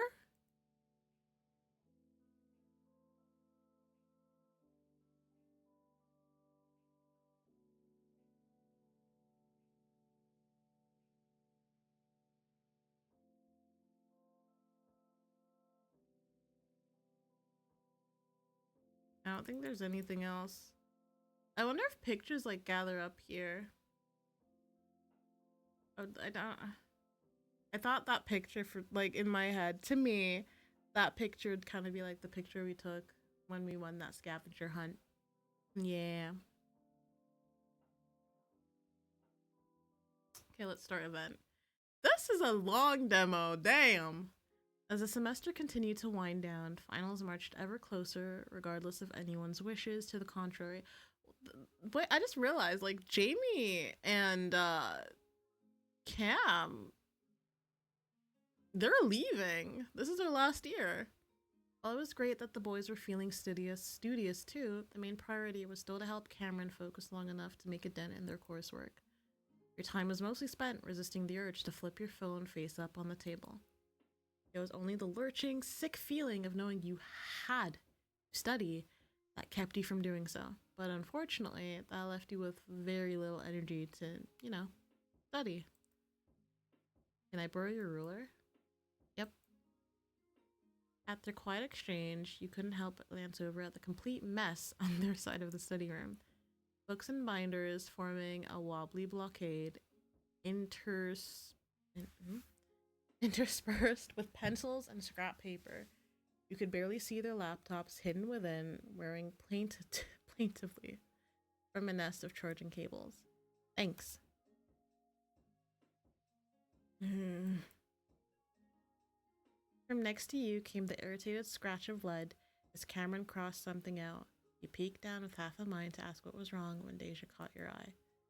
Raising a hand as if to adjust her lone earbud, she instead touched a finger to her lips, signaling to let them keep trying. Gave her a soft smile, grateful for her help as always.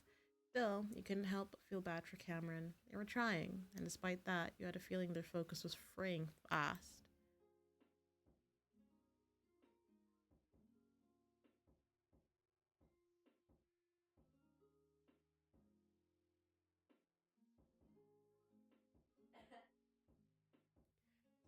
Cute! There was a tiny conspirational laugh muffled out of consideration for the others in the room. Still, it was nice to see the worry leave their face for a moment. Hang in there.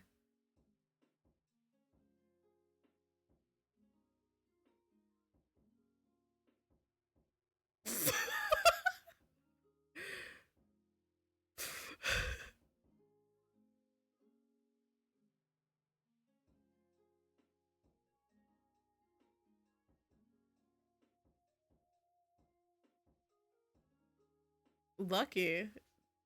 What does he study? He was clearly not studying despite showing up the session. Was he planning to do it later? As if detecting your train of thought, his gaze shifted to meet yours. Something wrong? You broke the silence easily and without remorse, holding your eyes steadily. Staring at him like this, you couldn't miss the faint crease of an... Sorry! That was nothing. All done? Oh. Cameron! Well, the good news is you got these right. Sliding their paper back over to them, Deja gave everyone at the table an appraising look. Stretch break? Water too. Instantly, Elio nudged his laptop away and stood before folding himself neatly back. Ooh. And way too flexibly. I wish I could get into a bridge from a standing position. Fucking no. Oh, that's better. Why is the last paragraph always so hard to write? Copy your introduction. Or rehash your main arguments. Or try writing something about scope, personal significance.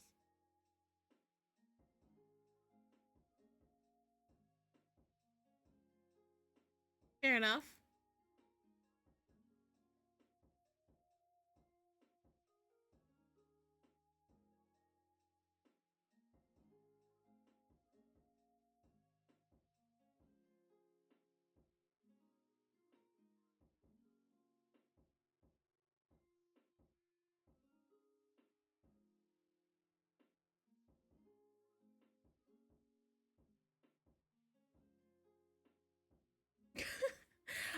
Why am I silently reading? I'm checking.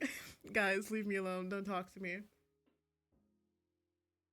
What was he doing over there, still scribbling away like that? You slid out of your seat and rounded the corner of the table, intent on taking a peek. He didn't notice you right away as you approached, slouched over his notes with his head propped lazily in one hand. You couldn't help but brush your eyes furtively up. Oh, we're staring him down.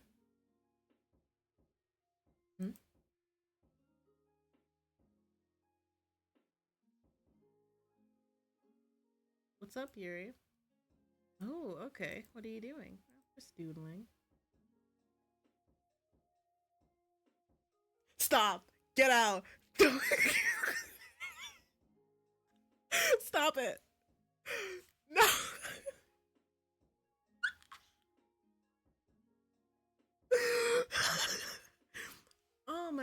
god. Huh? Really? No fucking way he'd been paying that much attention. I'm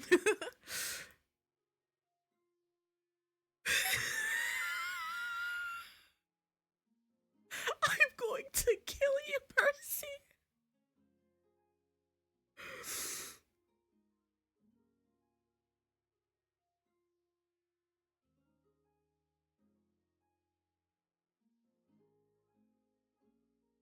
Oh, okay. Here, this one's you. What the hell is that? A mango? Oh, his laugh is so cute. Fuck!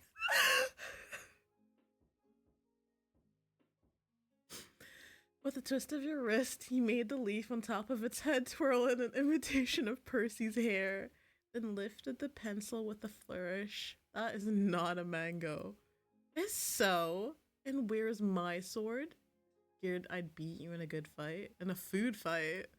You got to admit, a pout looked good on him. Oh, so we're just straight up, like, we're acknowledging that we like him. Fine, fine. He scribbled a quick sword into his hand to match. Your eyes wandered to the other notebooks Percy had stacked on the table. As if he was reading your mind, he reached out and flipped quickly through the one on top, giving you a quick look at the sketches scattered on the margins. Whoa, so this is a regular thing. I'm impressed. I'm hobby level. It helps take my mind off things for a bit. I try to have fun with it. He glanced at his laptop screen, which was currently idling on a half-finished assignment. I'm guessing doodles are more fun than your math assignment for the week? Yeah. There's only so much functions I can— Fuck functions. You said that unlocked a whole fucking Pandora's box of trauma. I hated functions. Was the one thing that I excelled in math, and I did not excel in math. Like, but this is the one thing I genuinely did super well on was vectors. I did amazing on vectors. That was my shit. Yeah, there's something. Blah, blah, blah, blah. We read that. As if to demonstrate, he pressed his pencil to his most recent scratch work, and soon a little cartoon brain was skateboarding down the function plotted on the page. Have you ever turned in something with a drawing on it? I might have, and I might have not. Very mysterious. Rapidly approaching footsteps signaled the end of break time, and soon both Elio and Cameron were back. Drifting back to your side of the table, you dropped a little reluctantly into your seat. It seemed that everyone still had something to occupy themselves with, and so, with a scattering of grumbles and sighs, you all settled back in around the study table. You couldn't find your focus right away, and so you found yourself Bro, stop putting big words! Surreptitiously glancing to your right. Percy's attention was already squarely back on his laptop, so we didn't notice you. Oh, so we're playing the obvious game. I think, like, we've probably known, like, everyone for, like, good few months, maybe not few months, couple weeks, a month or two. So feelings for Percy are growing. Yeah. He also didn't notice your focus on the way his bags fluttered into his eyes every time he glanced at his scratch work. The back and forth sway of his dark hair was admittedly very distracting. Eventually, you managed to gently shake yourself out of it, and you returned to your own notebook as quietly as you could. All told, you managed a collective 15 minutes of continued studying, and it seemed that was all you'd get, as all too soon, Elio dropped his pencil and leaned back. Oh man, I'm getting hangry. Grabbing his jacket from the back of his chair, he slung it over his shoulders, lifting his water bottle out of habit afterwards. I'll do a snack run. Any requests? Grab me a juice? Yep. Anyone else? Yeah, anything's fine. Deja murmured her agreement soon after, offering Elio an appreciative smile before returning to her left. Well, can't speak. I'll just come with, I think.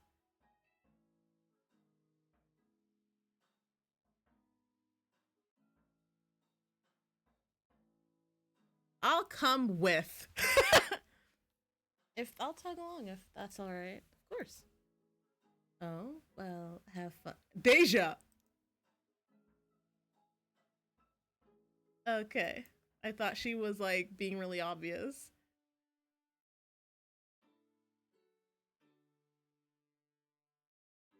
Stopping at the end of the hall, you gathered in a casual semicircle around the vending machine.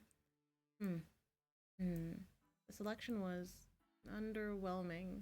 There was little else aside from... Do they not, like... Couldn't you leave the study room and, like, quickly head to the store? Because I remember in uni... Okay, obviously the libraries was a bit ways from, like... We had a Spar where you could buy snacks. So, to be fair, yeah, it would have been more beneficial to, like, it would have been more beneficial to buy snacks beforehand, but it happens.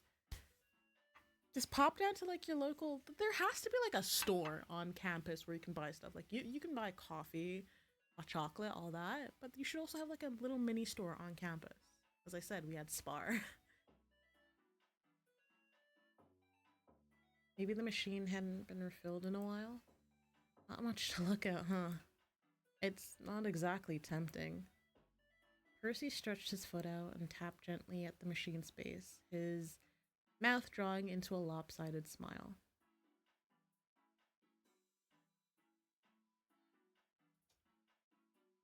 Elios, is the music... I'm just trying to figure out, is the music being picked up? I feel like nothing is being picked up. Hold on. Now I have to, like, turn the game up. Because what the fuck?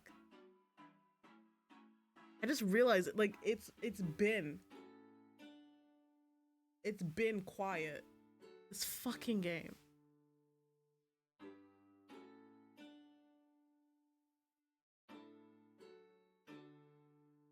I am pretty hungry.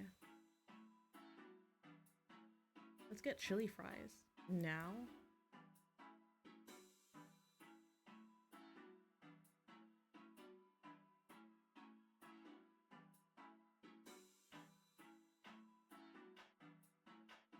Okay.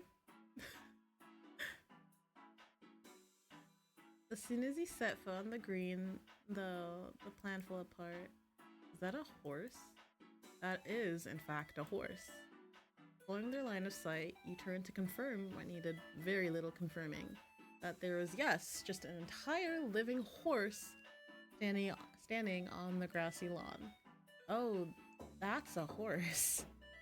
You failed somewhat to keep the surprise out of your voice, though a quick glance along the rest of the quad revealed the rest of the story. It didn't take much to figure out what was going on. Now that you look again, the horse, a handsome chestnut, was standing by a table on the lawn, manned by a student in neat riding clothes. A scan across the green revealed a second horse as well, trotting briskly down the far side of the green with a rider on its back. I didn't even know we had horses on campus. Me neither. I really picked the right school to go to. It's that easy. It's that easy. The look Elio cast toward the horse was nothing short of barefaced longing, but a small burst of laughter caught your ear and you looked back down the green.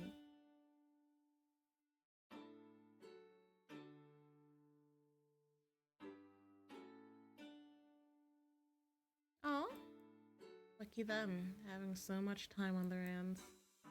Hey, you never know. Maybe they visited the coop recently. Coop like a birdhouse? No, wait. You don't know what the coop is? You shook your head no, and he pressed his fingers to his mouth, failing to mask the smile growing there. What are you doing? You can fix that. I'm surprised you haven't heard about it yet. It's a Rinmeyer ritual. Pardon? Why is that? Why else?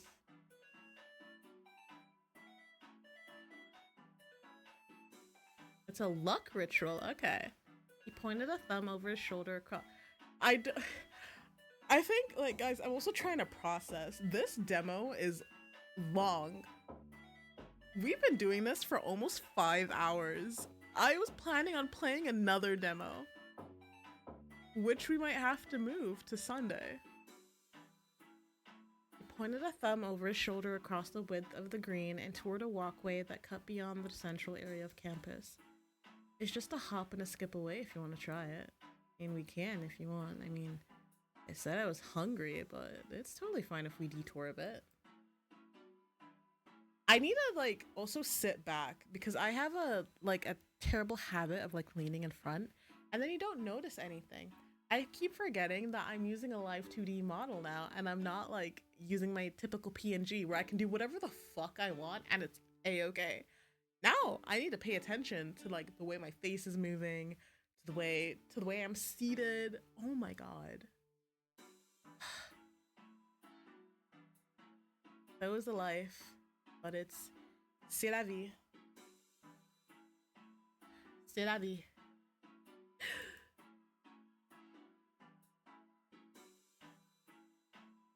All right, let's go. Trust me, I don't want to go back inside any more than you do. You shot a chipper finger gun at Elio and he clenched a okay. Yeah, that's the spirit. Elio obviously wanted to pet horses and Percy seemed keen on introducing you to the coop. As for you...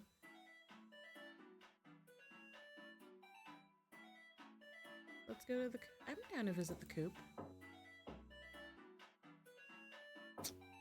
It's that way. Leaping around the lawn, you moved onto a narrow passage between two buildings. Shoes pressing softly into springy grass, you proceeded in a single file and turned the corner into, behold, the coop. With a flourish, Percy stepped out. What is this?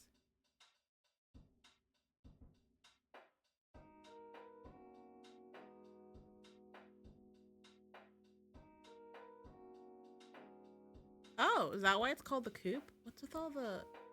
You gestured at two wooden pillars planted behind the benches, painted vividly in the school colors. Each one stood at a corner, strung between in arcs and swoops, lengths of sturdy string. Fluttering from them, a myriad of paper strips in all colors dancing in the breeze. See? Plenty of activity. Alright, so first thing we've got to do is pay our respects.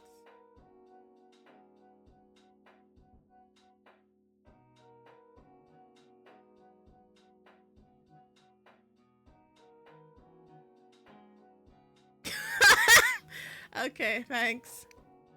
Only then did the three of you cross the courtyard, allowing you a closer look at the wooden structure and its many paper bags. Did I read that correctly, or am I just, like, blind? Paper tags! As you got closer, you carefully caught hold of one of the fluttering papers and folding it to find a handwritten phrase inside. Please, no short answers on Tuesdays. I'm so tired. Try that one. He pointed to a neon orange scrap and he reached to oblige him. Please get degrees, but I can no longer see this degree. Please, Coop Gods, have mercy on me. So basically, the statue's for an alumnus who donated to set up a scholarship fund. Obviously, it's called the Coop because of all the birds. Ah, okay. There are much smaller statues scattered all about the seated figure. Stooping slightly, you get a closer look at one yourself. Of course, they were all chickadees. Now, the Coop Co-op. I told you it's a luck ritual, right? It's for exams, projects, presentations, you know, school stuff. The baseline method is you bring a piece of paper with your request written on it and you tie it onto the strings here. From there, it varies. Some people clean up around the courtyard a bit, other people touch up the paint job on the arch, or they'll play music, chat to the birds, anything to lift the Coop's mood. They referred so casually to the statues as living things that you almost believed them right away, or at least you could almost believe that he believed in what he was saying. Why is it called the Coop Co-op though? Because even if everyone asks for help differently, we all generally agree to keep the place tidy. Plus it's a students only tradition, no oversight from the university. And you know, Coop, Co-op, it stuck really easily. You chanced another look at the display, rows and rows of notes, all painstakingly fastened in place, each one an entreaty for confidence, for courage, or for luck, plain and simple. And just by the way, I do have a witness account to back me up. Oh, you mean... Yeah, go ahead. Well, there was one time he shifted a little on his feet, searching for the right words, and folded his hands contritely in front of him. A time when, Jamie took something from the coop. Something. I think it was a bookmark he lost, and he happened to find it in this courtyard. Once you're in coop territory, you follow coop rules. Percy's expression darkened dramatically as he added to the building tension. And he lost 10 points off an assignment later that week. Oh my. Yeah, see? Jamie Porter, the man who could afford to read He glanced back at the wishes tied up row after row, perched like paper birds on thin wires. There were clearly plenty of people across campus who did believe in the coop's potential. Present company included. Well, I'm not passing up the chance, as long as we're here, I mean. Okay.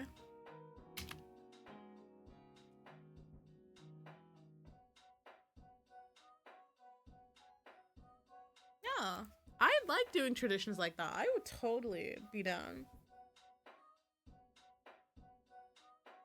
I can go first. Wait, really?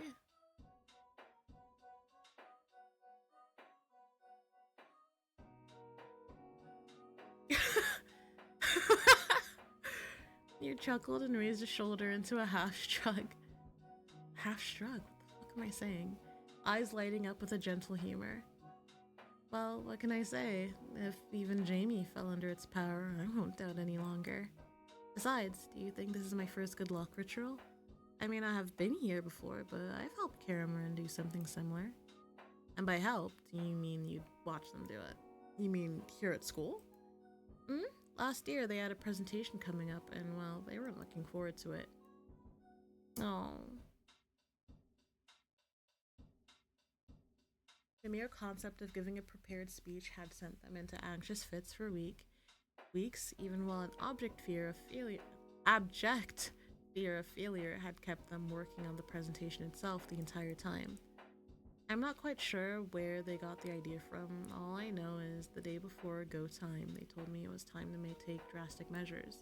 So, you shook your head solemnly, raising a palm to ward off any immediate protest. I'm sworn to secrecy on the details, just know that involved.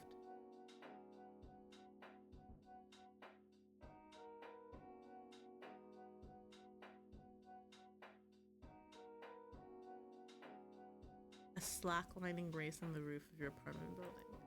A what? On the roof? Just on the roof. Like, a foot above the ground, don't worry. Oh, Cam. But in the end, it worked. They went to class the next day and aced the presentation, no sweat.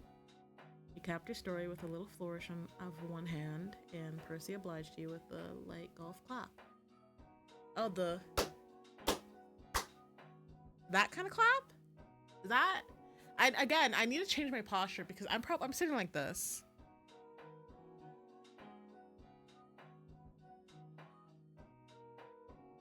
And nothing is being picked up. Alright, you got me. As much as I'd love to pester you for details, I now declare you fit for coop duty. Hat and pen in hand, you crouch next to a bench to write. Nearby Percy and Elliot were figuring out what they wanted to ask for, but you bent your head to concentrate on your own request. Please! Please, please, please. A butterfly flapped slowly to life. Oh. As you penned your request, thankfully you remembered to keep your handwriting light to avoid leaving any hands pressed onto the next page. Lifting your hand, you examined your handiwork, then nodded. You recapped the pen and tucked it behind your ear for safekeeping, then folded the paper and carefully tore your wish free. Who's next? I'll go. You trotted over to take the notepad and pen, then stepped a little away so he had room to write. Elio swayed ever so slightly back and forth while he wrote, as if guided by an internal song to craft this request. When he was done, he meticulously tore his note out and passed the notepad to Percy. With wishes in hand, you each stepped behind the benches to add them to the display.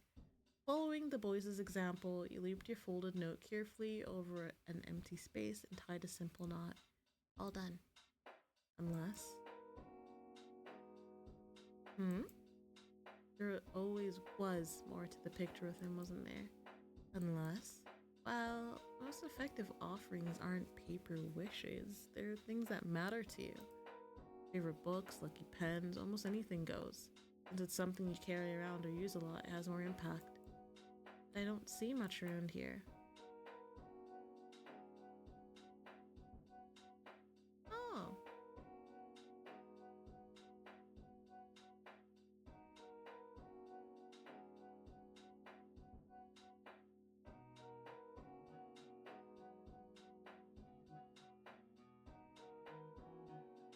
Let's go! All in! Do you even have to ask? You clapped your hands together and rubbed them slightly. You grinned because... Let's get offering. With a glint in his eye, Percy drummed his hands lightly on one of the painted wooden pillars, sending a ripple dancing through all the wishes on the strings. Well, I'd say between the three of us, we can give the Coop statue a nice outfit. Why don't you go first, Yuri?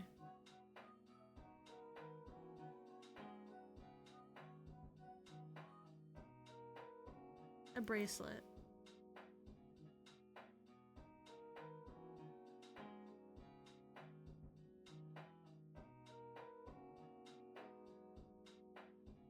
Oh, you don't want to give your hat? Oh, sweetheart. This is my favorite hat. That's the point. Oh, Elio! Let that hat go, babe. You have to buy a new one then. Your heel scraped slightly on the paving stone as you shifted your focus away, gluing your eyes to a tree on the edge of the courtyard.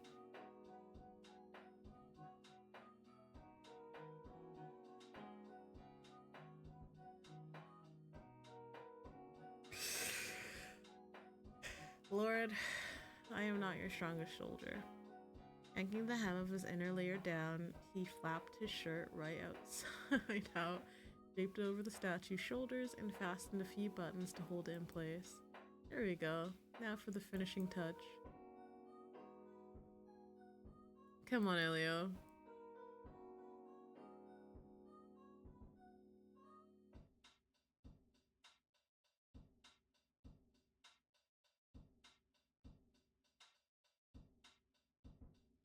Why don't you leave something else, like? Oh, what's in your pockets?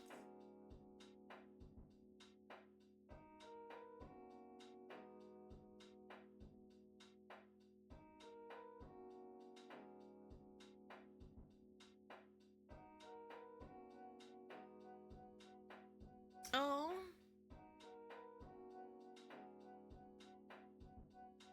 I want to buy him a new hat now. We wasted so much time. Everyone's gonna be like, bro, where the fuck is my shit? Forget it. Forget about it. So little Brutus instead of Little Caesars. I like that.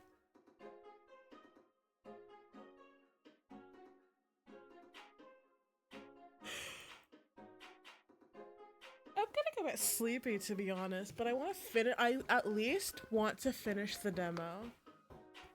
Maybe we should split up.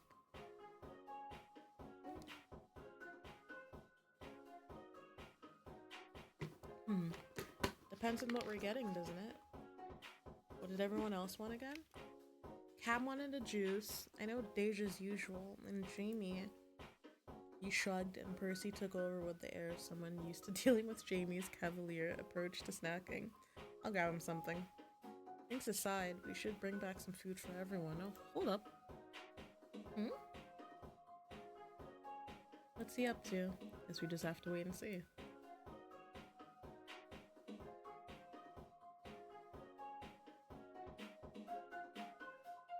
Wanna get closer? Yeah! Percy hesitated though, turning to scan your surroundings. Let's wait for Elio to get back first. Sorry about that. What? What did he find?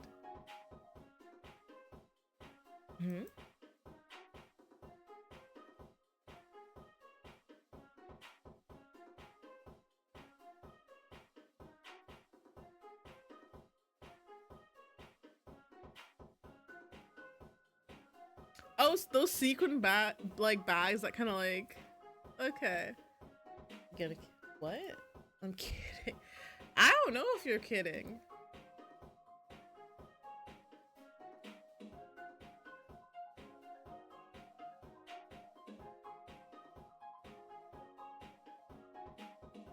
I'll stay behind. When I have my eyes set on a target, that's all I go for. Also, I really need to work on my posture because why do I still end up in like such a weird position? Sure, if you want. Percy gave a slight shrug, his expression welcoming and his posture loose. Alright, I'll be back in 5. Elia was gone in a flash, giving you the window you needed for a secret detour. Still interested in those boards? Let's go!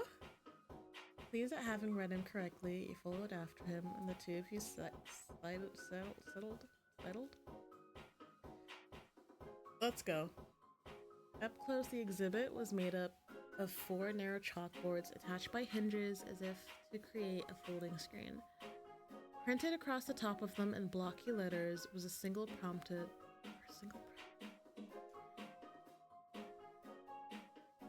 How long have I been streaming?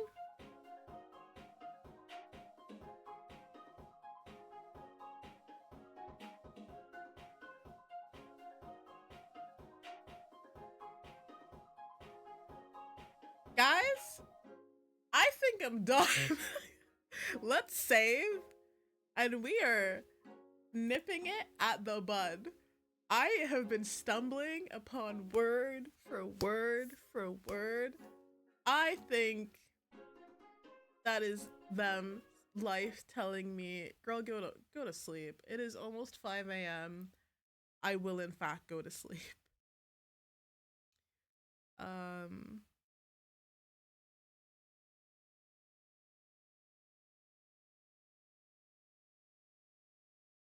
Come over here, guys. Come over here. Oh, no, not there. Not there. Not there. No. No. Hi. How are we? Did we have fun? I had fun. I had fun. I'm just annoyed that like after some time, I just can't read anymore. And it's kind of like, okay.